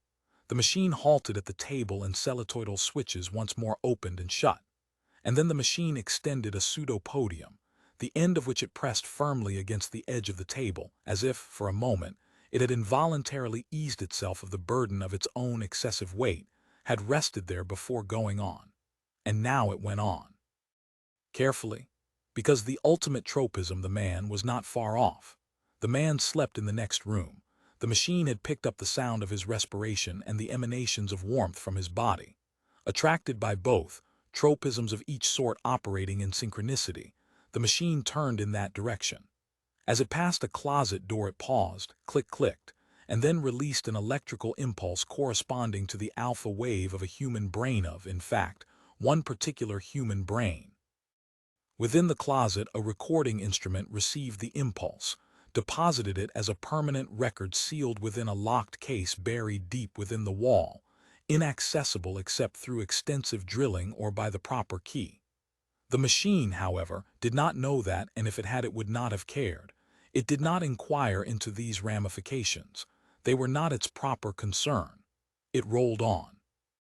As it passed through the open doorway into the bedroom it halted, reared back on its hind wheels, extended a pseudo-podium which deftly but at the loss of several seconds lodged a single strand of artificial cloth fiber into the brass lock fittings of the frame. This done to its satisfaction, it again continued on, pausing once to excrete 3 hairs and a fleck of dried scalp material. Otherwise it had no need to interrupt its double tropism toward the man asleep in the bed. At the edge of the bed it stopped entirely. The most intricate part of its overall cycle now came, by means of a rapid series of switch openings and closings, into play. The case forming the hull of the machine radically changed shape as a slow, fastidiously regulated warmth softened the plastic. The machine became thin, extended, and then, this accomplished, again tipped back onto its rear wheels. The effect, had anyone seen it, would have been comic. The machine now swayed like a snake, Barely able to maintain its balance, it came to the verge of falling first to one side and then to the other. For, slender and elongated as it was, it no longer possessed a wide resting base. However, it was too busy to preoccupy itself with the problem of its lateral oscillations.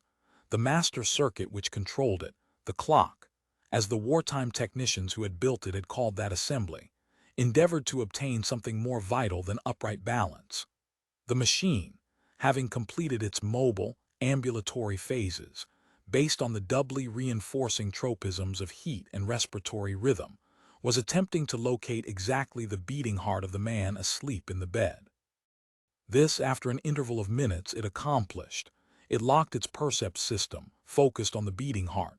The stethoscopic effect of its sensors registered deep within it, and then the next phase came swiftly. It could not hesitate, now that the beating heart had been located. It had to act at once or not at all. It released from an aperture at its upper lid a cyanide-tipped self-propelling dart.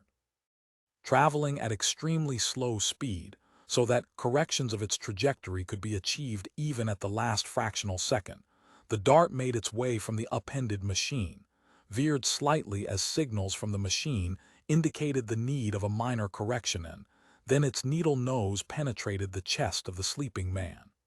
Instantly, the dart ejected its freight of poison. The man, without waking, died. And at his throat, a complicated but extremely fine band, as fine as gold wire, but containing a variety of functioning electronic valves and surge gates, emitted an elaborate series of radio signals which were without time lapse accepted by larger units bolted to the underside of the bed. These larger units, triggered off by the fine-spun collar which had reacted immediately upon the cessation of blood circulation and heart action, at once sent out their own signals. An alarm audibly sounded. The room clanged with the racket.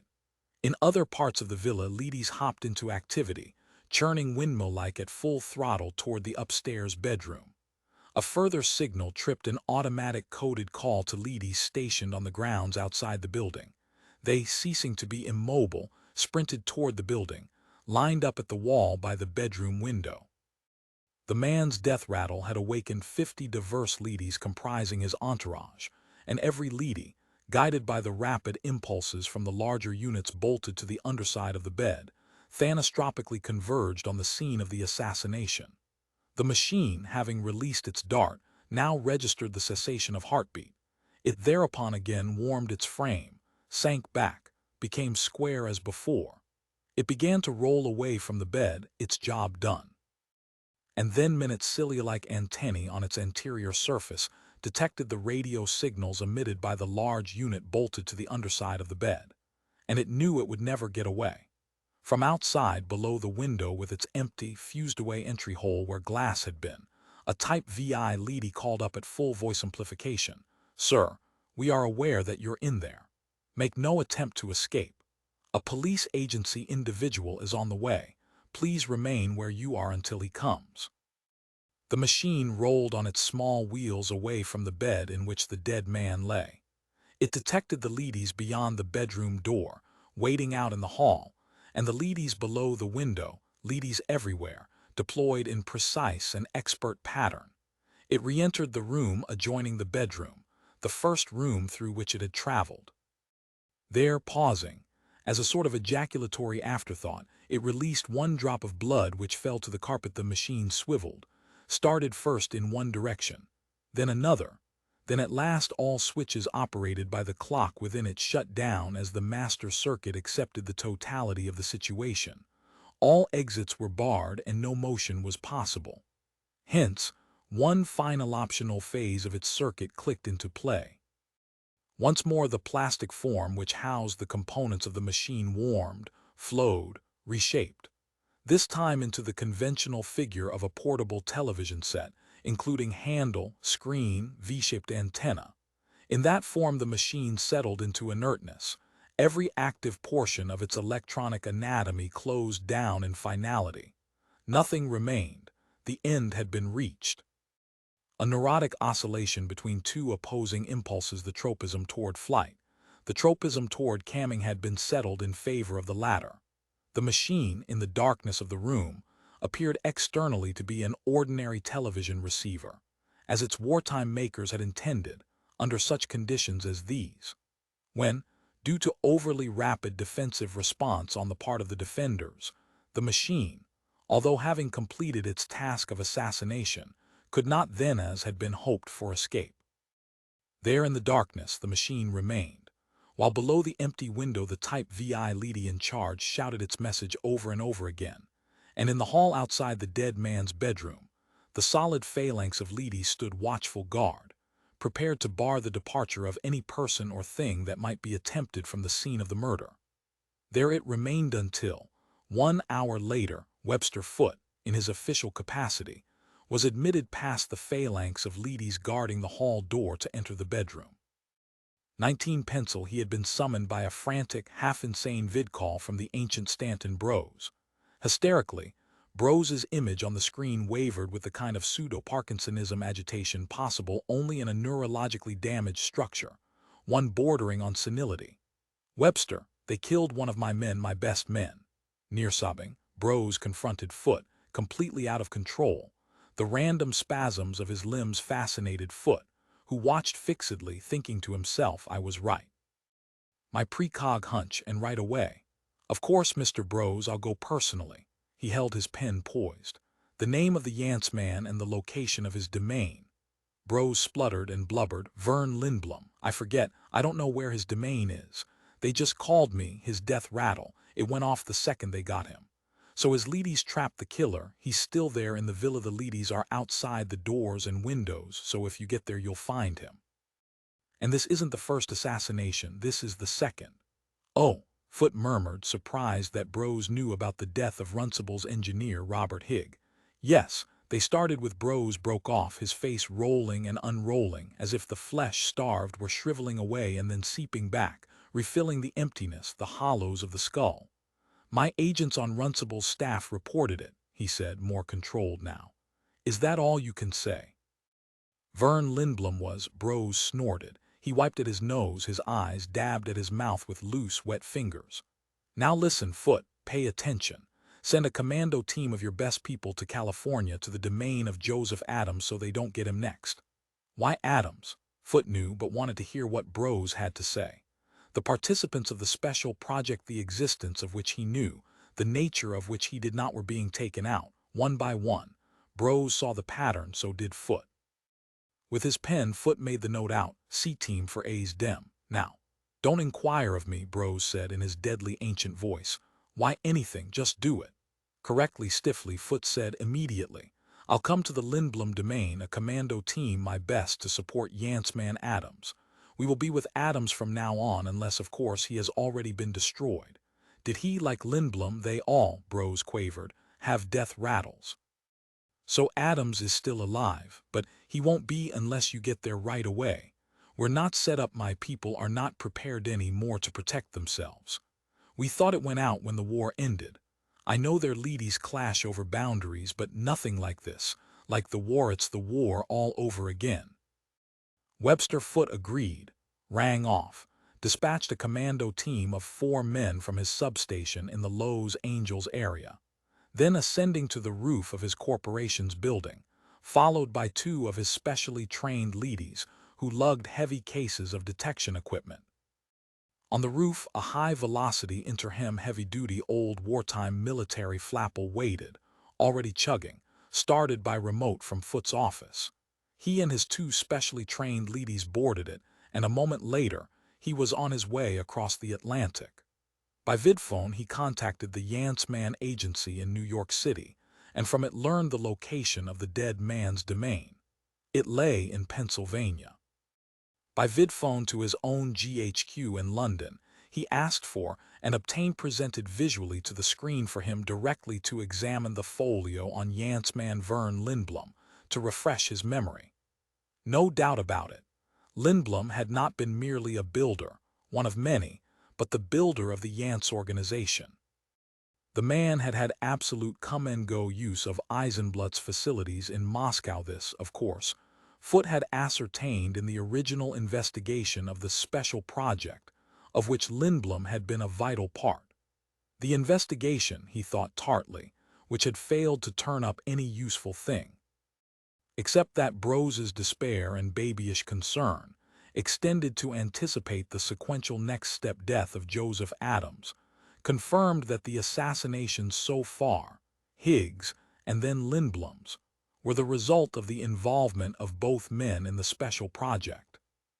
Foote perceived this clearly, perceived the weaving strand that passed from Higg to Lindblom, and now, potentially next to Adamson, he reflected, may have involved a deliberately fatal assault on Arlene Davidson last Saturday, but in a manner which at the time had seemed natural. In any case, Brose had blubbered the admission that this was a sequence involving the participants of the special agency Project Brose's project, and this meant that Higg was, obviously now, a Brose agent on Runcible's staff. So Foote's insight had been authentic. The murder of Higg had not been directed toward Runcible at, say, the instigation of Brose. The murder of Higg, as proven by the death of Yancman Lindblom, had aimed at Brose for its ultimate target, the ruling Yancman himself. All this now ceased to be conjecture. It had become history, and still Foote had no idea what the special project was. Or rather had been, for now it would appear the project had been properly aborted. Evidently it had not involved great numbers of members. Perhaps Adams was the last, excluding Brose himself, of course. That clanged loudly in Foote's professional mind. Adams, a part of the project, now under the protection of Footeman commandos, might under the stress of these circumstances be persuaded to blab to one of Foote's expert personnel the nature of the special project. A venture, Foote had no doubt, which was intended to make Runcible the target. Runcible was to have been the slaughtered goat, but had not quite worked out that way. The dozers in southern Utah continued. Runcible had not been interrupted, but Brose had been, completely so. In fact, Foote could not recall ever having seen Brose or anybody so messy in their emotionality, so out of control. Foote thought this special project must have been a critical endeavor. Could it conceivably have been directed at the absolute and total elimination of Louis Runcible? In other words, could we have witnessed here the instigation of the final showdown between Brose and the fabulous empire-building Knapp constructor? Instigation and rapid collapse. My lord, Foote thought mildly, my field rep, in talking to Louis Runcible, and I myself in vidphone conversation with him, obtained no impression that he was preparing such enormously precise and effective steps by which to protect himself. Louis Runcible had seemed utterly unaware, even unconcerned as to what was being prepared to ensnare him. How then could he have responded so decisively and in such short a time? And Runcible had not comprehended the meaning of the death of his employee, Robert Higg. That had been apparent on the vidphone. Therefore, Foote realized, it is possible, even probable, that Higg and then the Yancman Lindblom, and before that the Yancman woman Arlene Davidson, none of these were dispatched at Runcible's instigation, or even with his knowledge. The safety of Louis Runcible is being shored up, Foote decided, but not by the man himself. An additional figure unglimpsed by me, by Runcible, by Brose, the additional figure has entered the arena and is competing for power. He thought, I'm glad I'm content with what I have.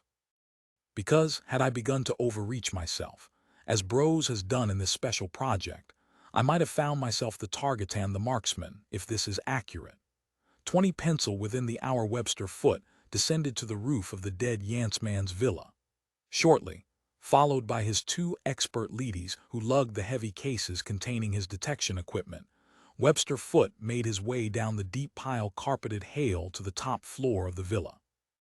Ahead he made out a forlorn sight, a phalanx of alert leadies guarding a closed door. Within lay the body of their dominus, the lord of the domain. And if the type VI leady in charge were correct, that leady still keeping watch outdoors in the night darkness, the murderer had been trapped within the room, at the spot at which the killing had taken place. Thus, Foote reflected, does the death rattle function. History has proven, tragically, that one cannot, no matter how highly placed, insure oneself against assassination. But one can threaten and carry out the threat that the killer will be trapped. At the instant of Vern Lindblom's death, the machinery of apprehension, encircling the killer, had gone into operation, and so it could be presumed, as the type VI Leedy so did, that when he, Webster Foote, opened the bedroom door he would face not only a corpse, he hoped unmangled, but an armed professional assassin as well ready to fight it out to save his life. Foote came to a halt before the phalanx of Leedys, who, loyal dogwise, waited, guarded in dignified silence. Turning to his own two Leedys, he said, "A weapon." He pondered as they set down their heavy loads, opened the cases, waited for a more exact instruction. One of the ephemeral nerve gases, Foote decided, to produce dysfunction temporarily. I doubt the individual within has an oxygen tank and mask in his possession.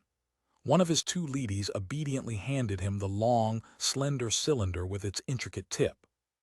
"Thank you," Foote said, and passing through the phalanx of silent Lindblom Leedys he reached the closed bedroom door. Presenting the tip of the cylinder to the wooden surface of the door clearly, the door had been lovingly salvaged from some old mansion. He pondered for a moment as to the vanity of life, the fact that all flesh was grass and so forth, and then squeezed the trigger. The tip of the cylinder rotated at high velocity, bored in an instant through the wooden but solid, not hollow core door broke through, sealed the hole with plastic slime so that none of the gas could back up to affect the weapon's user, and then, on its own cycle, shot a fragile sphere of neurologically disjunctive synapse-depotentiating gas into the room beyond. The sphere landed in the darkness of the room, and no power on earth could have intervened to prevent its fracturing. The distinctive noise meant to be audible reached Webster Foote, and he then examined his round pocket watch and prepared to wait. The gas would be active for 5 minutes and then, due to its own constituents, would turn benign. Entry in safety could then be made. 5 minutes passed. "Now, sir," one of his Leedys said. Webster Foote withdrew the cylinder, returned it to the nearer of the two Leedys, who placed it in the carrying case once more. However, it was within the realm of possibility that the killer had been provident, had come equipped to counter this weapon with a neutralizing agent. So from the case, Foote selected a funny gun as an offensive weapon, and then, after some deep thought, the kind that tended, over past circumstances, to save his hide, he asked for a plastic protective shield which he unfolded, draped awkwardly but effectively over himself. One of his Leedys assisted him so that at last the shield, cape-like, covered him except for his shins and English wool socks and London-fabricated Oxfords.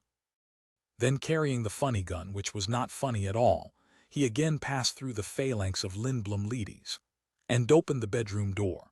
"A flare," he ordered instantly. The room was dark, no time to grope and miss the switch. One of his two superbly trained Yetis without hesitation obligingly lobbed a safe-style indoor flare into the bedroom. The flare lit up, a warm, comforting yellow light that did not dazzle but clearly illuminated each object. There was the bed.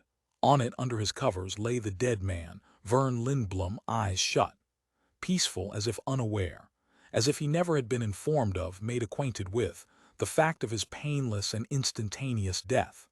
Because this was obvious to Foote, the relaxed supine state of the dead man indicated that one of the tried and true, long-tested, much-used cyanide instruments had been employed.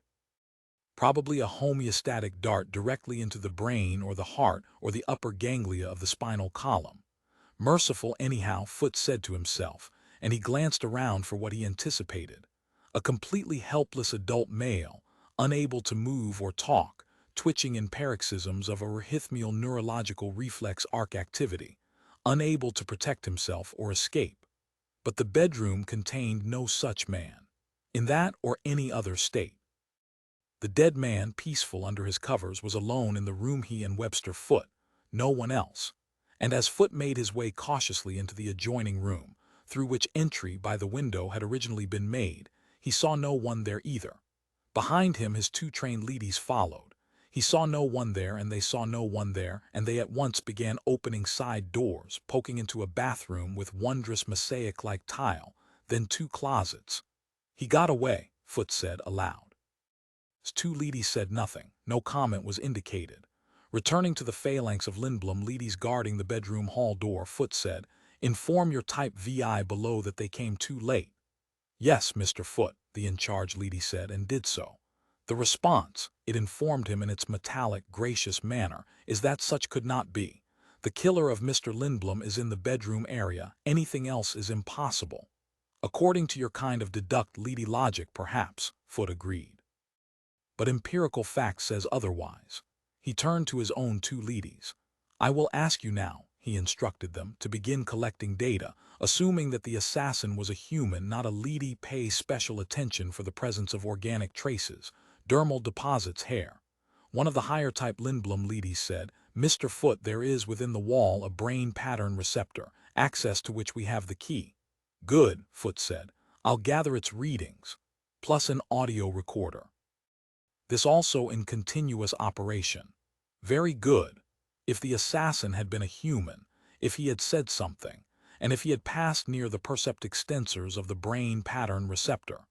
Webster Foote thoughtfully walked back into the bedroom, then into the adjoining room to examine the window through which entry had been made. On the floor rested a portable TV set.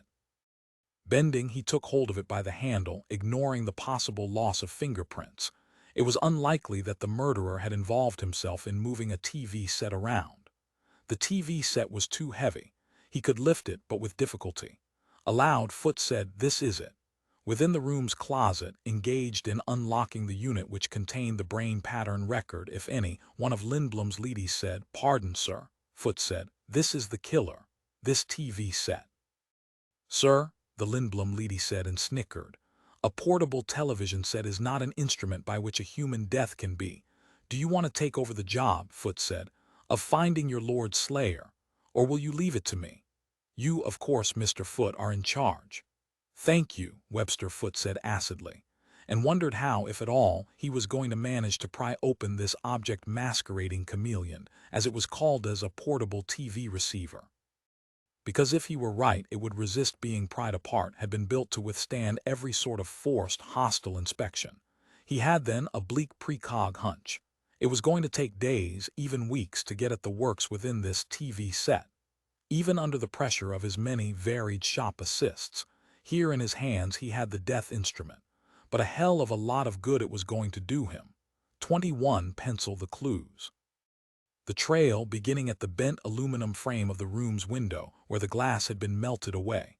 Webster Foote's two leadies crouched at the frame, photographed and analyzed the exact extent of the warpage of the metal, recorded its misalignment, calculated the pressure in terms of pounds which would have produced such a warp.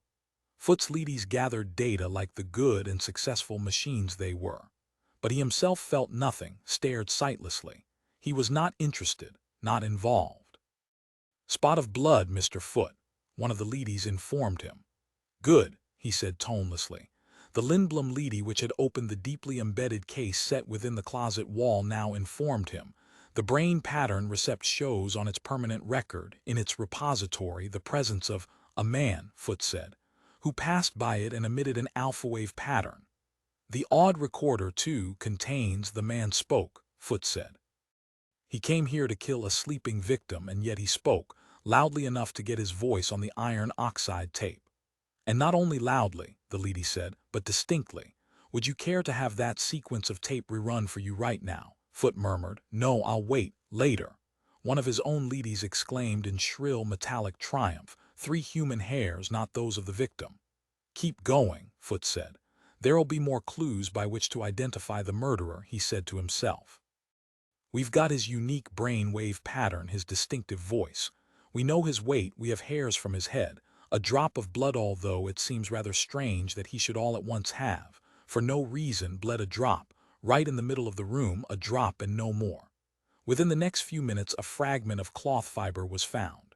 And then on a low table, fingerprints, not those of the victim. "You can stop now," Foote said to his two leadies. "But sir," one of them said, "we may also find," "That's all," Foote said. "All which the standard model 2004 Eisenwerk Gestaltmacher produces.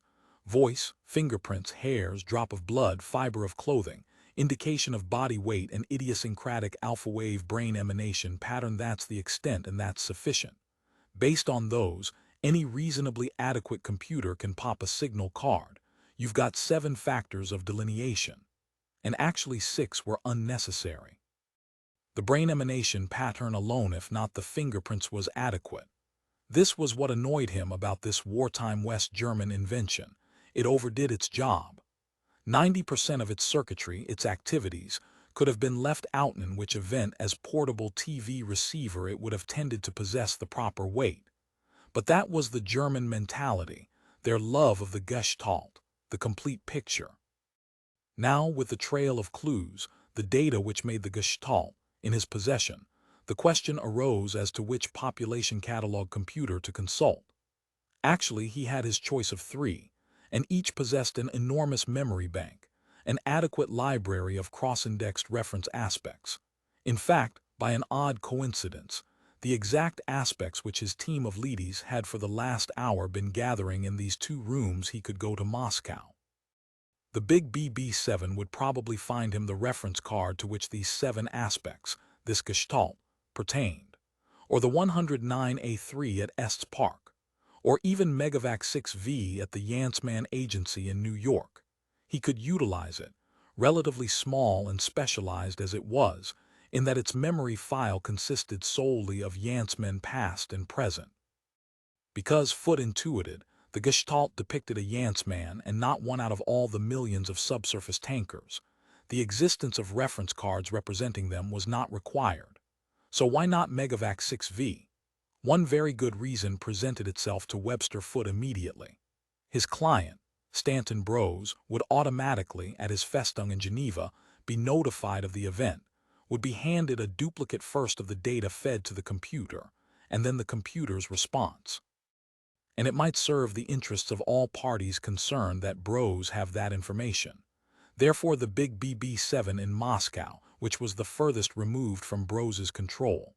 As Foote and his two leadies, each of them again lugging a heavy case, got back into their flapple, he said to himself, "I wonder whose card the computer will pop," and theoretically anyhow set the wheels of punitive justice turning.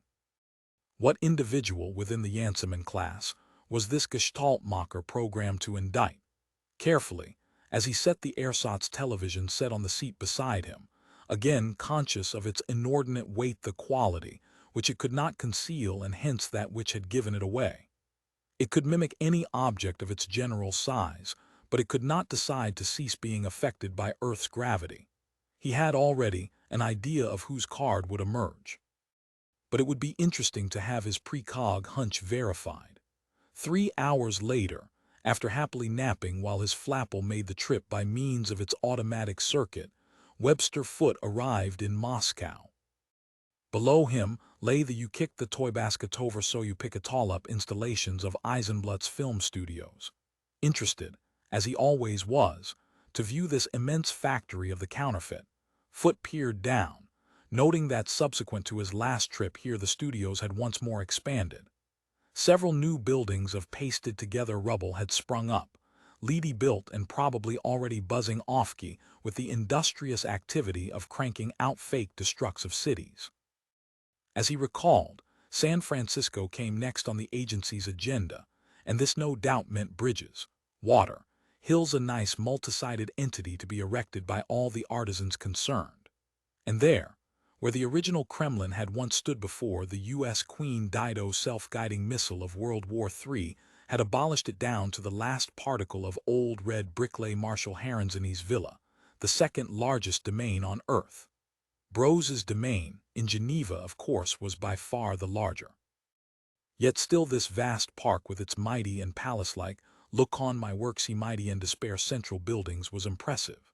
And Herrenzinni's domain did not have that black, befouled quality of Brose's, the sense of some evil thing hanging upside down with ragged, aged wings. Like his counterpart in Wiesdem, the Marshal was underneath it all a soldier, not a Palcom ex Miro Matu Sybarite. Just the ordinary stag party extraordinary Sybaritic type, a man who liked to live. But also, like General Holt, he remained, despite his nominal control of an army of veteran leadies, under the yoke of Brose. As his flapple landed, Foote asked himself the question, how really does an 82-year-old semisenile but still cunning colossal abnormality, weighing God knows how many pounds, manage to keep his power? Is it the fact that at Geneva he maintains zones and operates an electronic contraption, a fail-safe gimcrack which, in a crisis, preempts Holt and Haranzani in their management of the totality of the world's leadys? Or is there something deeper and less crude? It may be, he decided, what the Christian sect calls apostolic succession. The process of reasoning would be this. Before World War III, the military establishments of Pac Piop and Wisdom held ultimate power. All the civilian governmental bodies were so many League of Nations relics.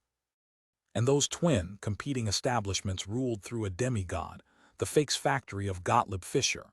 They ruled through their cynical and professional manipulation of all media of information, including the sides of country barns, but it was not they, the military, who knew precisely how to manipulate these media. It was Fischer. And then the war came, the two establishments struck a deal. And by then Fischer was dead anyhow, but leaving one pupil, Stanton Bros. But even below that there seemed something more. Charisma, perhaps. That magic aura that great leaders in history such as Gandhi, Caesar, Innocent III, Wallenstein, Luther, FDR have had. Or maybe it's simply that Bros is Bros. He has ruled since the termination of the war. The demigod this time made it, usurped ultimate authority. And even before that he was powerful. He inherited literally in the courts the studios and instruments that had been Fischer's. The fakes factory sine qua non. Odd, Fischer's death, so sudden and tragic, out in deep space. I wish, Foot wished, I had that time scoop gadget that Bros, by means of the advanced weapons archives, has access to. I'd send back a packet of tracers, detection meters to make odd and vid tracks. I'd have electronic tails pinned onto the posteriors of both B. Rose and Fischer in those days, from 1982 on. Especially, I'd have a monitor following Gottlieb Fischer up to the moment of his death, just to see what really happened there when that ship, landing on Venus, tried to fire its retrojets, fired them, and exploded. As he disemflappled, the vidset of the ship said ping. A call for him from the corporation's London GHQ, probably Sensio, who was in charge during his absence. Stepping back into the flapple, Foot turned on the vidset. Yes, my boy, Sensio, face appearing in miniature, said, I've got an animation of the sector from which that destruct beam emanated. What destruct beam? That destroyed those two leadies of Yancman David Lantano. You don't remember? Now I do. Go ahead.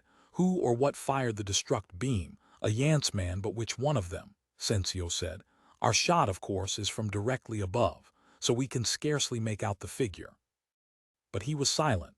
Go ahead, darn it, Foot said.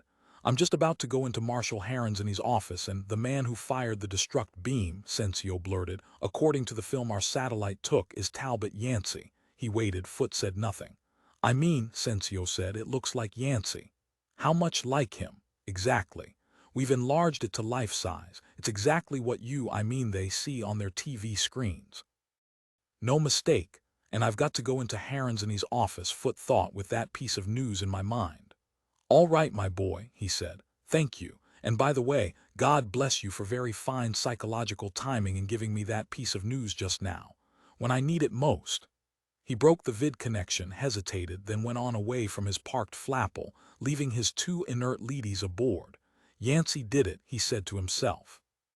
Killed Arlene Davidson, then Bob Higg, then Vern Lindblom, and next he'll kill Joseph Adams, and after that probably Bros himself, and possibly, as a chaser, me as well. A dummy, bolted to an oak desk, programmed by Megavac 6V, stood behind a boulder in the Cheyenne hotspot and fired a destruct beam at two veteran leadies.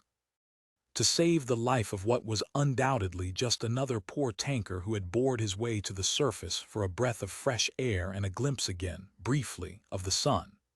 An ex-tanker now, squatting in the ruins of Cheyenne with the rest of them, living for, waiting for, God only knows what. And then this dummy, this simulacrum called Talbot Yancey, without anyone at the agency noticing, returned to its oak desk, rebolted itself back in place, resumed its computer-programmed speech-delivering existence. Resigned, accepting the insanity of it all, Webster Foot continued on to the down ramp of the roof field, to Marshal Haranzani's office. Half an hour later, with a large legal document granting permission to use the computer, supplied by one of Haranzani's clerks. He stood before the big Soviet computer BB-7, and with the help of the friendly, correct Russian technicians, fed in the 7 spurious data elements which his team of leadies had uncovered, the trail of cover clues laid down by the Gestaltmacher. BB-7, looming ceiling high before him, began to process, to sort through its human catalog. And presently, as Foote had anticipated, one single punched elongated card slithered from the slot and came to rest in the wire basket. He picked up the card, read the name typed on it. His precog hunch had been correct. He thanked the helpful Russian technicians, found an up-ramp, ascended to his parked flapple. The card had read BROSCSTANTON, exactly as he had anticipated. Had the machine, the Gestaltmacher, which now rested beside him in its cammed form of portable TV set, managed to get away, had Lindblom not possessed a death rattle, the evidence would, legally speaking, be pure and absolute in the direction to which it pointed. It would appear beyond a reasonable doubt that Stanton Brose, the man who had hired Foote to look into this felony, was the killer. But of course Brose was not. The object beside Foote proved it. Unless he was wrong. Suppose this was not a Gestaltmacher. He would not know for certain, could not prove it until he got the machine open, actually saw its works. And meanwhile, as he and his shopmen struggled to open the machine, and what a good, hard, long struggle it would be, Brose would be on the vidphone relentlessly, demanding to know what the clues picked up at Lindblom's villa indicated. Whom did they point to?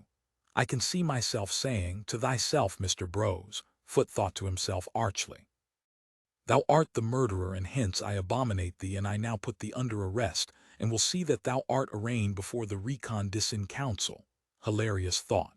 However, he felt no mirth, neither by that nor by the recognition of the fight he had on his hands to get open the object beside him.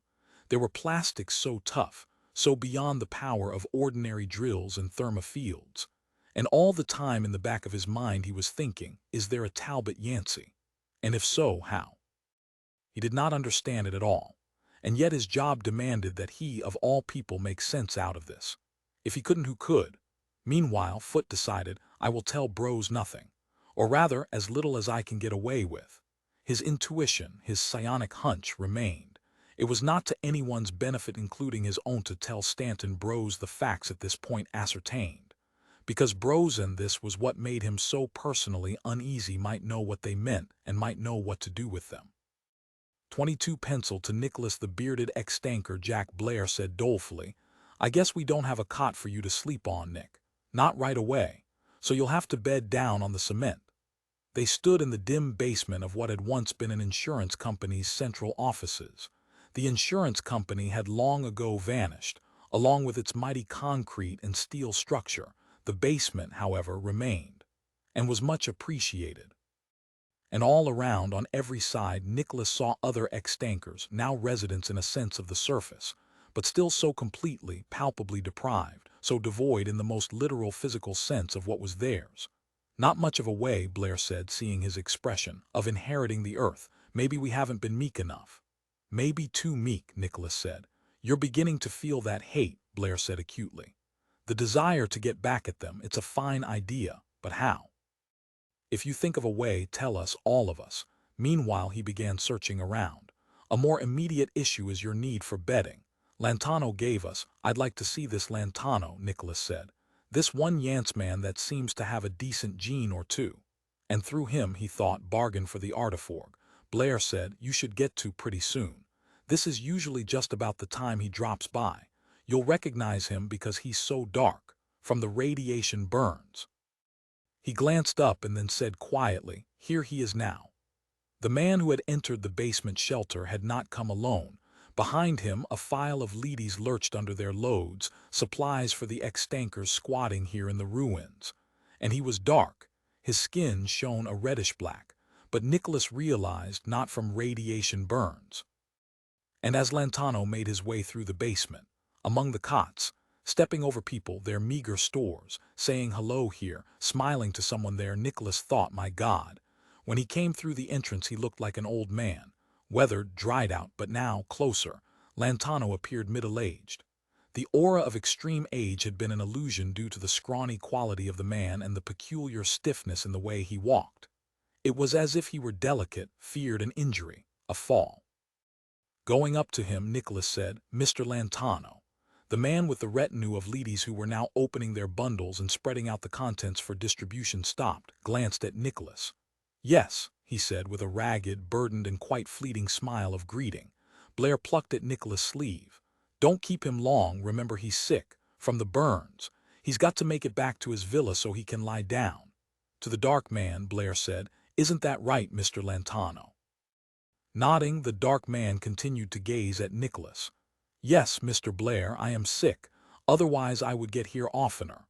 Lantano turned then to be sure his ladies were distributing their goods as rapidly and efficiently as possible. He turned his attention away from Nicholas. "He was oppressed and despised," Nicholas said. At once Lantano turned back, eyed him intently. His eyes, black, deep-set, burned as if overpowered, as if the surge of energy within him had gone beyond the safe limit. The blaze seemed to consume the actual organ of sight through which it found expression, and Nicholas felt awe. "Yes, my friend. What was it you asked me for? A bed to sleep on." "That's right," Blair chimed in eagerly. "We're out of cots, Mr. Lantano. We could use 10 more, in fact, just to be on the safe side, because there's always somebody like this Nick sent. James here every day, it seems like. More and more all the time." "Perhaps," Lantano said, "the illusion is wearing thin. An error here and there, a weak video signal that interrupts. Is that why you came up, Nick?" "No," Nicholas said. "I want a pancreas. I have $20,000. He reached into what remained after the mauling by the lady of his coat, but the wallet was gone. It had fallen then when the lady had clawed him, or when it had hooked and dragged him, or during the hours of walking. Any time. He had no idea. He stood empty-handed with no idea what to say or do. He simply stood facing Lantano in silence. After a time Lantano said, "I couldn't have gotten it for you anyhow, Nick." His tone was faint but compassionate, and the eyes, they still burned. Still overpowered by the flame that was not mere life. It was archetypal. It went beyond the individual, the mere animalman as such. It drew from whatever final source energy of this sort sprang. Nicholas had no idea about it, no understanding. He had never seen it before. "Like I said," Blair reminded him. "That Brose has got," Lantano said. "Your quote was wrong. He was despised and rejected of men." "Did you mean me?" He indicated his retinue of ladies, who by now had finished distributing their stores to the extankers. "I'm not doing too badly, Nick. I have 40 ladies, not bad for a start, especially not bad considering this legally is still only a hot spot and not a domain." "Your color," Nicholas said. "Your skin." "Christ's sakes," Blair grated, grabbing at him, drawing him away from Lantano. In an angry, low voice he said into Nicholas's ear, "What do you want to do? Embarrass him? He knows he's burned. My God, he comes here and keeps us alive, and you go and—" "But he's not burned," Nicholas said. "He's an Indian," he said to himself. "A full-blooded Cherokee from the looks of his nose. And he's explained his skin color away as radiation burns. Why, is there some law that would bar him from being—" He could not remember the term. "Yantsman, part of those who ruled, the insiders. Maybe it was strictly white, as back in the old days, the previous prejudiced centuries." Lantano said, "Mr. St. James, Nick, I'm sorry you had such a traumatic first meeting with my retinue today. Those 2 ladies, they were so militant because—" His voice was calm. He seemed tranquil, not disturbed by anything Nicholas had said. He was not really sensitive about his skin. Blair was completely wrong. "Other domain owners," Lantano was saying, "bordering this hot spot. They'd like to acquire it. They send their ladies in to make Geiger counter readings. They're hoping it's too hot, that it'll kill me, and then this area will be open once more." He smiled, grimly. "Is it too hot?" Nicholas asked him. "What do their readings give?" "Their readings give nothing, because they never survive. My own metallic companions destroy them. How hot this area has become is my business alone. But you see, that makes my ladies dangerous. Try to understand, Nick. I had to pick those who were old vets of the war. I needed their toughness, their training and ability. Yantsmen, you understand that term, prize the new, undented, undamaged ladies being minted below. But I have such a special problem, I must defend myself." His voice, hauntingly melodic, was almost a chant, as if only half-uttered. Nicholas had to strain to hear it, as if he thought Lantano was becoming unreal, fading. And as he looked once more at the dark man, he again made out the lines of age, and this time with those lines a familiar configuration, as if in aging Lantano had become someone else. "Nick," Lantano said softly, "what was that about my skin?" There was silence. He did not say. "Go ahead," Lantano said. He scrutinized Lantano intently, and now, instead of age, he saw a youth. A supple man, younger than himself, no more than 19 or 20. It must be the radiation, Nicholas thought. It consumes him, the very marrow of his bones. Withers, calcifies, speeds up the destroying of cell walls of tissue. He is sick. Blair was right. And yet the man rehealed, visibly. It was as if he oscillated. He swung into degeneration, into submission to the radioactivity with which he had 12 hours a day to live. And then, as it ate him, he pulled himself back from the edge. He was recharged. Time curled and poked at him, tinkered insidiously at the metabolism of his body, but never totally overtook him, never really won. "Blessed," Nicholas said, "are the peacemakers."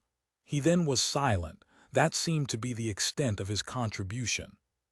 He could not say what he knew, what his hobby of years, his interest in North American Indians and their artifacts and culture, had provided him as a basis for understanding what these other extankers around him had not, could not. Their own phobias about radiation, phobias developed while still below in their tanks and now augmented, had misled them, concealed from them what was to his eyes obvious. And yet he was still puzzled, because obviously Lantano had allowed them to think of him this way, as injured, burned. And he did seem to be wounded, not perhaps in regard to his skin, but more deeply. And so, fundamentally, the extanker's view was correct. "Why," Lantano said, "are the peacemakers blessed?" That stumped Nicholas, and it was he who had said it. He did not know what he meant. The idea had arisen as he contemplated Lantano. That was all he knew, just as a moment ago another outside-of-time observation had risen, unsolicited, to his conscious mind, that about the man who was despised and rejected. And that man had been, well, in his own mind he knew who that man had been, even though most persons at the Tom Mix had attended the Sunday services as a mere formality. For him, however, it had been real. He had believed. Just as he had also believed, although feared was a more accurate word, that someday they might need to know how the North American Indians had survived, because they themselves might need to know the art of chipping flint arrowheads and processing animal hides. "Come and see me," Lantano said to him, "at my villa. Several rooms are complete. I'm able to live comfortably while the noisy metal men bang away at the job of hauling concrete slabs and chunks which once made up bank buildings and freeway ramps and drive-ins." And Nicholas interrupted. "Can I stay there, instead of here?" After a pause, Lantano said, "Of course. You can see that my wife and children are safe from the predations of the leadys of the 4 neighboring domains while I'm at the agency. You can strawboss my little defensive police force." Turning, he signaled to his retinue. It began to file from the basement. "Well, I see," Blair said enviously. "You made it big." Nicholas said, "I'm sorry." He did not know why Lantano awed him, why he wanted to go with him. A mystery, he thought. There is an enigma about this man who, when you first catch sight of him, is old, then not so old, is middle-aged, and then when you are up close he is all at once a youth, a wife and child. Then he can't be as young as he now seems. Because David Lantano, striding out of the basement ahead of him, moved like a man in his early 20s, in the full vigor of youth before it became weighed down by the responsibilities of wife, children, of marriage. Time, Nicholas thought. It's as if a force that grips us all in a one-way path of power, a total power on its part, none on ours, has for him divided. He is moved by it, and yet simultaneously, or perhaps alternately, he seizes it and grips it, and he then moves on to suit his own needs. He followed after Lantano and his file of leadys out of the basement up into the gray light of a partial day. "There are colorful sunsets," Lantano said, pausing and glancing back, "which make up for the dinginess of the daytime atmosphere. Did you ever see Lowe's angels in the days of the smog?" "I never lived on the West Coast," Nicholas said, And then he thought, but smog ceased to afflict Lowe's angels by 1980. I wasn't even born then. Lantano, he said, how old are you? There was no answer from the man ahead of him. In the sky something passed slowly, very high, from east to west. A satellite, Nicholas said excitedly. My God, I haven't seen one in all these years. An I spy, Lantano said. Taking photographs, it's re-entered the atmosphere to get a clearer shot. I wonder why. What would interest anyone here? Rival domain owners. Domini who'd like to see me a corpse. Do I look like a corpse, Nick? He halted. Answer me. Am I here, Nick, or am I dead? What's your opinion? Is the flesh that hung? He became silent then. All at once he turned and continued on. Nicholas, despite his fatigue from the 4-hour hike to Cheyenne from the tunnel, managed to keep up, hoping as he trudged on that it was not far. You've never seen a domain villa, have you? Lantano said. I've never even seen a domain, Nicholas said. Then I'll fly you over a few of them, Lantano said. By Flapple. It will interest you, the view from above. You'll think it's a park, no roads, no cities. Very pretty, except that the animals are all dead, all gone, forever. They trudged on. Overhead, the satellite had almost disappeared beyond the line of the horizon, into the gray smog-like haze that Nicholas realized would remain in suspension for generations to come. 23 pencil pouring over the segment of positive, Sensio, the loop in his right eye, said, 2 men, 10 leadies. Walking through the Cheyenne ruins in the direction of Lantano's incomplete villa. Want a blow-up? Yes, Webster Foote said instantly. It had been worth instructing the corporation's satellite briefly to re-enter. They would possess a much better picture now. The room darkened, and then the square of white appeared on the wall, and then that square was modified as the film segment was fed into the projector, which at the same time, at 1200x, magnified. The animator, his dearly prized gadget, began to work. The 12 figures shuffled forward. The same man, Sensio said, who was with the 2 destructed leadies. But that's not Lantano with him. Lantano is a young man in his 20s. That man there is middle-aged. I'll get the folio on him and show you. He disappeared. Webster Foote alone continued to watch the animated developing episode. The 12 figures in motion, toiling along, the ex-tanker clearly quite tired. The man with him, certainly it was David Lantano. Yet, as Sensio said, clearly a man in his late middle age. Strange, Webster Foote said to himself. The radiation must account for it. It's killing him, and this is the fashion that his death is taking, a premature aging. Lantano had better get out of there before it's too late, before it doesn't matter. See, Sensio said, returning with the Lantano folio. He switched on the room lights, halted the animation of the film segment. Born in 2002, that makes him 23. So how can that man there? He shut the room lights off once more. That is not David Lantano. His father, according to the folio, his father died before the war. Sensio, under a small lamp at the desk, examined the records which the corporation had gathered pertaining to the Yance man David Lantano.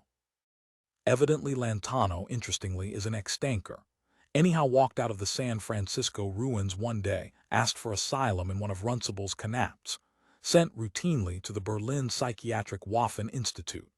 Mrs. Morgan found him to be of unusual aptitude, recommended that he be admitted to the agency on a trial basis, began writing speeches, is doing so now. Brilliant speeches, it says here. That's him on that screen, Webster Foote said, and the radiation is killing him. So due to his greed to acquire a domain, he's not going to live, and the agency loses a brilliant speechwriter and he his life. He's got a wife and 2 children, so he's not sterile. They all walked out of the SF ruins together, a little family, touching. They'll probably die with him before the year's up. Start the animator going again, my boy. Obligingly, Sensio started the animator once more into action. The tired ex-tanker still lagged behind. For an interval the 2 men were lost behind and within a great semi-standing building. Then once more they emerged into the light of day, the leadies stringing in a file behind them. Suddenly Webster Foote exclaimed, leaned forward, "My God, stop the animator." Again Sensio stopped the action of the scene. The figures froze as they were. "Can you get a greater enlargement of just Lantano?" Foote asked.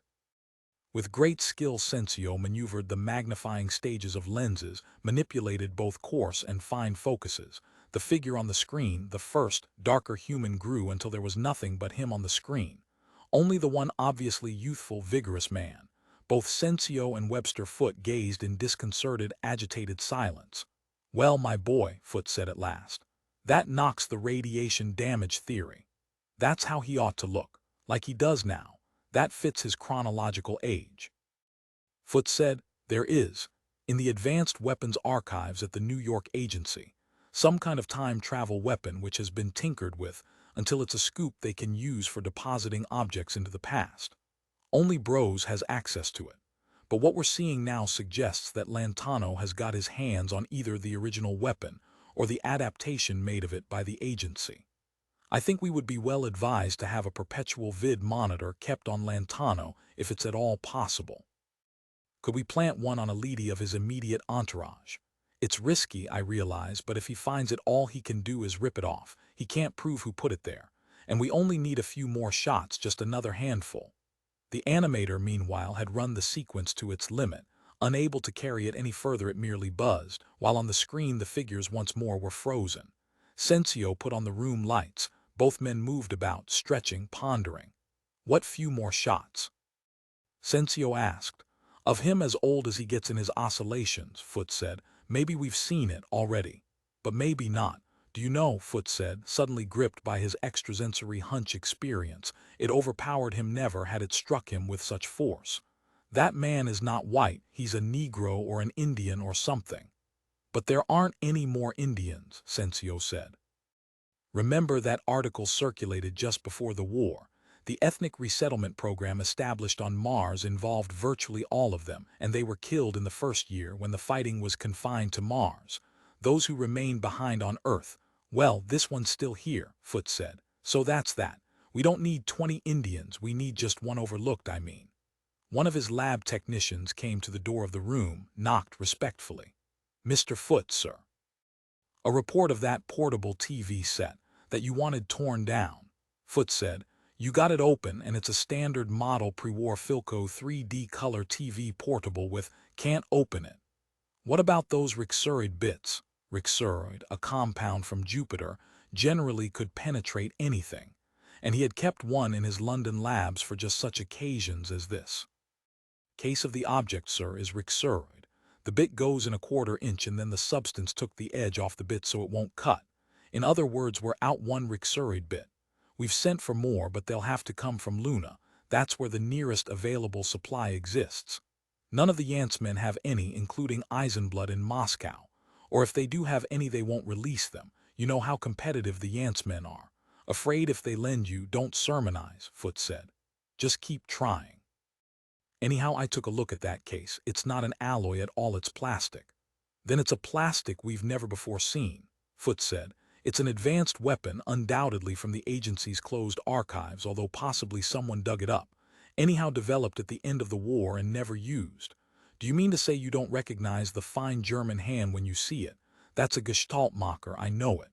He tapped his forehead. "This extra knob on my frontal lobe says so, without proof.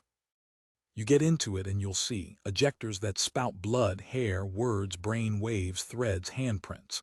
And he thought a cyanide-tipped homeostatic homotropic dart, the first and last, that most of all. "You've tried heating it, of course.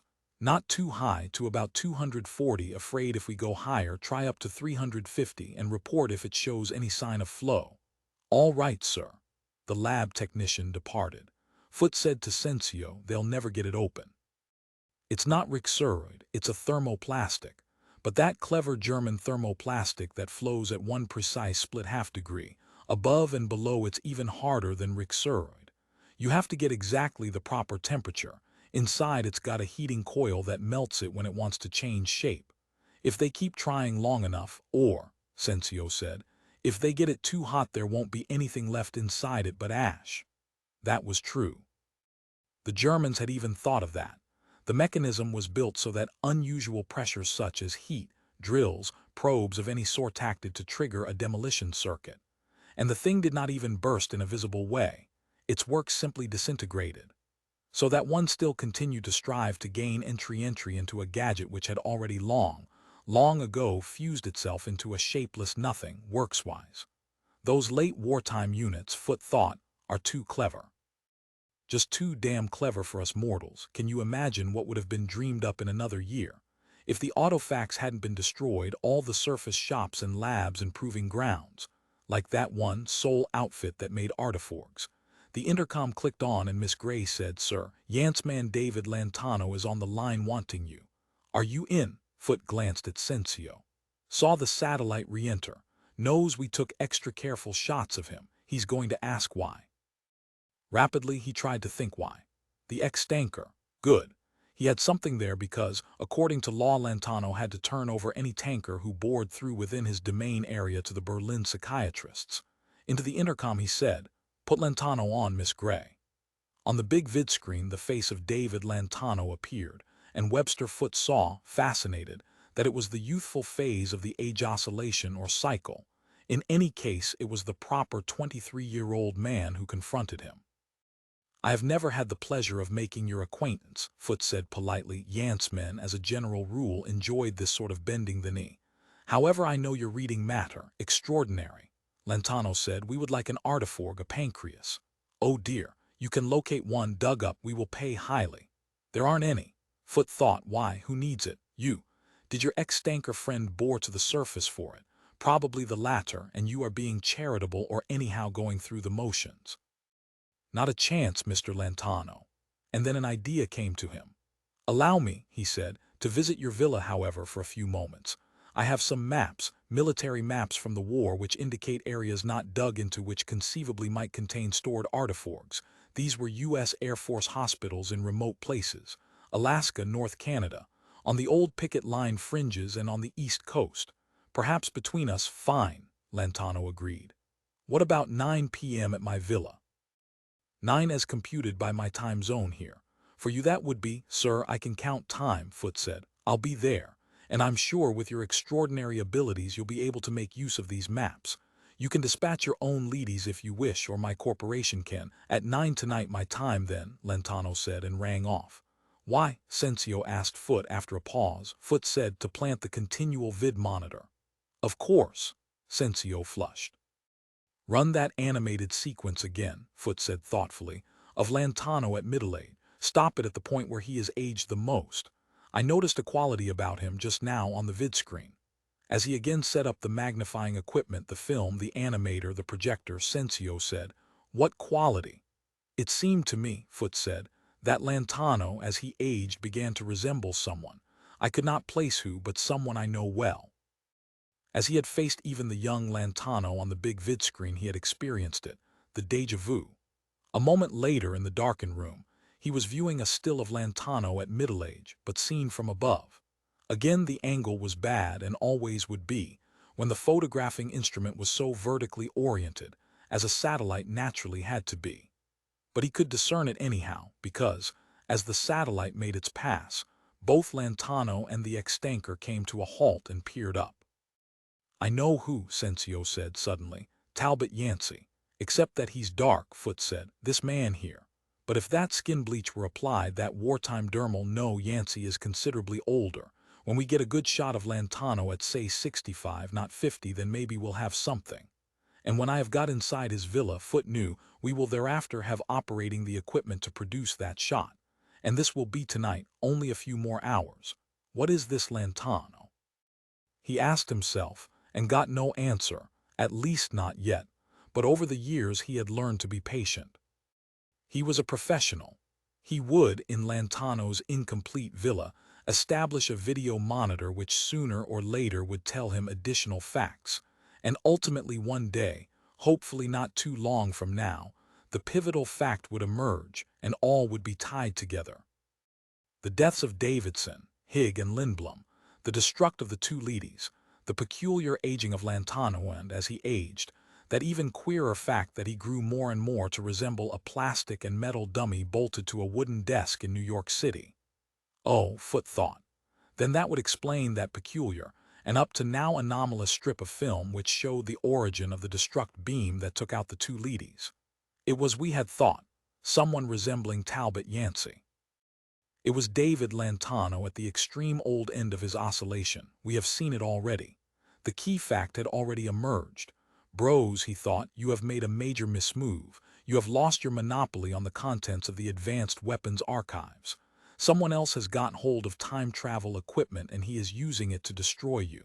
How did he get hold of it? That doesn't matter that he has it, that's the point. Gottlieb Fischer, he said aloud. The idea for Yancey originated with him, so the crisis is actually in the past. And he who possesses the ability to travel in time has access to the past, he realized. There is a junction, a connection between David Lantano, who or whatever he is, and Gottlieb Fischer, back in 1982 or 4 or right up to Fischer's death, but no later than his death. And probably slightly before Fischer began his work on the Yancey principle, his variation on the Fourier principle, his new solution to the problem of who shall lead, since, if men are too blind to govern themselves, how can they be trusted to govern others? The answer is der Führer, as every German knows, and Gottlieb Fischer was a German. Bros then stole the idea from Fischer, as we all know, and turned that idea into an actuality. The dummy, one in Moscow and one in New York, bolted to the oak desk, programmed by the computer, which in turn is fed speeches by well-trained elite idea men, all that can be legitimately credited to Stanton Bros. But what we did not guess is that Gottlieb Fischer stole his part, the original Germinal concept, from someone else. Sometime near the year 1982, the German film producer saw Talbot Yancey, and derived his Führer not from his own creativity, his artistic genius, but from simple observation. And who would Gottlieb Fischer circa 1982 be seeing? Actors, hundreds of them, sorted over to play roles in his two vast phony documentaries, actors picked especially for their ability to portray world leaders. In other words, actors who had that charisma, the magic. To Sensio he said slowly, thoughtfully, plucking his lower lip, I think, if I comb versions A and B, the two Fischer works of invention, I will in one of the faked scenes, sooner or later, come across a Talbot Yancey. In makeup, of course, doing a character role. Playing Stalin, he decided, or Roosevelt, any of them or all. What the documentaries lacked were proper credits. Who played what great world leader? We need that list, and that list does not and never did exist. It was carefully not made. Sensio said, we own our own prints of the two versions, you realize. All right, go through them and extract each of the fake scenes. Separate them from the authentic clips. That Sensio laughed sardonically. Good Lord, save us. He shut his eyes, rocked back and forth. Who, honestly, can ever do that? No one knew then, knows now, will know. True, a good point. The whole point, in fact. All right, Foote said. Just start running them until you catch a glimpse of the protector. He'll be one of the great charismatic leaders, one of the big four. He won't be Mussolini or Chamberlain, so you can bypass them. God in heaven, he thought. Suppose he's the Hitler who lands in the Boeing 707 fanjet at Washington, D.C. to hold secret conversations with F.D.R. That what rules the millions of tankers today, the actor who struck Gottlieb Fischer as just right to undertake the task of impersonating Adolf Hitler. It could, however, be a bit part, the role of some general, even one of those G.I. Joe scenes in the foxholes. It'll take me weeks, Sensio said, obviously realizing the same thing. And do we have weeks? If people are being killed, Joseph Adams is protected, Foote said. And Bro's too bad if he gets it. More power to his hidden enemy. His hidden enemy, who is obviously and clearly David Lantano. But that merely led back to his original inquiry. Who or what is David Lantano? Anyhow, now he had a partial answer, at least ad hoc. It had yet to be tested. David Lantano, at the extreme old age end of his oscillation, was hired by Gottlieb Fischer to play a part, or was at least interviewed in one or the other versions of the 1982 documentaries. There, that was his hypothesis. And now to test it. And the next step was going to be hard, the step which followed the positive identification of Yancey, that is, David Lantano in one or both of the 1982 documentaries. The next step, and this fitted the talents of Webster Foote, Limited of London, was to chisel with highly specialized equipment undetected and silently into the incomplete villa of David Lantano, while Lantano was at the agency in New York. Gain at least momentary possession of the time travel instrumentality which Lantano utilized. It'll be tough, Foot knew. But we have the machines to track it down. It's been our job since 2014. And this time we're not merely doing a job for a client. This is for ourselves. Because he realized our own lives are currently and involuntarily posted as stakes in this. It has already proven to be, the ultimate pot for which the players are wagering, striving, lying, faking, and haggling. A law firm, he said aloud. Wagering, striving, lying, faking, and haggling, associates. They can represent us before the Recon-Dissin Council when we sue bros.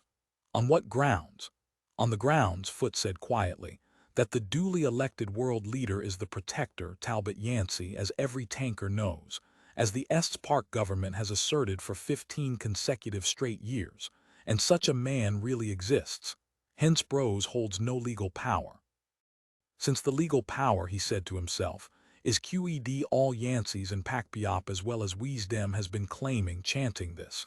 And I think Yancey has begun to put forth a request for the validation of that claim, Foot decided. At last, 24 Pencil, the little dark-skinned boy said shyly, my name is Timmy. Beside him, his smaller sister squirmed, smiled, whispered, I'm Dora. Nicholas said, Timmy and Dora. To Mrs. Lantano, who stood off to one side, he said, you two have nice children. And seeing David Lantano's wife, he thought of his own, of Rita, still below, the doomed life of the ant tanks.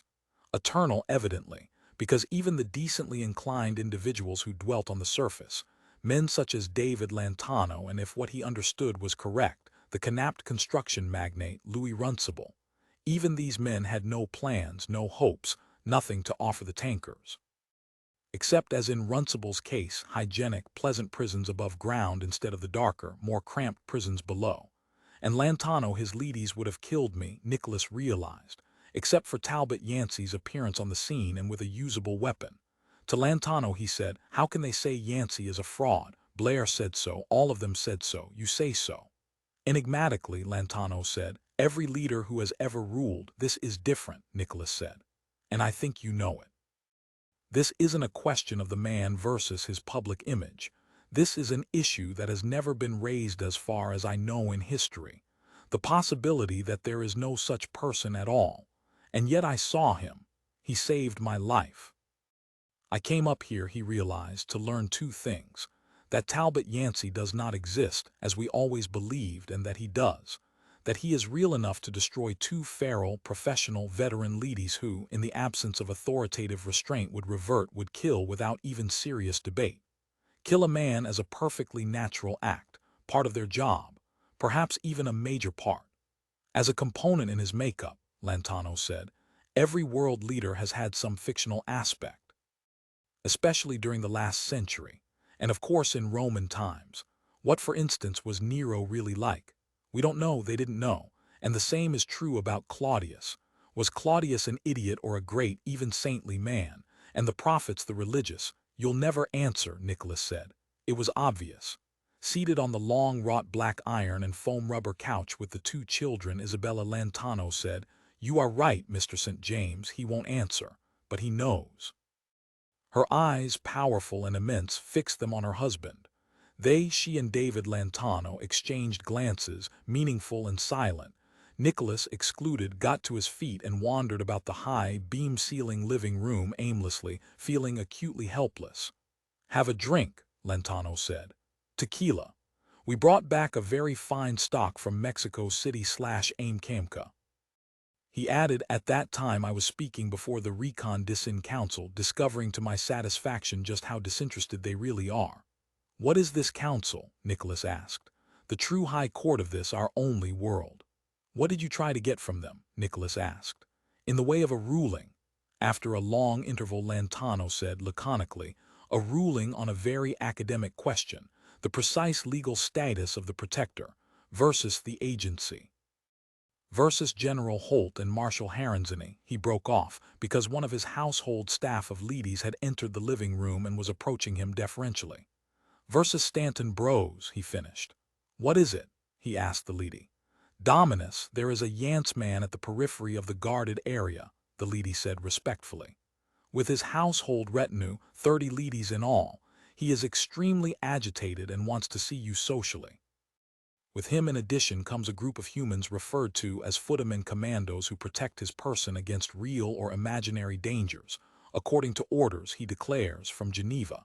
He appears quite frightened, and he said to tell you that his best friend is dead and he is next. Those were his words as I recorded them, Mr. Lantano, he said.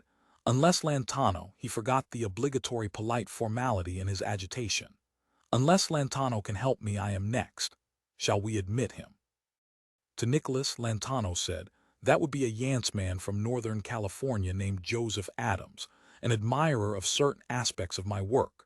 To the lady he said, after reflecting a moment, tell him to come in and sit down, but at 9 I have a business meeting scheduled.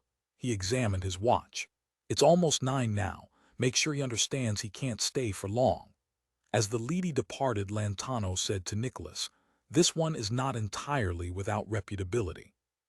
You may find him interesting. What he does at least produces conflicts within him. But Lantano gestured with finality. For him it had been decided. He goes along, after and during the doubts. He has them, but he goes along. Lantano's voice sank, and again shockingly the ancient, wizened visage appeared, even older than before. This was not middle age. This was the glimpse which Nicholas had witnessed as Lantano stepped into the Cheyenne basement, only now he saw it briefly close up. And then it was gone, as if it had been only a play of the fire's light, not a change in the man at all. And yet he understood that it really was within the man, and as he glanced around at Lantano's wife and 2 children, he caught a fleeting impression based on the 3 of them. He saw, as if from the corner of his eye, a waning within them, to accept that for the 2 children it was more a growth, an augmentation into maturity and vigor. They seemed, abruptly, temporarily, older. And then that passed also. But he had seen it, seen the children as adolescents, and Mrs. Lantano gray and nodding in the doze of a timeless half-sleep, a hibernation that was a conservation of departing former powers. Here they come, Isabella Lantano said. Clanking noisily, a group of ladies filed into the living room, came to a halt. From within them, slipping out from behind, stepped 4 human beings who glanced about in a cautious, professional way. And then after them appeared one scared, lone man. Joseph Adams, Nicholas realized. The man vibrated with apprehension as if gouged from within, already not merely potentially a victim of some liquid agile, ubiquitous, death-disturbing force. Thanks, Adams said huskily to Lantano. I won't stay long. I was a good friend of Vern Lindblom. We worked together. His death I'm not so worried about myself. He gestured at first his corps of ladies, then the human commandos protecting him, his double shield. It's the shock of his death. I mean, this is a lonely life anyhow at best. Trembling, he seated himself near the fire not far from Lantano, glancing at Isabella and the 2 children, then at Nicholas with disoriented vagueness. I went to his domain in Pennsylvania. They know me there, his ladies. They recognized me because he and I used to play chess together in the evenings, so they let me in. And what did you find? Lantano said in a strangely harsh voice. Nicholas was surprised at the animosity of his tone. Adams said, the Type VI lady in charge it took the initiative of letting me have a reading which the brain pattern recording apparatus in the wall had picked up, the killer's distinctive alpha wave. I took it to Megavac 6V and ran it. The VAC has cards of everyone in the Yance organization. His voice shook, his hands as well. And, Lantano said, whose card did it pop? After a pause, Adams said, Stanton Brose's. Therefore I guess it must have been Brose who killed him, killed my best friend. So now, Lantano said, you not only have no best friend but you have instead an enemy. Yes, I suppose Brose will kill me next, as he did Arlene Davidson and then Higg and then Vern, these footmen. He gestured at the 4 of them. Without them I'd be dead already. Thoughtfully, Lantano nodded and said, very likely. He said it as if he knew. What I came here for, Adams said, is to ask your help. From what I saw of you, nobody has your ability. Brose needs you. Without such people, young, brilliant, new Yance men like you coming into the agency will ultimately make a mistake. Brose himself will get more and more senile as that brain deteriorates. Sooner or later he'll pass on a tape that's got a major flaw. Like the flaws in Fisher's 2 documentaries. Something like the Boeing 707 or Joseph Stalin conversing in English. You know about those? Yes, Lantano said. I know. There are more too, but generally still not detected. Both versions are marred in small, insidious ways, so I'm essential to Bros. Well, so. He glanced at Adams, waiting. You tell him, Adams said raggedly, as if having trouble breathing, that if I'm killed you'll pull your talents out of the agency. And why should I do that? Because, Adams said, someday it'll be you, if Bros is allowed to get away with this. What do you think caused Bros to kill your friend Lindblom? He must have decided that the special project, Adams halted, was silent, struggling with himself. You all had done your job, Lantano said, and as soon as each of you had he was dispatched. Arlene Davidson, once the carefully articulated sketches, not properly sketches at all but superbly realistic drawings, perfected as to every detail, had been prepared. Higg, as soon as he had located the artifacts at the site of the Utah diggings. Lindblom, as soon as he had completed the actual artifacts themselves and they'd been shot back in time. You, at the point where your 3 articles for Natural World are finished. Are they finished? He glanced up acutely. Yes, Adams nodded.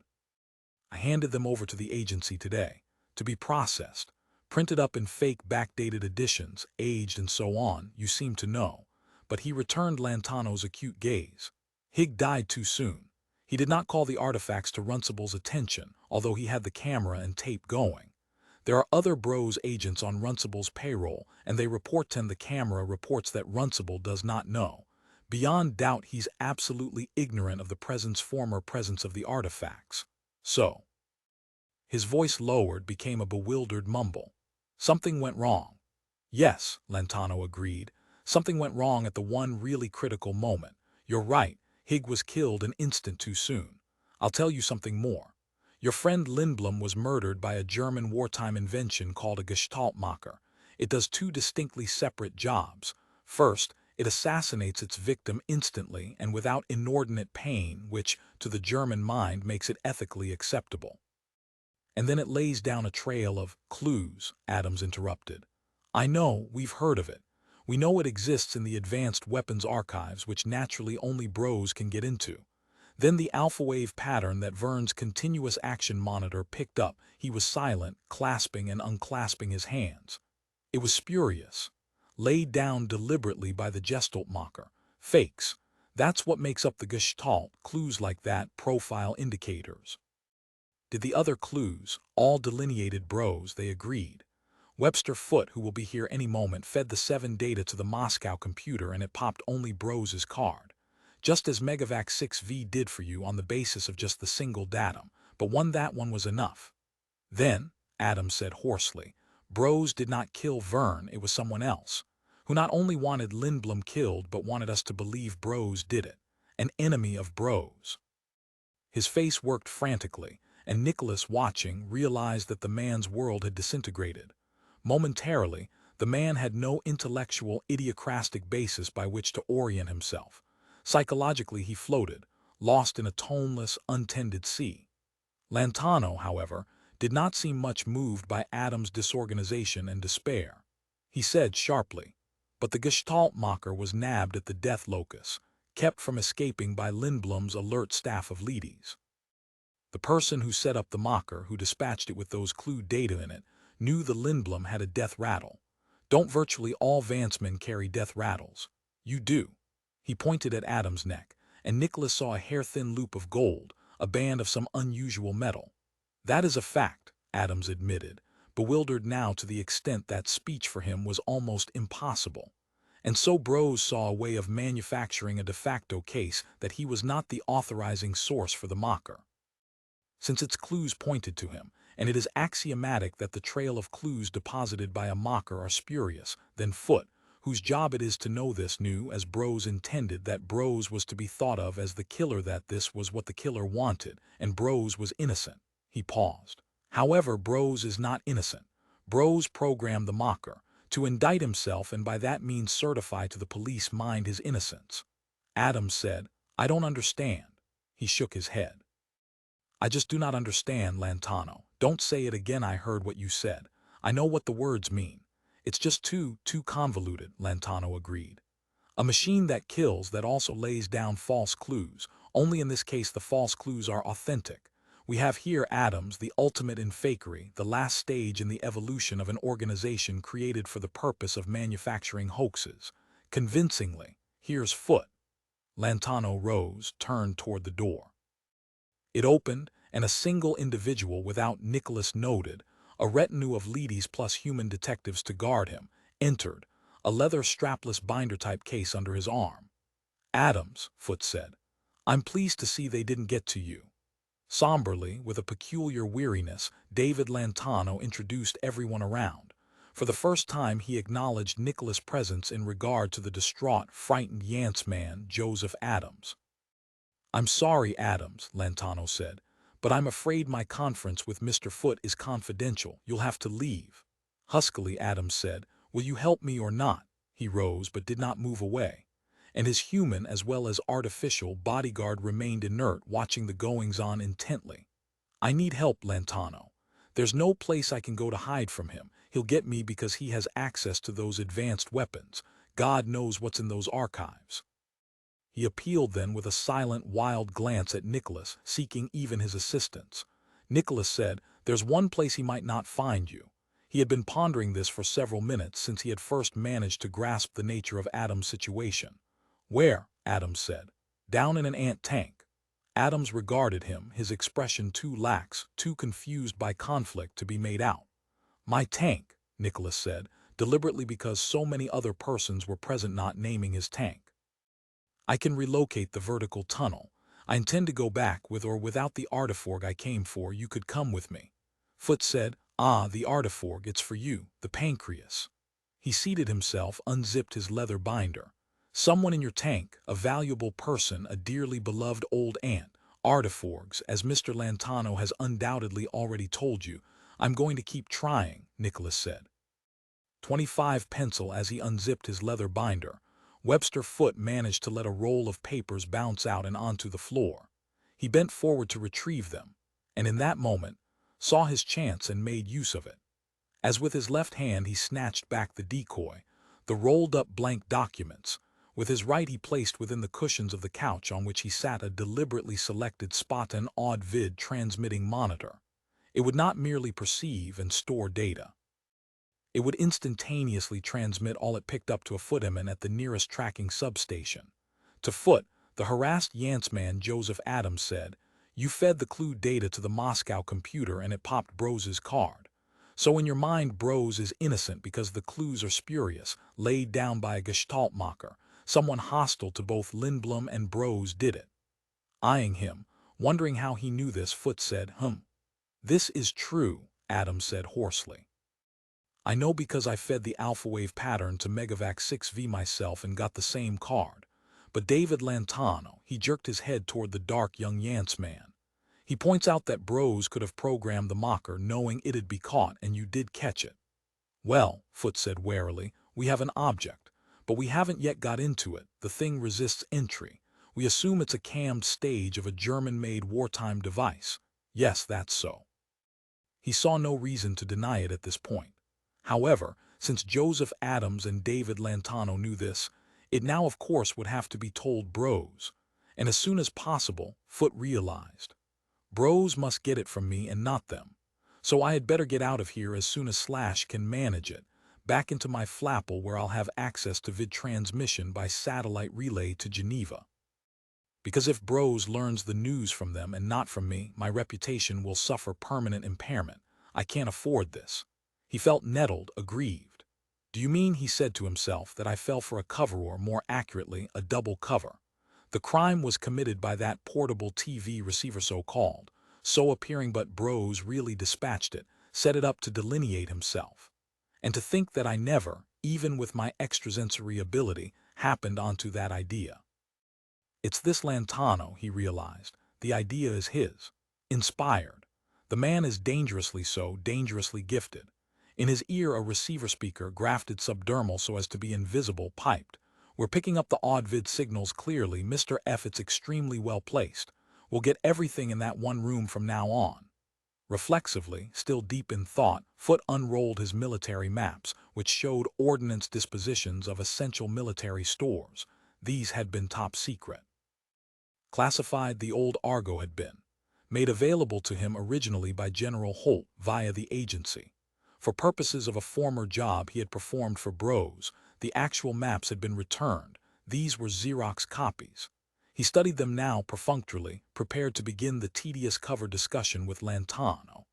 And then, without warning summarily, his extrasensory faculty bumped him jarringly, flooded his mind with intimation, and he scanned closely, keenly, the top map. It showed an area near the Atlantic coast of North Carolina. 3 U.S. Army weapons arsenals were indicated, subsurface stores which had long ago been excavated by Bros's leadies, and everything of value removed. This was so indicated by checkmakers on the map. But the distribution of the arsenals indicated that they had been set up to supply highly mobile armored tactical surface units. Probably engaged, or it had been so anticipated in handling Soviet leadies, landed by the giant troop carrier, USSR transoceanic subs of the 1990s. And a quadripatrite division of such arsenals had been common in those days. 3 of weapons, fuel and repair parts for the heavy U.S. Rixurid shielded tanks capable of surviving a direct hit by a ground-to-ground A-head missile. These were the 3 that had been dug up. But no 4th subsurface depot was indicated, and yet it should have existed 50 miles or so in the rear. That would have contained the medical supplies, if any, had been provided for the personnel of the highly mobile mechanized defensive units, drawing on the 3 weapons arsenals closer to the coastline. With a pencil he drew lines connecting the 3 indicated arsenals. Then, with the edge of a book plucked from a nearby table, he measured off a line which ended at the hypothetical locus which would transform the visible triangle into a square. In 5 hours, Foote realized, I can have a work detail of leadies digging at that spot.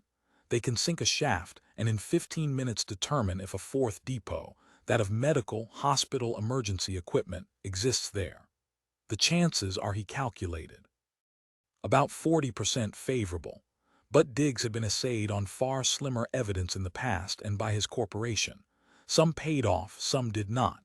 But it would be of incalculable value if he were to locate a store of artiforgs, even a few, 3 or 4. Even that meager handful would break Bros's monopoly. At this spot, he said to Lantano, who had come over and seated himself beside him, I plan to dig. You can see why. He indicated the 3 depots already excavated, then the lines he had drawn. My psionic hunch, he said, tells me, water witchwise, that we will strike an undisclosed U.S. Army medical store here, and perhaps luck will be with us, artificial pancreas-wise. Joseph Adams said, I'll go. Obviously he had given up. He signaled to his retinue of leadies. They and the 4 footmen assigned to guard him began to collect around him, and together the group of them all shuffled toward the door, an ensemble of defeat. Wait, Lantano said. At the door Adams waited, his unhappy face still contorted. The suffering and confusion, pain at his friend's death, uncertainty as to who was responsible, what he himself ought to do, all was mingled, blended. Lantano said, Would you kill Stanton Bros?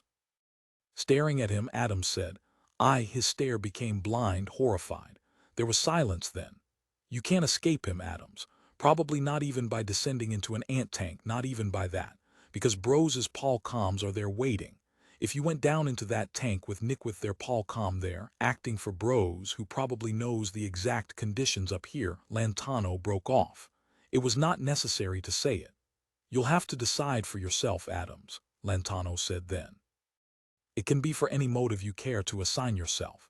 Revenge for Lindblom's death, fear as regards your own life. For humanity itself, take your choice. All 3 if that appeals to you, but you do have the opportunity to see Bros. You could conceivably take him out, although the chance, frankly, would be slim. However, it's a real chance. And look at your situation now, look at your fear. And it will get worse, Adams. I predict that, and I think Mr. Foote here would predict the same. I don't know, Adams muttered at last. Morally, Lantano said, it would be right, I am sure of that. Mr. Foote knows that, Nick here knows that already. You know it too, Adams, don't you? He waited. Adams did not answer. To Foote, Lantano said, he knows it. He's one of the few Yancemen who faces it, especially now after Lindblom's death. Kill him with what? Adams said then. Lantano said, regarding Foot's military map intently. I'll supply you with the weapon. Leave that part to me. I think we've arrived at the crux here.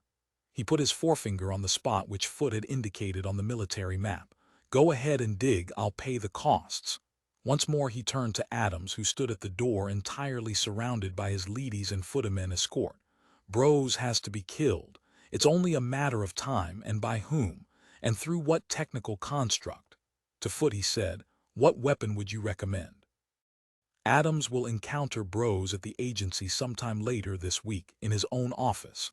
Adams' office. So he need not carry it on him. It can be in the office, cammed in place. He need only have the triggering mechanism on him or auto-arranged in advance. Extraordinary, Foot thought. Is this what I came here for? It was supposedly a pretext, my visit here, to plant a monitoring device, by which I could learn more about David Lantano. But instead I have been drawn into, or anyhow invited to enter, a conspiracy to kill the most powerful human being in the world, and the man with the greatest repertory of advanced weapons at his disposal. The man, Foot realized, we all really terribly fear. And this conversation, due to the odd vid bug he had planted in the couch, was being monitored, and by an incredible, maddening irony, by his own technicians. But his own corporation's experts, at the local tracking substation and then at the London office itself.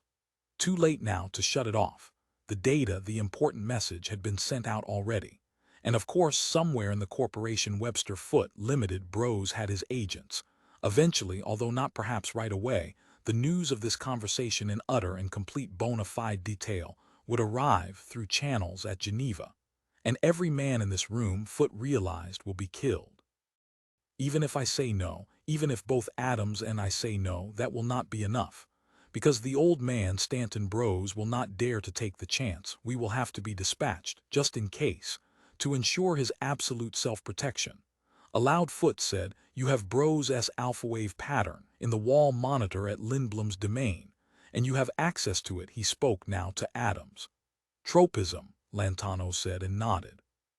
Since Lindblom's leadies recognize you as the deceased's closest friend, Foot hesitated, and then he said numbly, I therefore recommend yes, the alpha wave pattern as the tropism, a conventional homeostatic high-velocity cyanide dart, set to release from some recess in your agency office the moment its dispatching mechanism receives and records that idiosyncratic alpha wave pattern as present.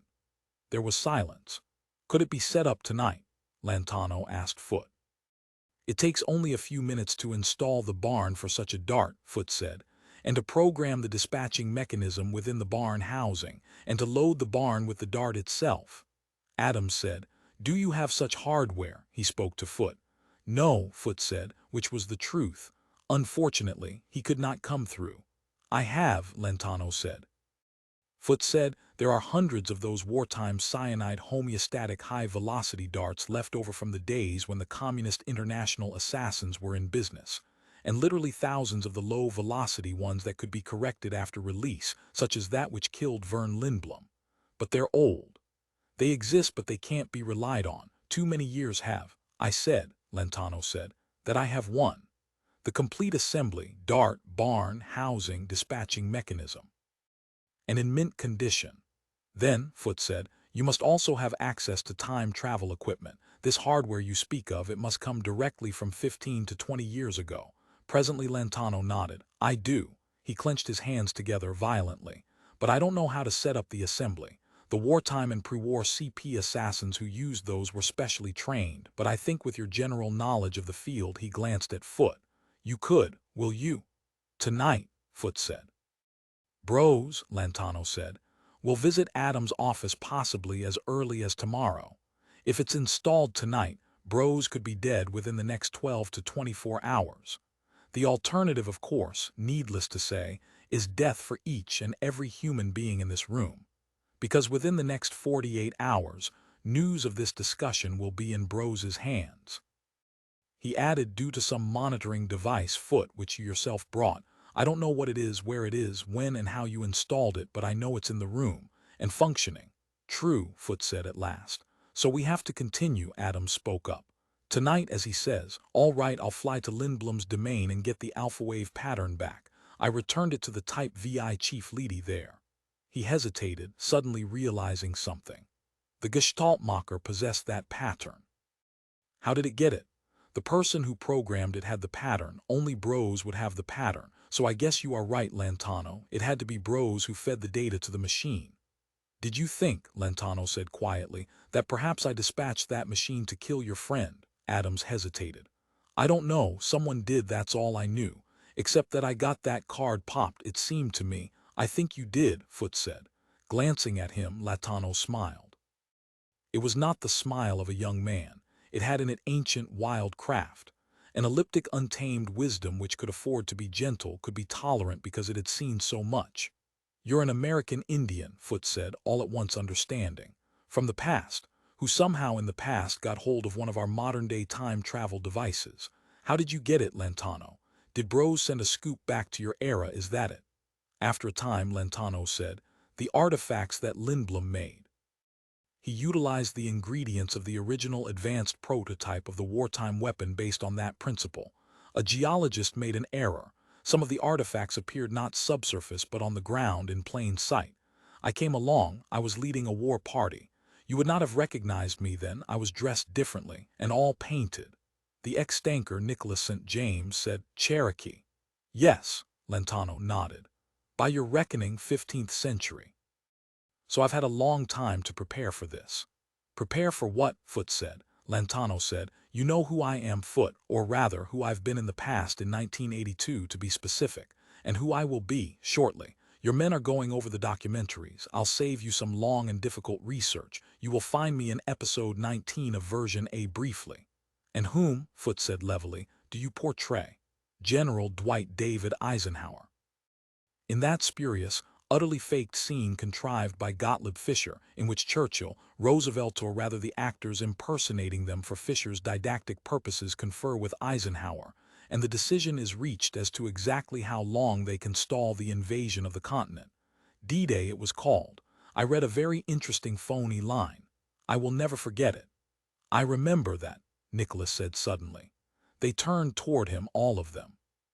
You said, Nicholas said, I think the weather is sufficiently rough to hamper the landings and so account for our failure to establish our beachheads successfully. Fischer had you say that. Yes, Lantano nodded. That was the line. However, the landings were successful because, as version B shows in an equally inspiredly spurious scene for Pack-Piop consumption, Hitler deliberately held back 2 panzer divisions in the Normandy area so that the invasion would succeed. No one said anything for a time. Will the death of bros, Nicholas said, mean the end of the era which began with those 2 documentaries? He addressed Lantano.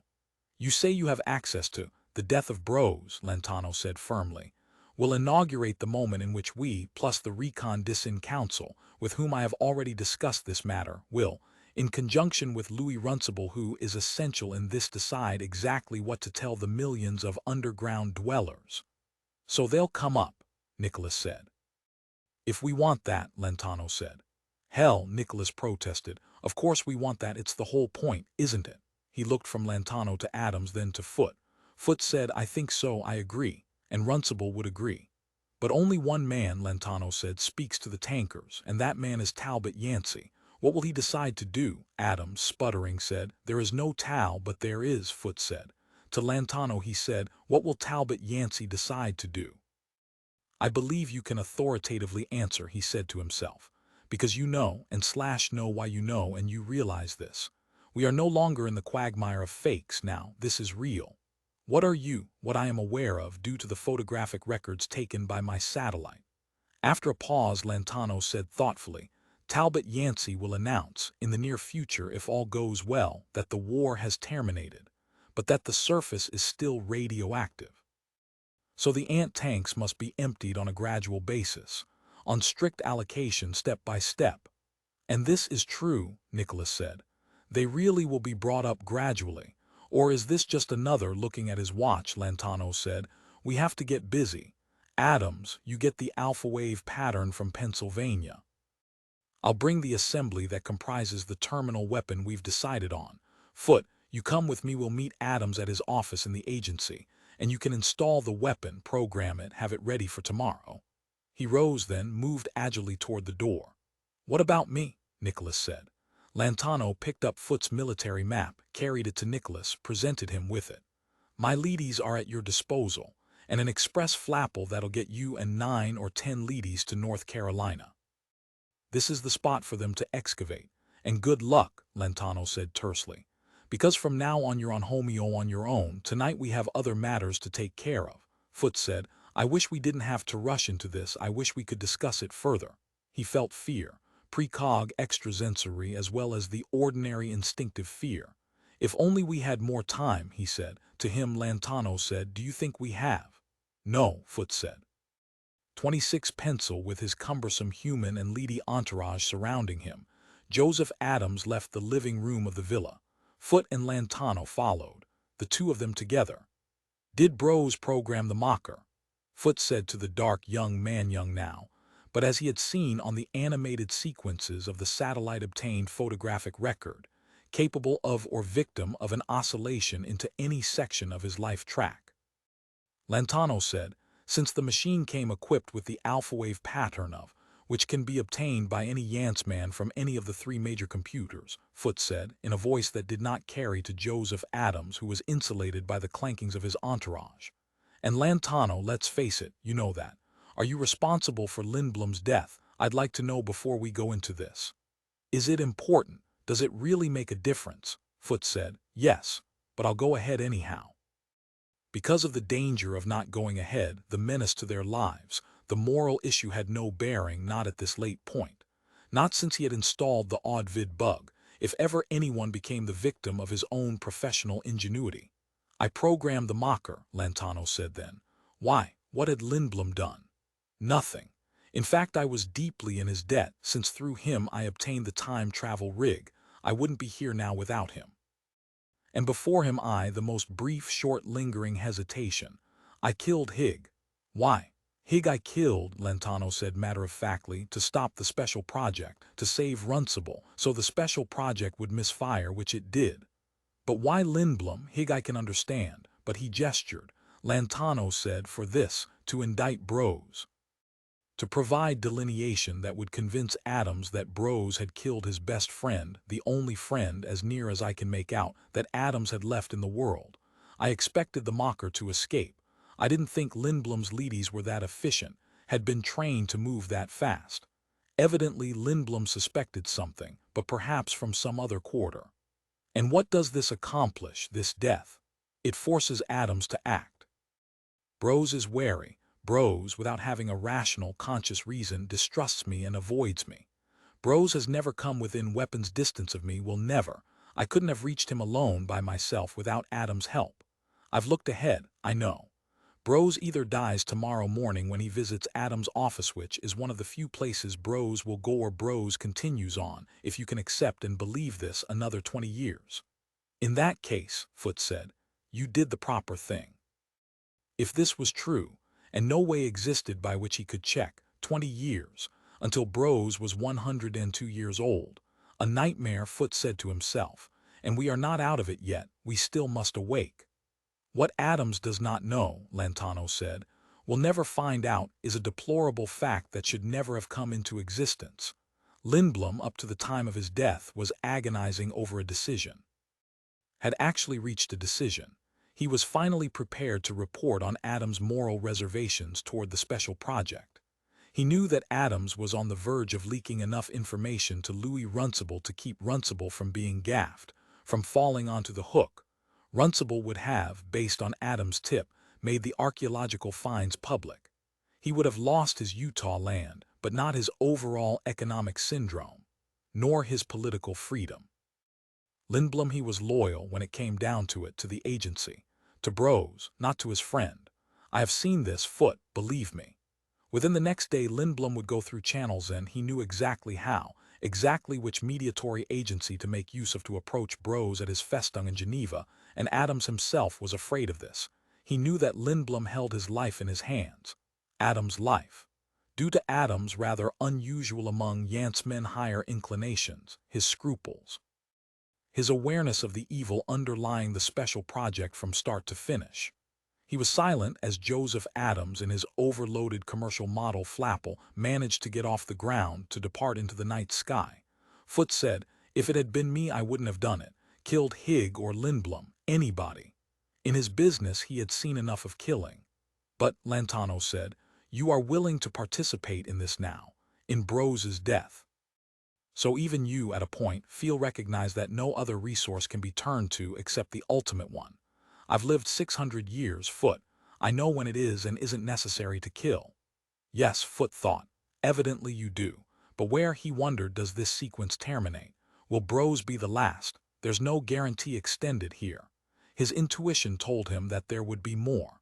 Once this sort of thinking, this method of problem-solving, began, it tended to develop its own momentum. Lantano, or Talbot Yancey as he would soon be calling himself, and not evidently, for the first time had worked centuries to achieve this. Obviously after Brose might come Runcible or Adams, and, as he had thought from the start of this, himself. Whoever, as Lantano had put it, was necessary. A favorite word, Foote reflected, of those driven by a yearning for power. The only necessity was an internal one, that of fulfilling their drives. Brose had it. Lantano had it. Countless little Yancemen and would-be Yancemen had it. Hundreds if not thousands of Polcoms down in the ant tanks below, Foote realized, are ruling as true tyrants, through their link with the surface, through their possession of the gnosis, the secret knowledge of the actual state of affairs that obtain here. But with this particular man the drive spans centuries. Who then, Foote asked himself as he followed Lantano toward a parked and waiting express Flapple, is the greater menace?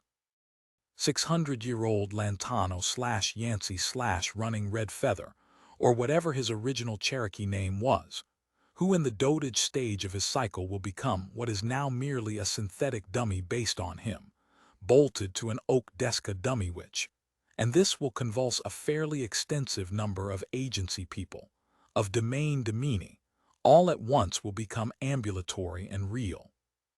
This, or the rule by an aging, genuinely senile monstrosity who hides out in Geneva, blubbering over with plans to heighten and strengthen the dikes which support his existence. How can a sane man choose between these and still stay sane? We are cursed as a race. All right, Foote said to himself. Genesis is right. If this is the decision we are stuck with, if there are no choices but this, in which we must all become instruments of one or the other, units which either Lantano or Stanton Brose picks up and moves about, according to the direction of his grand design. But is this all? Foote asked himself as reflexively he entered the Flapple, seated himself beside Lantano, who at once started up the engine. The Flapple rose into the gloom, leaving the hot spot of Cheyenne behind and the half-completed villa with its glowing lights, which no doubt would after all see completion. The assembly, Lantano said, which constitutes the weapon is in the back seat, carefully packaged in its original autofac carton. Foote said, "Then you knew what I would choose." "Time travel," Lantano said, "is valuable." That was the extent of his laconic reply. They flew on in silence. "There is a third choice," Foote said to himself. "A third person of enormous power who is not a unit moved about by Lantano and not by Stanton Brose either. In his Cape Town resort villa, sunning himself in his vine-walled villa patio, lies Louis Runcible, and if we are out to locate sane men and sane decisions, we may find both there in Cape Town. I'll go through with it, as I said," Foote said aloud. "The setting up of the weapon assembly in Adams' office in New York. And then," he decided, "I'm heading for Cape Town, for Louis Runcible. Elm physically sick," he realized, made so by the aura of necessity that surrounds this man beside me, an order of political and moral reality which I'm too simple to fathom. After all, I've lived only 42 years, not 600. And as soon as I've arrived safely in Cape Town," Foote said to himself, "I will get my ear up against news transmitters of every kind, waiting without break, without interruption to hear, out of New York, that Stanton Brose, fat and putty-like and senile cunning, is dead if the coup from within the agency itself by its youngest, good God. 600 years was young. Brightest idea man, speech writer, has been successful. After that perhaps I and, hopefully, Louis Runcible, if we can make a deal, will have some idea of what to do. We'll see our necessity. Because at the moment, Lord knew he did not. Aloud he said, "You personally are ready, the moment Bros is dead, to claim before the Recon Dissin Council to constitute the sole legitimate governing body. The planet-wide protector, outranking General Holt here in Wiesdem and Marshall. Doesn't every one of the several hundreds of millions of tankers know that? Hasn't the protector's supreme authority been established for years back? And the Leadys," Foote said. "They'll obey you, not Holt or Heronsany, if it comes to that. What you are overlooking is this: my legal access to the simulacrum, that thing at the oak desk. I program it. I feed reading matter to it by way of Megavac 6V, so I've in a sense begun to make the transition already. I will simply blend with it, not by an abrupt abolition of it, but by Lantano gestured spasmodically. The word is fusion," Foote said. "You won't enjoy it being bolted to that desk. I think that part can happily be eliminated. Yancey may in fact begin visiting representative ant-tanks. As Churchill did the bombed-out areas of England in World War II, Gottlieb Fischer did not have to counterfeit those sequences. Did you, in your centuries of past life, limit your public appearance to one fake scene in Gottlieb Fischer's documentary? One impersonation of an American general of World War II, and his extrasensory insight was keen now, it had sniffed something into the light. Did you at one or more times already hold power to some extent? Not like this, not that of the planet-wide supreme protector. I have to some extent been active, on a number of occasions. There is an evolutionary historic continuity of my role. Any name I would recognize," the man beside him said. "Yes, several." He did not amplify, and it was obvious that he was not going to. He remained silent as the express flapple flew above the unlit surface of Earth toward New York City. "Not too long ago," Foote said cautiously, not really expecting to obtain an answer to this direct query. "Some of my better interrogators, working with tankers who had bored through to the surface, extracted that a me fascinating fact that a weak TV signal, not the normal one from Estes Park carried by the Cokes, had elliptically alluded, shall we say, to certain irregularities in previous official, supposedly authentic." "There I erred," Lantano said. "Then it was you." So now he knew the origin of that. Once more a hunch of his had proved correct. "Yes, it was my mistake," Lantano said, "and I almost cost Runcible his free existence, which for him would have meant his physical life. It was obvious I had to stop once I discovered that Bros blamed the splice and the transmission on Runcible. All I was really doing was to set up Runcible for extinction by Bros's agents, and I didn't want that. I removed the lash-up cut into one of the peripheral shielded Coke's cables, but I was too late. Bros had already in that weird, worn-out, crafty, infantile brain hatched up the special project. The gear teeth had begun to turn, and it was all my fault. I was obsessed by what I had initiated. And at that point, you managed," Foote said tartly, "to impede it rather well." "I had to. The responsibility was so clearly mine. I had transformed a latent suspicion on Bros's part into a crisis. Of course, it goes without saying I couldn't come forth, so I started with Hig. That seemed the only way to approach it at that late date, the only way to handle it so that it came to a stop, a real stop, not just a temporary one. And without, as you say, exposing yourself," Lantano said. "It was a difficult situation and dangerous, not only to Runcible," he glanced at Foote, "but to me. And I did not intend to have that. God help me," Foote thought, "to get away from this man, and out over the Atlantic in a flapple, alone, in contact with Runcible by vidphone, telling him I'm on my way. Suppose Runcible didn't listen." That anxiety-inducing thought, with every one of its ramifications, remained central in Foote's mind, all the way across the United States to the agency buildings and the office of Joseph Adams in New York City. The office was dark. Adams had not yet arrived.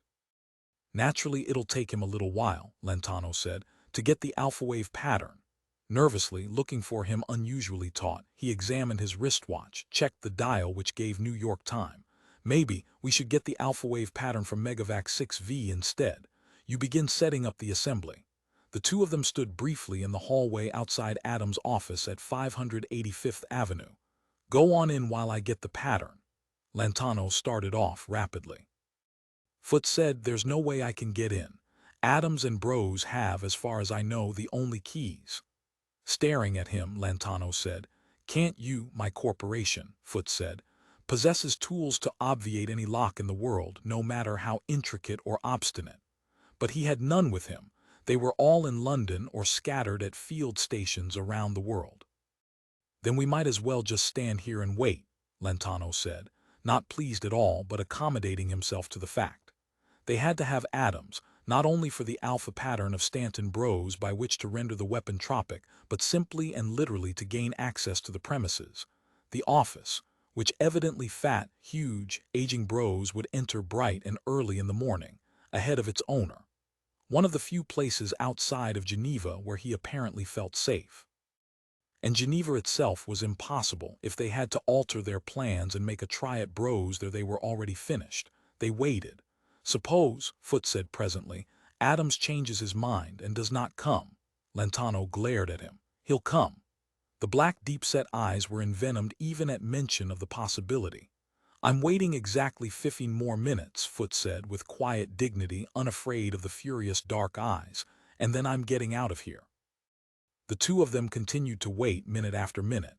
And as each minute ticked past, Foot thought, "He's not coming, he's backed out. And if he's backed out, we must assume he's contacted Geneva. We can't afford to make any other assumption than that we're waiting here for Bros's killers, waiting in this hall for our deaths." "The future," he said to Lantano. "It's a series of alternatives, is it? Some more probable than others," Lantano grunted. "Do you foresee, as one alternative future, Adams informing Bros and saving himself at our expense?" Lantano said tightly. "Yes, but it's unlikely. About 1 chance in 40. I have my extrasensory hunch faculty," Foot said, "and he thought it tells me that those are not the odds. The odds are far, far greater that we are trapped like pink-eared baby mice, floating, drowning in a dish of honey, served up for extermination, for greedy, lip-smacking consumption." It was a very arduous and, psychosomatically, very unfortunate wait, and despite what Lantano's watch said, very long. Foot wondered if he could endure it. Could or, in the face of Bros's ability to move his agents about rapidly from this place to that, would. 27 pencil after he had stopped by Vern Lindblom's domain, and had picked up the alpha-wave pattern of Stanton Bros's brain once more from the Type VI senior leady. Joseph Adams with his retinue of personal leadies and his bodyguard from the Foot organization flew aimlessly, not toward New York, not in any particular direction. He got away with that for just a few minutes. And then one of the 4 Footermen leaned toward him from the seat behind and said distinctly and grimly, "Go the agency in New York, without delay, or I'll kill you with my laser beam." He thereupon placed the cold, round muzzle of his laser pistol to the back of Joseph Adams' head. "Some bodyguard," Adams said bitterly. "You have an appointment with Mr. Foot and Mr. Lantano at your office," the Footerman commando said. "Please keep it." On Joseph Adams' person, in the form of a dead man's throttle strapped to his left wrist, he had rigged this up as a result of Vern Lindblom's death and emergency signaling device that connected him by microwave with his retinue of leadies now squeezed in on each side of him here in this oversized flapple. He wondered if he were to trigger the signal, which would come first. Would the Footerman commando, an expert, kill him, or would his leadies, who were war veterans, take out the 4 Footermen? An interesting question, and on it nothing more or less than his life depended. But why not fly on to the agency? What held him back? "I'm afraid of Lantano," he realized. Lantano knew too much, had too many pieces of detailed knowledge about Vern Lindblom's death at his disposal. But I'm afraid, he realized, of Stanton Bros too. I'm afraid of both of them, but of the 2 Bros is the known fear and Lantano the unknown. So for me, Lantano creates an even greater sense of that grisly, all-encompassing, devouring inner and outer fog that sweeps life away from me. And God knows, Bros has been bad enough. His special project was the epitome of wickedness and cynicism, plus Bros's own unique blend of senile cunning, of drooling, glint-eyed, almost childishly mischievous doing of wrong and enjoying it. And Bros, he realized, will get worse. As that brain rots more and more, as those microscopic strictures of minute blood vessels continue to occur. As bit after bit of brain tissue, clogged, deprived of oxygen and nutrition, perishes, and leaves the remnants just that more revolting, that much less to be depended on, ethically and pragmatically. The next 20 years under the decaying rule of Stanton Bros would be even more profoundly ghastly as the decay of the central, guiding organ penetrated deeper, ceaselessly deeper, and lured the world along with it. And all the Yancemen, all of them, would be jerked and dangled by the conclusive twitches on the deranged master string. As Bros's brain degenerated, as extensions of Bros, would all of them degenerate in resonance. God, what a prospect! The force which Lantano had unique control over time was the force which was corrupting the organic tissue of Stanton Bros. Hence, with one stroke, the release of one high-velocity homeostatic alpha-wave-tropic cyanide dart, that corrupting force would he abolish from their lives. And wasn't that the whole rational reason for this flight to New York, to his office, where Lantano and Foote waited? But Joseph Adams' body, unconvinced, through its metabolic secretions of fear through his sympathetic nervous system, struggling for relief, in other words, he realized, for escape. I want to get away. And Foote, too, he realized acutely, if that look on his face meant anything, felt something of this. Only not as strongly as I'm feeling it now, because if he did, he would not be in New York. He'd be out here long ago. Webster Foote would know how. And he realized, I'm not equipped as he is for this. Okay, Adams said to the footman commando behind him who held the laser pistol to Adams' head. I was disoriented for a minute. Now I'm all right. He turned the flapple then toward New York. Behind him, the footman commando withdrew the laser pistol, restored it to its shoulder holster as the flapple streaked northeast. At his left wrist, Joseph Adams released the dead man's throttle signaling device. The microwave impulse to his leadys automatically and instantly became perceptible, although his own sense receptors picked up nothing. Nor did those of the 4 footmen. As Adams stared fixedly at the control before him, his leadys in a brief skirmish almost gruesomely silent killed the 4 footmen. The noise, after a time so short that Adams could not really believe or accept that the act had been accomplished, came to its termination. A rear door of the flapple was opened, and with much straining and groaning and clanking, the leadys dumped out the bodies of the 4 footmen, out into the emptiness of space and the remoteness of a night, which, it seemed to Adams, had begun but would never end. Adams said, I just couldn't go to New York. He shuts his eyes. In nomine Domini, he thought. 4 men dead, awful, and he would always carry with him the mark. He had ordered a tan without using his own hands, which made it just that much worse. But they put that gun to my head, he realized, and in my fear I went insane. They threatened to kill me if didn't go to New York, and since can't do that, God help each of us, he thought. That to live we have to destroy. This price has to be paid, this bad bargain, 4 lives for one. Anyhow it was done. And so he turned the flapple toward the south. It moved southeast, now toward the Carolinas, instead of toward New York, which he would never see again. It took him hours to sight the illuminated blotch in the darkness below, which was the scene of the diggings. The flapple, at Adams' instruction, began its spiral down toward the spot where Nicholas St. James, the ex-tanker, dug with the assistance of David Lantano's leadys, seeking the possible buried U.S. Army pre-war medical storehouse and the artiforgs if they existed, and if this was the correct spot somewhere below the surface. Once landed, Adams made his way toward the diggings. Off to one side, the ex-tanker Nicholas St. James sat among cartons and boxes, and Adams realized that the location had proved correct. The U.S. Army dump had been located. Already pre-war supplies were being recovered. It was, in Yanceman argot, Christmas morning. Glancing up at the sight of the first leady, Nicholas peered. Who is it? He said. Simultaneously, Lantano's leadys ceased their toiling. Without command, they moved toward Nicholas to protect him. Their manual extensors dropped so as to make contact with the weapons which they, at their midsections, carried. It was done swiftly, smoothly, and of course at once. Adams gave an order, and his own leadys moved about him, too, in an equally defensive pattern. The two men now were separated each by his own leadys. Only leady-faced leady neither man could see the other. St. James, remember me. Joe Adams, I met you at Dave Lantano's domain. I've come by to see what luck you had in getting your artiforg. Real luck, Nicholas yelled back. But what's this deploying of these leadys for? Who's fighting who and what for? I don't want to fight, Adams said. Can I retire my leadys? Will you do the same with yours and give me your word there won't be any hostile interaction? Sounding genuinely puzzled, Nicholas said. But there's no war. Blair said so, and I saw the domains. Why should there be any hostile interaction between you and me? No reasons. Adams signaled his leadys. They withdrew reluctantly, because after all, each of them was a veteran of the true war which had been fought 13 years ago. Alone, as a single human, Adams approached the extanker. Did you find the particular artiforg you need? Excitedly, like an overjoyed, enthralled small boy, Nicholas said. Yes. 3 artiforgs, a heart, a kidney. I found it an artiforg pancreas, still in its original protective cartonet sealed in an aluminum drum. He displayed it proudly. Plastic dipped to keep out air.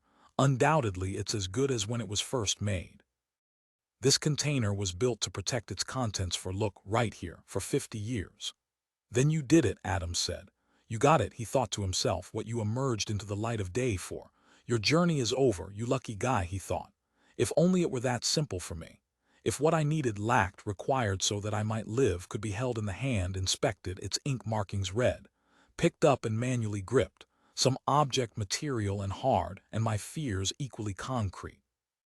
Limited, as has been your case, to the fear of not finding one specific clearly defined wartime construct, and that construct now found and possessed, as much as we can in this life ever possess anything, really retain and keep it. And look what I have lost, he thought. My domain, my job. I am going to give up the surface of Earth, in order not to follow Vern Lindblom. Because, he said to himself, I know it was David Lantano who did it. I knew that the moment Lantano admitted that he had the weapon assembly in his possession. The components that make up the killing agent known to us all. The high velocity, or as in Vern's case, low velocity cyanide-tipped homeostatic dart. And not rusty but in working order. As was the one which reached Vern Lindblom's heart. Mint condition, as Lantano had said. Derived directly from the war years from 13 years ago by means of Lantano's time travel equipment. And to be set up in my office to kill B. Rose exactly as Vern was killed. Admittedly, it will be instantaneous and painless, but it is still murder, as was mine of the 4-Footamen commandos. But this is how we stand. And I'm leaving, descending. LF I can. You're going back to your tank, he asked Nicholas. Right away. The shorter a time old Sousa is in freeze, the better. There's always the chance of some brain decay. I'm going to leave Lantano's leadys here to keep on digging, get the rest up. I guess Lantano and Foot can split it or anyhow come to an agreement. They seem, Adams said, able to agree. Foot supplied the map, Lantano the leadys and the digging equipment. They'll find some way to divide the trove. What's amazing, he thought, is that you are getting your pancreas without conditions. They've asked nothing in exchange. So they're not bad men, not in any typical, ordinary sense. Together Foot and Lantano, with dignity and caritas, arranged for you to obtain what B. Rose has deprived you, and everyone else on the planet of, what he has hoarded for himself. B. Rose, who was absolutely without caritas. I thought you were supposed to meet them in New York, Nicholas said to Adams. They'll make out. From Megavac 6V they could get Stanton Brose's alpha wave pattern. They would think of that sooner or later, when he did not show, in fact probably already had.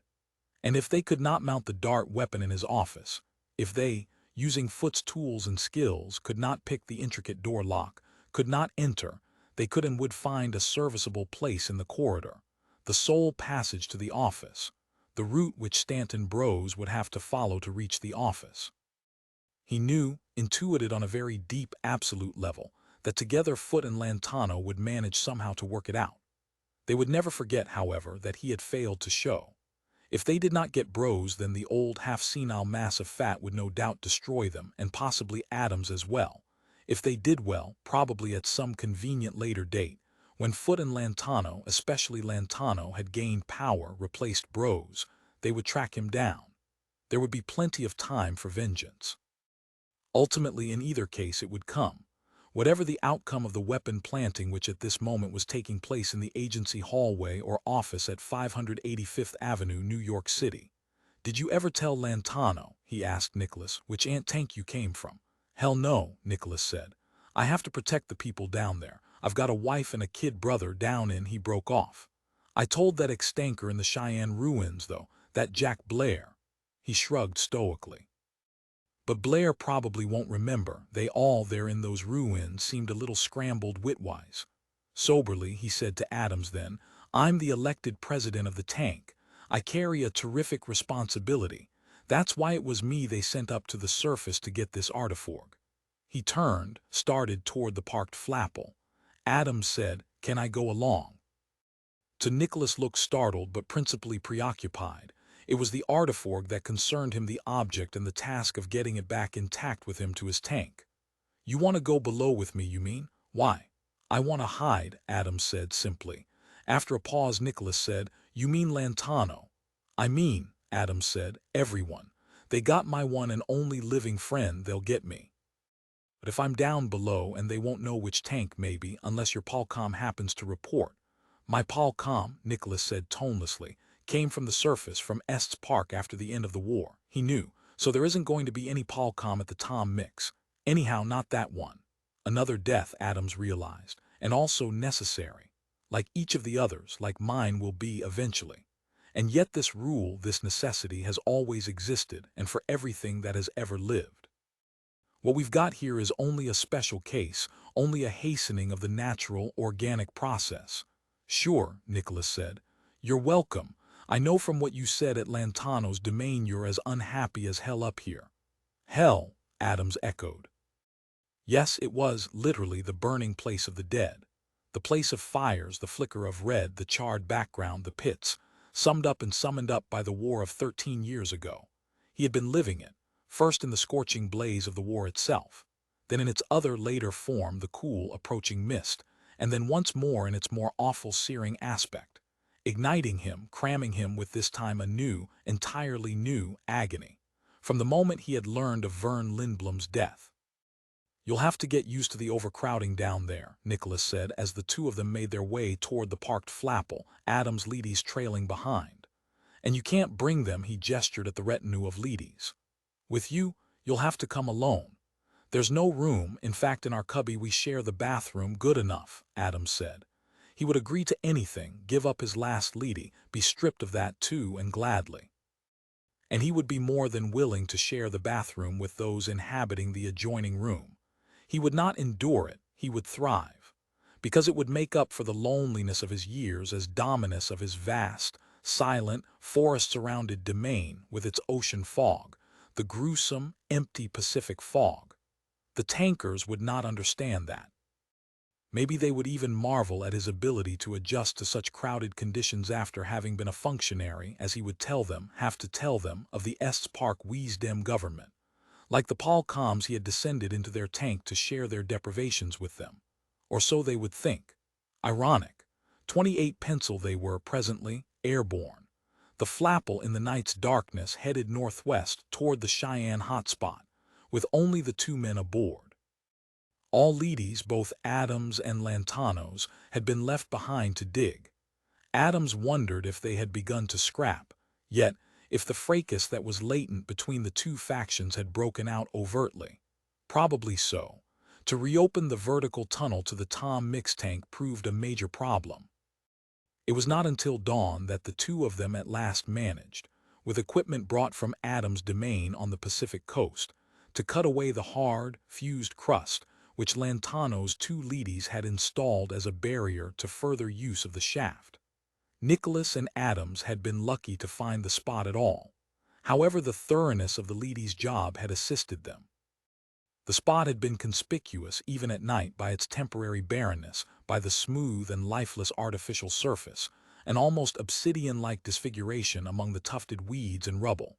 Now the entrance once again gaped. The professional work of the no longer extant leadys had been undone, but it had taken hours. Setting it on auto, Joseph Adams dispatched the flapple. It rose, disappeared into the gray, early morning light. Left here, it would have acted as a clear giveaway.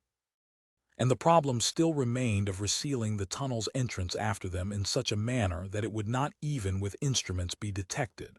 For this purpose, he and Adams had composed a plug, a section of hard dirt, weed-covered, sheared to fit the tunnel mouth exactly. This, in actuality, was relatively a simple aspect of the job. He and Adams now squeezed down into the tunnel, and then, by means of a series of small link chains attached to steel stakes driven into the underside of the plug, they dragged the piece of hard earth and weeds after them and over them. All at once the gray light of morning vanished, and they had only their lanterns. By pulling the chains taut, they wedged the plug securely in place. And then, with great care, they detached all metal pieces from the plug, the stakes and the chains. Detectors, used later on, would have registered the presence of the metal. That would have been the tropism that would have distinguished their trail of escape for the hounds who would one day be coming. 5 minutes later, Nicholas, with his boots, kicked loose the seal at the base of the tunnel.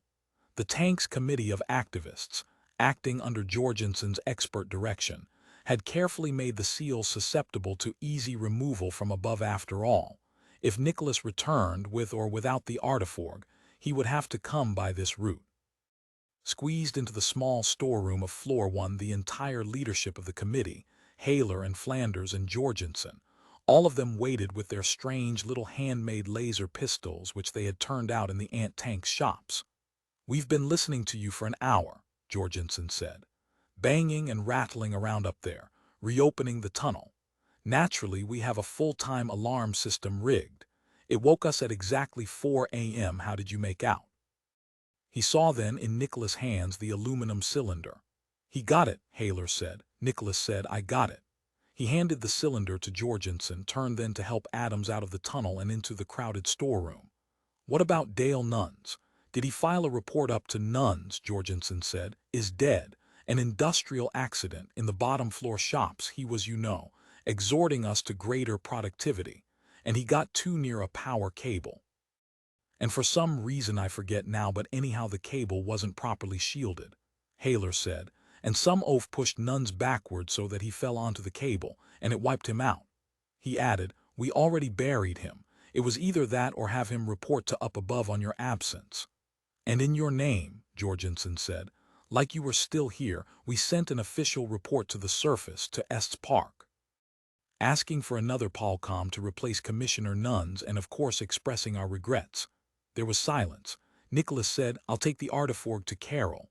And then he said to them all, "I didn't bring this back so we could make our quota. I brought it for Sousa's sake, as such, for his life, but the quota is over." "How come?" Jorgensen said perceptively. "What is it up there?" He saw Adams, then realized all at once that Nicholas had not returned alone. "Who's this?" "You better explain," Nicholas said. "I will when the mood strikes me." "He's still president of the tank," Flanders reminded Jorgensen. "He can wait as long as he wants. Christ's sakes, he brought the pancreas. I mean, does he have to deliver a speech in addition?" "I was just curious," Jorgensen, backing down, said lamely. "Where's Carroll?" Nicholas said, as with Joseph Adams he passed through the gang of committee members toward the door of the storeroom. He reached the door, took hold of the knob. The door was locked. Jorgensen said, "We can't leave here, Mr. President, none of us." "Who says so?" Nicholas said after a pause. "Carroll herself," Haller said. "Because of you. The bag plague or the stink of shrink or any other bacterial contamination that he gestured at Adams. "And this fella may have on you. And where all of us were stuck, too, because we said, Christ, we got to be at the bottom of the tunnel. In case it isn't Nick that we heard that set off the elan. And if it was," he hesitated. "Well, we felt we ought to be here, to sort of, officially be on hand to greet you." He glanced down in embarrassment. "Even if you didn't have the artiforg, because after all you tried." "You risked your life," Jorgensen said in agreement. Nicholas said acidly, "under the threat of being blown up by you shop boys, and my wife and brother along with me." "Maybe so," Jorgensen said. "But you did go and you got it, so you didn't just poke your head out then slide back down again and say, 'Sorry fellas, no luck,' as you could have done. Hell, we couldn't have disproved it, proved you hadn't tried." They all seemed embarrassed now, Guilty, Nicholas thought that was more it. Ashamed of the terror tactic they had used to get him to go. Now he realized their president has returned with the artiforg. Old Maury Souza will be revived, restored to his position. Our production of leadies will resume and we will meet our quotas. Except that their ant-tank president knows the truth now, which he did not when he originally left, climbed the tunnel, emerged on Earth's surface to learn what Commissioner Dale Nuns had known all the time. No wonder Nuns had insisted everyone act solely through channels, that is, through Nuns. Make no direct contact with the world above. No wonder a Palcom in each ant-tank was essential. It had always been obvious that the Palcom performed a vital function for somebody, presumably for the Estes Park government. But only by journeying to the surface himself and coming back here again had he seen just how vital, and for whose benefit, that function had been. "Okay," Nicholas said to the committee. He let go of the doorknob, gave up. And what did Carroll intend next? A decontamination process of some sort. To side bacteria, microbes, and viruses which he knew to be non-existent. It was a temptation to tell them now, but he refrained. The time, he knew, it has to be exactly right. This must not be mishandled, because if it is, there will be too great a reaction, too much justified anger. They will burst up through the large chute, the leady chutes break out carrying their handmade laser pistols, and the veteran, expert leadies will massacre them as they emerge. And for us, it will be over. Jorgensen said, "We've already notified Carroll by intercom that it is you. She ought to be here any second. Be patient. Sousa's deep in the freeze. He can wait another hour. She'll graft in the pancreas sometime around midday. Meanwhile, we're all supposed to take off all our clothes, pile them up. Then outside the door there's this chamber we built down in the shops. We'll pass through it naked, one by one, and jets of side of different types will." To Nicholas, Adams said, I just never realized how completely they accept it. It's incredible." He seemed dazed. "We thought of it, I guess, as an intellectual acceptance, but this," he gestured. "All the way," Nicholas said, nodding, "in every emotional level, down to the basic phobic animal level, to the very deepest layer." He began to remove his clothes resignedly, until the time arrived to tell them there was no choice. The ritual had to be gone through. At last, as if prodded by a remote reflex of some dim, uncertain source, Adams, too, began unbuttoning his shirt. 29 pencil at 1 o'clock that afternoon. Carroll Tigg performed successfully the pancreas insertion operation on the still frozen dead Maury Souza. And then, using the tank's most precious medical equipment, the old man's circulation, heartbeat, respiration were artificially, externally restored. The heart began to pump blood then on its own, and following that one, the artificial function stimulators were cautiously and expertly detached from him. The EEG and EKG records during the next critical hours indicated that body processes were occurring normally. Old Souza had a very good chance of recovering and living out a few more good, important years. So that was that.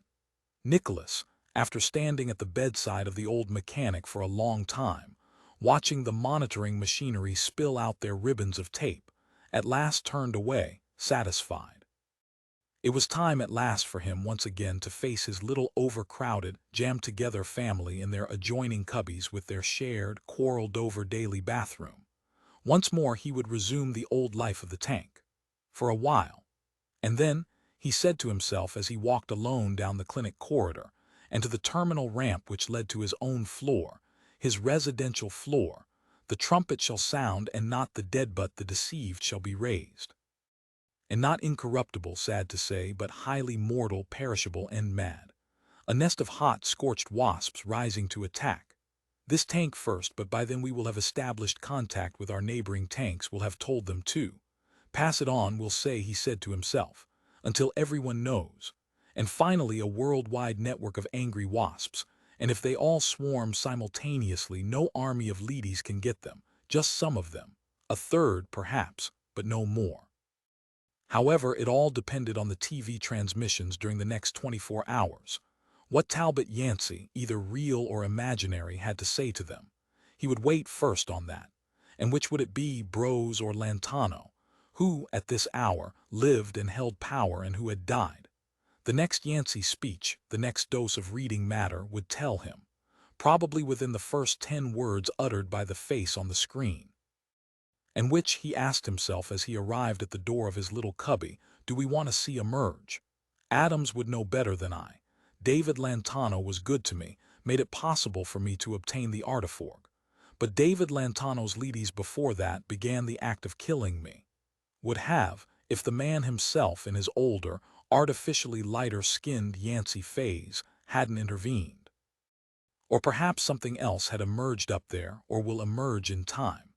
Neither Lantano nor Bros but a combination Joseph Adams, as they had worked together to reopen the tunnel, had conjectured about this anew alignment of Webster Foote and his worldwide police corporation with Louis Runcible and his unwieldy economic supergigantic overgrown satrapy. Pitted against the agency and its army of leadys, many of them wise old tomcats with kinks in their tails, left over from the war and ready at any pretext to fight again. Whether commanded by Stanton Bros or David Lantano, he opened the door of his cubby. There sat Rita composed, waiting. "Hi," she said quietly. "Hi." He stood awkwardly in the doorway, not knowing whether to enter or not, trying to read her attitude. Rising, Rita said, "It's nice to have you back, to see you. How are you?" She came toward him then, hesitantly, also uncertain as he was. "You didn't get the bag plague then. That's what I was most afraid of. From what I've heard and seen on TV and what Dale Nunn said before he disappeared." He put his arms around her, hugged her. "This is fine," Rita said, hugging him fiercely back. "But Nick, and all points came through just a few seconds ago. We're supposed to be in Wheeling Hall right now, listening to the Protector, but I'm not going. Nuns, as you know, is dead, and so right now there's nobody to make us go. So I'll stay here with you." She held him against her, however. He very swiftly disengaged her arms. "What is it?" she said then, bewildered. "I'm going to Wheeling Hall." He strode to the door. "What does it matter?" He did not take time to answer. He sprinted down the hall to the ramp. A moment later, with perhaps no more than a fifth or sixth of the citizens of the tank, Nicholas St. James entered Wheeling Hall. Catching sight of Joseph Adams, he made his way over to him, seated himself rapidly beside him. The giant floor-to-ceiling TV screen was lit and active. It pulsed but showed nothing. Adams briefly said, "We're waiting. There has been what the announcer just now called a delay." His face was pale, stark. That is, Yancey, he started to appear, then the image was cut off, as if, he glanced at Nicholas. The coax had been cut. "Jesus," Nicholas said, and felt his heartbeat retrieve its rhythm, at last continue to labor on after a fashion. "So they're still fighting it out." "We'll know," Adams said, speaking coolly, professionally. "It won't be long." His tension seemed deliberately technical, and kept so. Was he at his big oak desk, with the flag behind? Couldn't tell. Too fragmentary. It lasted. They were able to keep it on just a split second. I think Adams' voice was low but quite clearly audible as, around them, tankers leisurely, with no particular concern, took their seats, yawned, murmured, chatted. They did not know. They just did not know what this meant to them, to their future collective and intimate, personally lived individual lives. To tell you the truth, the showdown evidently did not come at 9 o'clock a.m. New York time. Apparently it's just coming now. He examined his watch. It's 6 p.m. at the agency, so something, God knows what, has been going on all day long. He turned his attention back to the big TV screen then, and became silent, waiting. "The dart," Nicholas said, "missed then. Perhaps, but that wouldn't be the end. Lantano wouldn't give up and die. Let's take this step by step. First of all, that particular weapon assembly, if it fails to meet its target, so notifies its installer owner. So no matter where he may be, say 1,000 miles away, Lantano would know instantly the bad news. And Foote, he'd be up to something in the meantime anyhow. I hope at Cape Town. If he has the brains, I know he has, definitely at Cape Town, and would have disclosed to Runcible the whole business about the special project. And remember this, there are in those canaps of Runcible's thousands upon thousands of ex-stankers who Runcible might already have trained, armed, prepared for." He broke off. On the screen appeared the enormous, three-dimensional, full-color, familiar, ruddy but tanned, healthy, hard-cut features of Talbot Yancey. "My fellow Americans," Yancey said, in his grave and firm, momentous yet considerate, even gracious voice. I am humble before the sight of God to announce to you a matter of such infinite significance that I can only pray to the Almighty and thank Him that we, you and I together, have lived to see this day. My friends, the voice now had choked with emotion, contained, however, by the iron, military-inspired stoicism of the man. Masculine always, yet nonetheless overwhelmed. That was Talbot Yancey at this instant, and Nicholas simply could not fathom this that he saw. Was this the simulacrum which had always confronted them from the TV screen, or was this the camera retreated? Now the oak desk, the flag, as always. Nicholas said to Joseph Adams, "Bros got them before they got him." He felt leaden, dulled. It was over. Well, that was that. And maybe for the better. Who knew? Who would ever know? And still the great real task lay ahead for him, for all the tankers. Nothing less than a total, absolute war to the end, to try to break through and stay broken through to the Earth's surface. On the screen, in a trembling, overcome voice, Talbot Yancey said, "Today I can inform you, every one of you down beneath the ground where you have for so long labored, year in, year out," Adams grated, "get to it. Without complaint, enduring and suffering and always having faith. Now, my friends, that faith which has so long been tested can be justified. The war, my friends, is over." After a moment-wheeling hall and the people scattered here and there in it were dead still, Nicholas turned. He and Adams looked at each other. "And soon, my friends," Yancey continued in his heavy, solemn way, "you shall come up to your own sunlit world once again.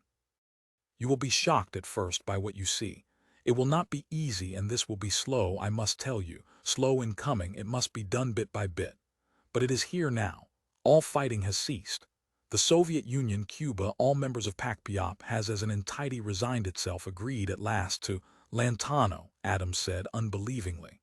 Getting to his feet, Nicholas walked up the aisle out of Wheeling Hall.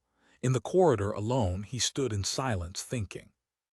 Evidently Lantano, with or without Webster Foote, had after all gotten Bros, either early in the morning with the high-velocity dart, or if not then and by that weapon later on, and in some other but absolutely professional, equally serviceable way, aimed of necessity at the old brain itself, because that alone could not be replaced. When that organ was gone it was over. And it is over. Bros, he realized, is dead. There is no doubt of it. This was the proof what we were waiting for. The one, the only sign we down here would receive. The reign of the Yance man, the fraud of 13 years, or 43 if you start with Fisher's documentaries, all over, for better or worse. Appearing beside him, Adams stood for a moment. Neither of them spoke, and then Adams said, "It all depends on Runcible and Foote at this point. Maybe they can drag Lantano into a stalemate, moderate him. What in the old U.S. government was called balance of power. Possibly through an appearance before the Recon Council. Insist on," he gestured. "God knows. I hope they do. It's a mess, Nick. Honest to God, I know without being up there and seeing. It's a terrible mess, and it'll be a mess for a long time." "But," Nicholas said, "we're going to start emerging." Adams said, "What I'm waiting to see is how Lantano, or whoever it is that's running the simulacrum now, or however they're transmitting, I want to see how they explain those thousands of miles of grass and trees, instead of an endless waste surface of radioactive rubble." He grinned, grimaced, twitched rapidly. Half a dozen, then steadily deeper, stronger and more profound conflicting ideas and emotions flew across his features as in his mind he saw swiftly into one possibility after another. The idea man, the Yance man in him, the person that he was, came under these conditions, the excitement, the fear and stress, back into being. "What the hell," he said, "can they, whoever they are, possibly say? Could there be a plausible cover story? Lord, I can't think of one. Anyhow, right now, right on the spot. Lantano, though, you have no realization, Nick, he might. He's brilliant. Yes, he very possibly might." "You think," Nicholas said, "that the biggest lie is still to come?" After a long, visibly tormented pause, Adams said, "Yes. They can't just tell the truth." "The what?" "Listen, Nick. Whoever they are, whatever combination out of all the possible crazy bedfellow conniving, double-dealing deals and delouts, whatever group or person has gotten its paws, temporarily anyhow, on the winning cards, after his long day of whatever took place, they have a job, Nick. They have the job now of explaining away an entire planet of green, neatly trimmed, Lady Gardener cared-for park. This is it. And not just satisfactorily explaining it to you or me or a couple of ex-stankers here or there, but to hundreds and hundreds of millions of hostile, really furious skeptics who are going to scrutinize every single word that ever issues out of a TV set by anybody from this moment forever into the future. Would you like that job, Nick? Just exactly how well would you like to have to do that? I wouldn't, Nicholas said. Adams said, I would. His face writhed in suffering and with what seemed to Nicholas as authentic and unmistakable devouring yearning. I wish to God I were in on it. I wish I were sitting in my office at the agency right now at 585th Avenue, New York, monitoring this transmission as it goes out over the coax. It's my job. Was my job. But the fog scared me, the loneliness. I let it get me. But I could go back now and it wouldn't get me. I wouldn't let it. Because this is so important. We were working up to this all the time, this moment when we had to account for it all, even if we didn't know. It added up to this, and I'm not there, now that this moment's finally come. I'm off and hiding. I ran. His suffering, the sense of loss, the knowing he was severed from them and it palpably grew, made him gag as if he had been brutally buted in the depths of his stomach, as if physically thrust back so that now he was falling and helplessly with nothing to cling to. Adams caught at the empty air, flailing, futile, and yet still he was trying. It's over, Nicholas said to him, and not trying or wanting to be kind. Over for you personally and over for all of them. Because he said to himself, I'm going to tell them the truth. They looked at each other silently. Adams blinking out of the recess into which he fell and fell, both of them without friendliness and utterly without warmth, divided each from the other, absolutely. And second by second the hollowness, the space between enlarged, until finally even Nicholas felt the grip of what Joseph Adams had always called the fog, the inner, soundless fog. Okay, Adams gasped. You blab the truth. You rig up some dinky little 10-watt shortwave radio transmitter and raise the next tank. Pass your word along, but I'm going back up to my domain, and I'm going to hole up in my library where I have to be right now and write a speech. Beyond doubt, without qualifications, the best one I ever did in all my years. The culmination, because that's what we need. Even better than Lantano can do. When I really have to, I can surpass even him. There isn't anyone who can get beyond me at my job. I know I have it. So we'll see, Nick. We'll wait a while and see who wins, who believes what and whom when all this is finally over. You have your chance, and I'm not going to let mine slip by. I'm not going to be left discarded. He stared at Nicholas. Rita, breathless and excited, hurried up the hall to her husband. Nicholas, I just heard the war's over and we're going to be able to go back up. We can finally start to, but not quite yet, Nicholas said. They haven't quite got it ready. Conditions on the surface aren't quite right yet. He returned Adams' fixed, goaded, suffering stare. Are they? No, not yet, Adams said in slow, mechanical response, as if he had already gone and little, very little of him remained here now by which to answer. But conditions will be, he said. Like you said. Okay, in time. But it's true, Rita said, gasping. We won. They packed Biop. They surrendered to our armies of Leadys. Yancey said so. It was piped to every cubby in the tank. I heard it down below. Seeing the expression of her husband's face, she said falteringly, it's not just a rumor. Yancey himself, the protector, personally said it. To Adams, Nicholas said, what about this? You could tell us that it's a surprise, for our birthday. No, Adams said vigorously, thinking once more at high speed, weighing each of Nicholas' words. Not good enough, it won't do. The radiation level, Nicholas said. He felt tired, considering, and not too pessimistic, not by any manner of means despairing. Despite what both he and Adams saw, the task which had step by step approached unnoticed, all of these waiting and for each of them unproductive years. The radioactivity, Nicholas said. At that, Adams' eyes flickered intensely. The radioactivity, Nicholas said, has just now finally, after all this time, at last dropped to a tolerable level. There it is. What about that? And throughout all these years you were forced to say you had no choice, just no choice at all in the matter. It was morally and practically necessary to say that the war was still going on, or otherwise people, and you know how they always do, would have rushed to the surface. Foolishly, Adams agreed, nodding slowly. Too soon, Nicholas said. The way they naturally act in their stupidity and the radiation, it would have killed them. So actually, when you get right down to it, this was self-sacrificing, the sort of moral responsibility that your leadership entailed. How about that? I know, Adam said quietly, that we can come up with something. Nicholas said, I know you can too. Except for that one thing, he said to himself and put his arm around his wife to draw her closer. You're not going to, because we will not allow you. In the mold of 1964, an afterword pencil by Thomas M. Dish in December of 1961, the U.S. Defense Department announced a fallout shelter program aimed at establishing 235 million fallout shelter spaces. At that time, the entire population of the country had yet to exceed 200 million. In October of 1962, Kennedy had his moment of macho glory when he declared a quarantine around Cuba, where the Russians were building missile bases. For a few days, everyone was waiting for the bombs to fall. The sensation of dread and helplessness was just the stuff nightmares are made of. For those who had read more than the government's bromidic brochures on the subject of nuclear destruction, and who were living at that time in a major, i.e., targeted city, there was little to be done but figure the odds for survival. 50-50 seemed the general consensus among the New Yorkers I knew.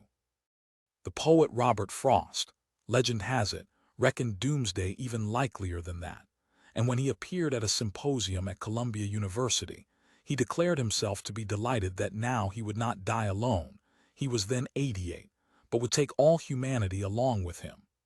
A year and a month later, in November of 1963, President Kennedy was assassinated probably as a quid pro quo for his earlier efforts to play a similar dirty trick on Castro. However, at the time we were asked to believe that the deed was accomplished by a single bullet fired by Lee Harvey Oswald.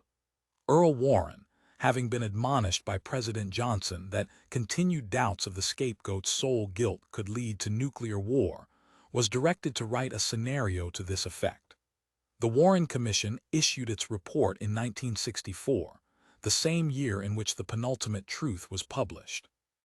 Neither was nominated for a Hugo, for indeed both books were much too hastily written to deserve such an honor. But as a snapshot of the angst that characterized that period end of the blackly humorous emotional antidote to that angst, the Penultimate Truth is an essential document. According to the records of the Scott Meredith Literary Agency, the outline for the Penultimate Truth was received in March of 1964, and the completed manuscript in May. Conceptually, it represented the splicing together of two short stories Philip K. Dick had written in the earliest years of his apprenticeship. The first of these, The Defenders, appeared in the January 1953 issue of Galaxy. It duplicates in miniature the Nicholas St. James portion of the plot, in which all humanity has been tricked into believing it must continue living underground to escape the radiation and other dangers of a nuclear war. In this story, it is the Leadys robots that have perpetrated the deception in order to keep mankind from self-extinction, and the story's last wistfully liberal tableau represents two groups of escaped U.S. and Russian troglodytes blasting off into the sunset, reconciled by the rational Leadys. It has taken thousands of generations to achieve, the class Leady concluded.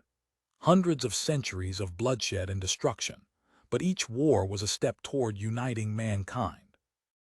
And now the end is in sight, a world without war, but even that is only the beginning of a new stage of history. The conquest of space, breathed Colonel Borodsky. The meaning of life, Moss added. Eliminating hunger and poverty, said Taylor. The Leady opened the door of the ship. All that and more, how much more? We cannot foresee it any more than the first men who formed a tribe could foresee this day, but it will be unimaginably great. The door closed and the ship took off toward their new home. The second source story for the novel was published in IF, August 1955, and its title, The Mold of Yancey, was intended in a slightly amended form in The Mold of Yancey as the original title of the book.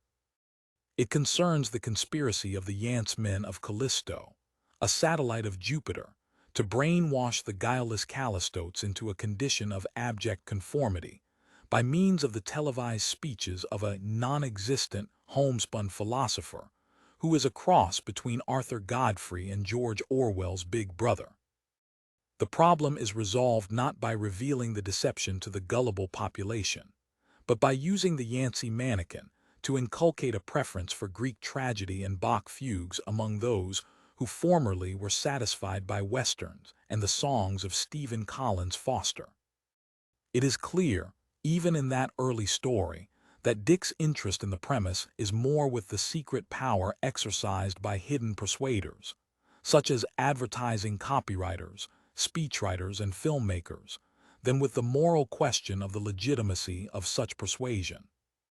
It's less clear whether, as he wrote The Mold of Yancey, Dick recognized his personal fascination and identification with the Yancemen of Callisto, but surely by the time he had decided to rework that old material into a novel, he knew himself to be a Yanceman, albeit one employed in the lower echelons of the power structure as a hack writer producing sci-fi paperbacks.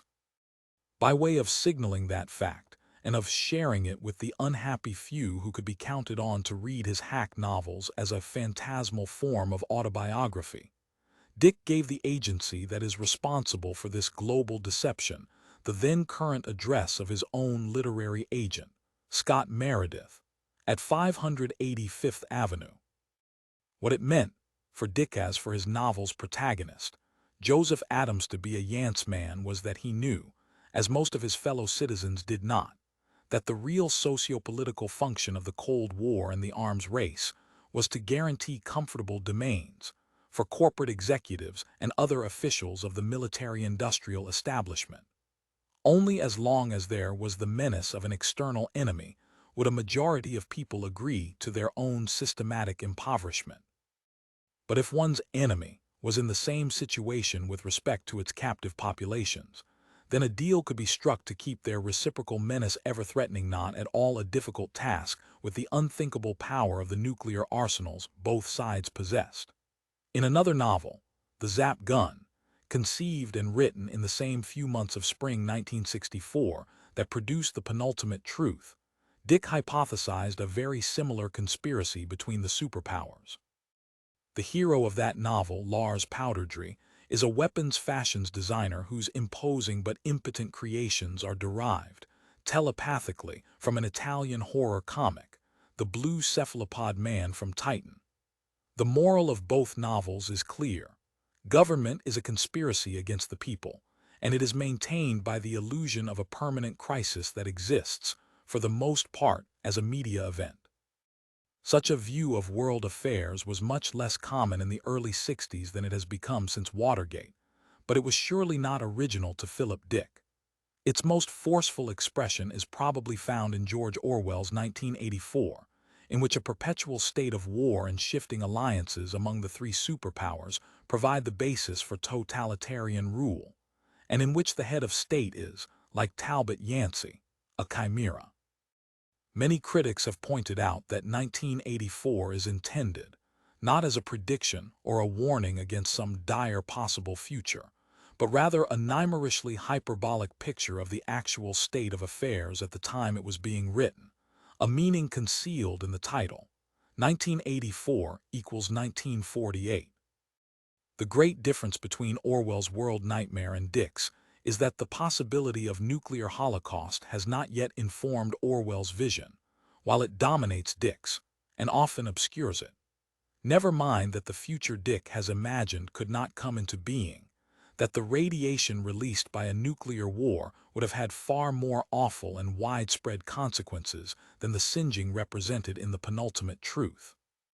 The emotional basis of the inability to comprehend nuclear reality has been compellingly discussed by Jonathan Schell in The Fate of the Earth, where, after demonstrating the virtual certainty of human extinction as a result of a large-scale nuclear war, he argues, it thus seems to be in the nature of extinction to repel emotion and starve thought, and if the mind, brought face to face with extinction, descends into a kind of exhaustion and dejection, it is surely in large part because we know that mankind cannot be a spectator at its own funeral, any more than any individual person can. Might not the congruent sense of exhaustion and dejection, pervading the first chapters of the Penultimate Truth, be symptomatic of Dick's natural inability to think the unthinkable, that is, to imagine the aftermath of nuclear war in plausibly dire terms? Of course, Dick never intended to write a plausible, realistic post-Holocaust novel. Readers who wanted a Verismo version of their own future deaths might read On the Beach novel, 1959. Movie, 1959. Dick has another zeitgeist to summon, a new wisdom that is at once happier and blacker, the spirit of '64. He simply denies that the Cold War is happening. It is a denial we all learn to make, having passed through the twin crises of 1962 and 1963, the missile crisis and the assassination. Robert Frost died alone, after all, and the rest of us, by and large, survived. If we'd never bothered listening to the news, there'd have been no reason to be fussed. Life went on. The Beach Boys produced new and better songs. Ditto Detroit and Cars. That segment of the entertainment industry devoted to politics had an election, Johnson versus Goldwater, and the plot was that Goldwater would lead us into war. So we voted, by and large, for Johnson.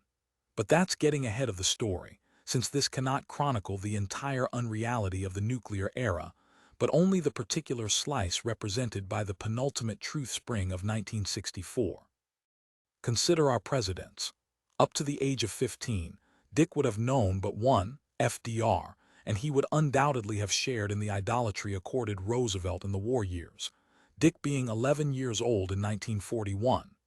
It can be maintained, and often has been, that two of the next three presidents, Truman, Eisenhower, and Kennedy, achieved their success because of the image they projected rather than through some special competence.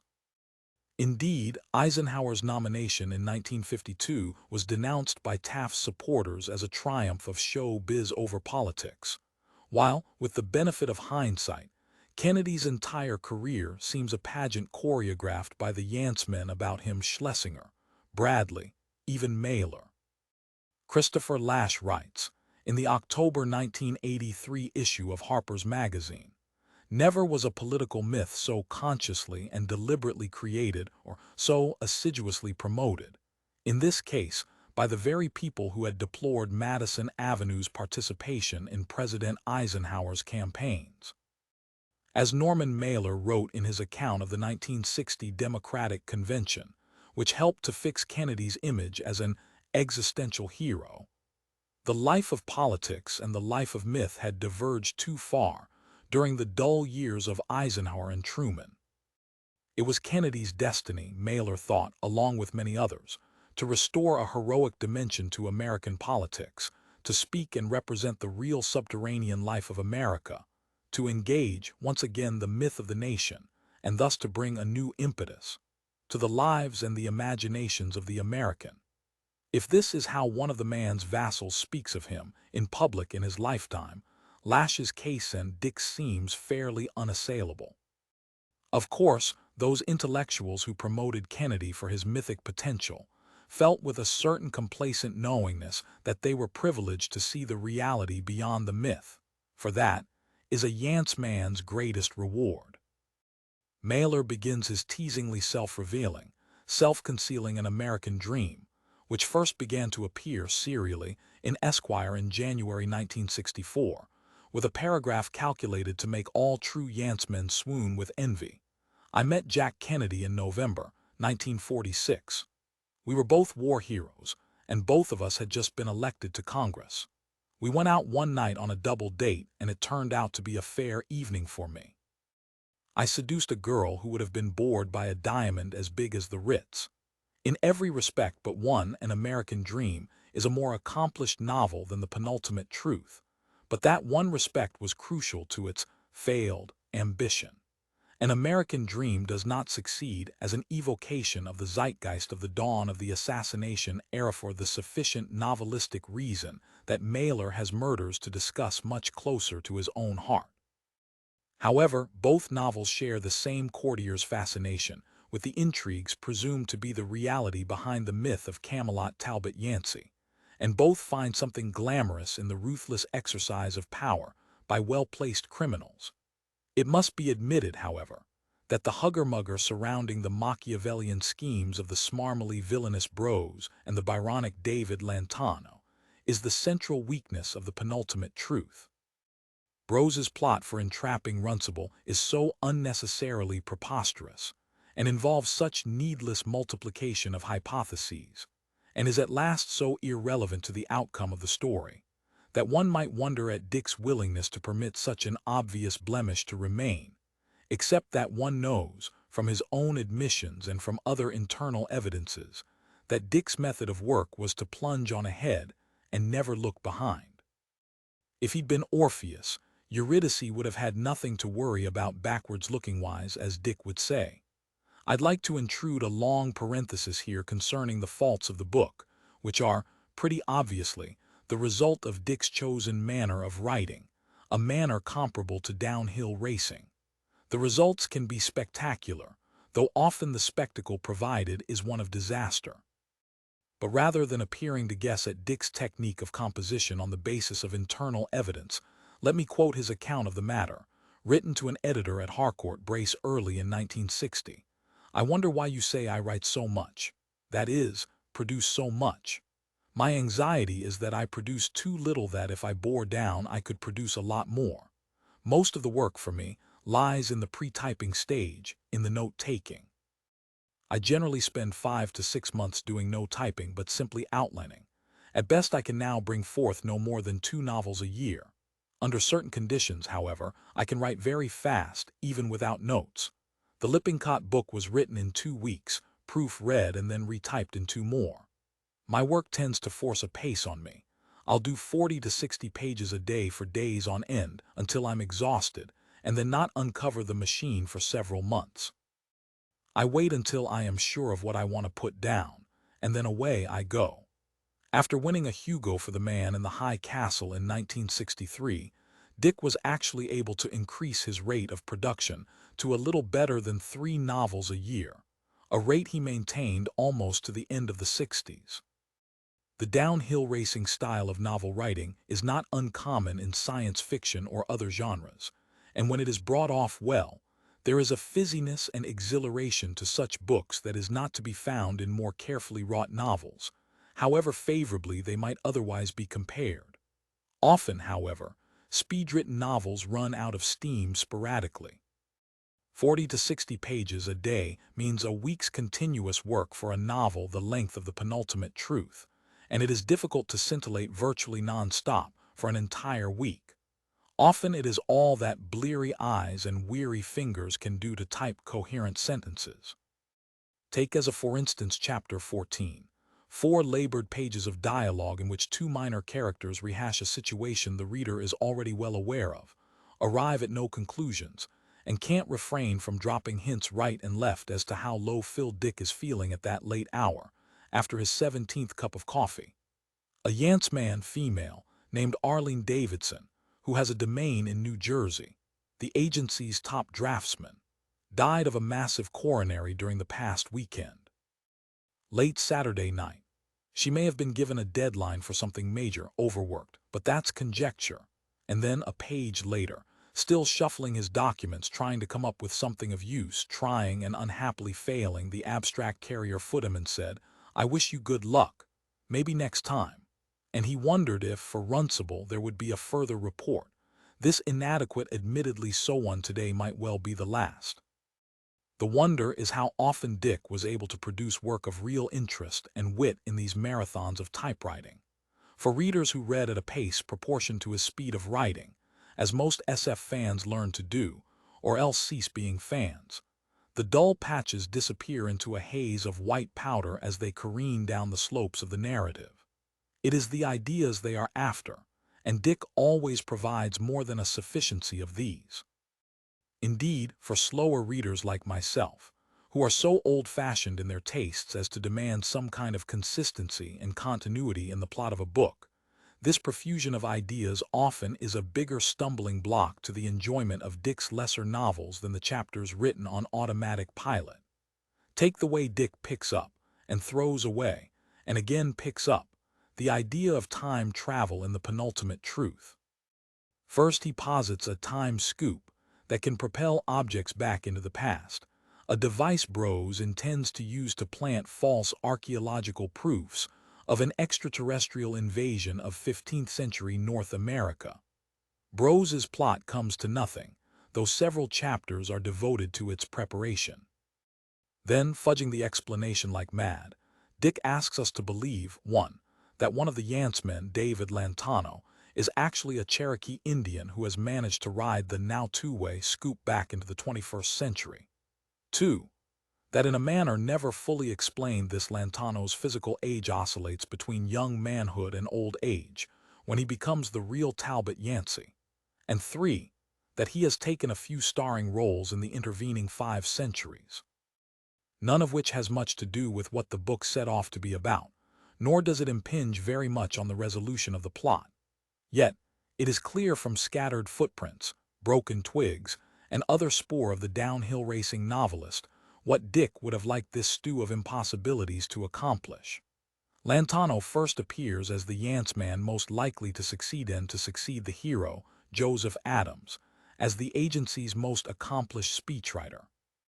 Adams envies the way Lantano, in one of the speeches he has written for the Yancey simulacrum, is able to openly discuss the fact that those tankers down there are systematically deprived of what they're entitled to. Here is how Dick, using the mask of Lantano, who is using the mask of Yancey, describes the characteristic deprivation of the tankers, i.e., working class lives. Your lives are incomplete in the sense that Rousseau had meant when he talked of man having been born in one condition, born brought into the light free, and everywhere was now in chains. Only here in this day and age. They had been born onto the surface of a world, and now that surface with its air and sunlight and hills, its oceans, its streams, its colors and textures, its very smells, had been swiped from them, and they were left with tin-can submarine figuratively dwelling boxes in which they were squeezed, under a false light, to breathe repurified stale air, to listen to wired obligatory music and sit day-long at workbenches making leadies for a purpose which but even Lantano could not go on here. But Lantano's place in the scheme of the novel isn't limited to his rhetorical abilities.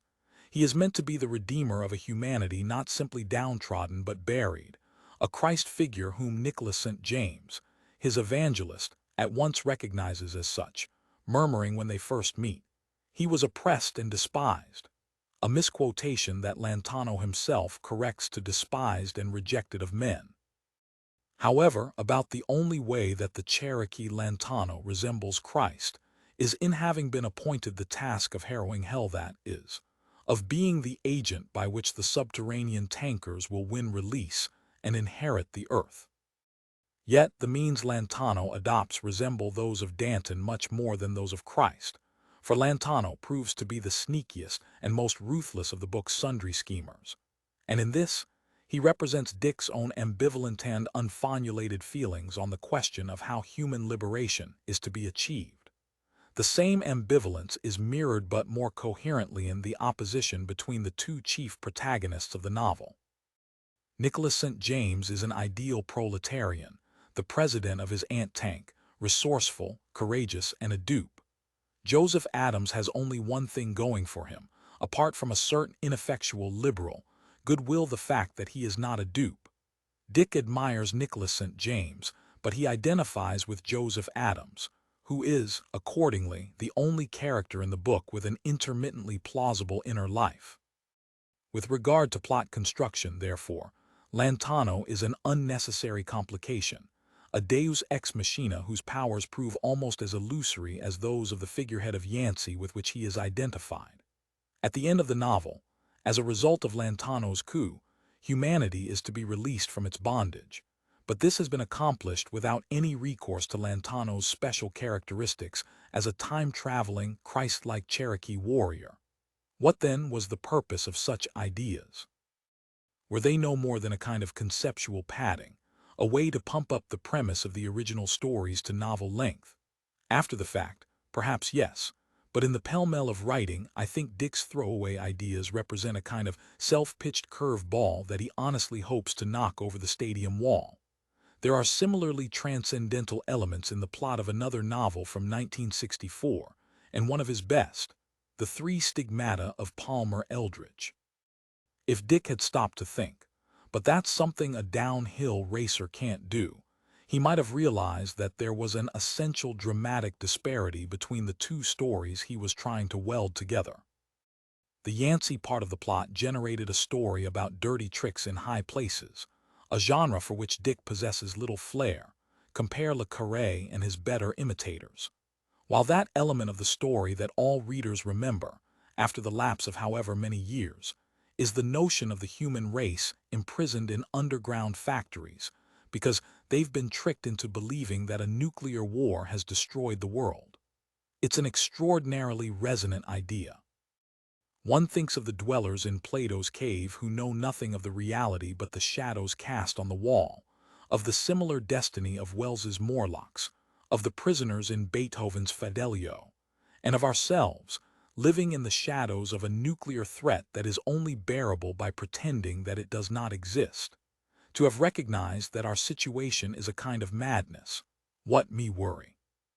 Sang the Titanic's passengers, has not helped us toward a solution, for our situation with respect to the bomb is not much different in 1983 than it was in 1964. And for that reason, The Penultimate Truth, for all its flaws, remains a book that can speak to the terror that is the bedrock of our social order. Sources quoted other than The Penultimate Truth: The Defenders, from the collection The Turning Wheel and Other Stories by Philip K. Dick, London, Coronet 1977, published in U.S. as The Book of Philip K. Dick, New York, Daw 1973. A Letter from Philip K. Dick, published by the Philip K. Dick Society and copyright 1983 by his estate. The Fate of the Earth by Johann Schell, New York, Knopf, 1982. The Life of Kennedy's Death by Christopher Lasch in the October 1983 issue of Harper's Magazine. An American Dream by Norman Mailer, New York, Dial, 1965.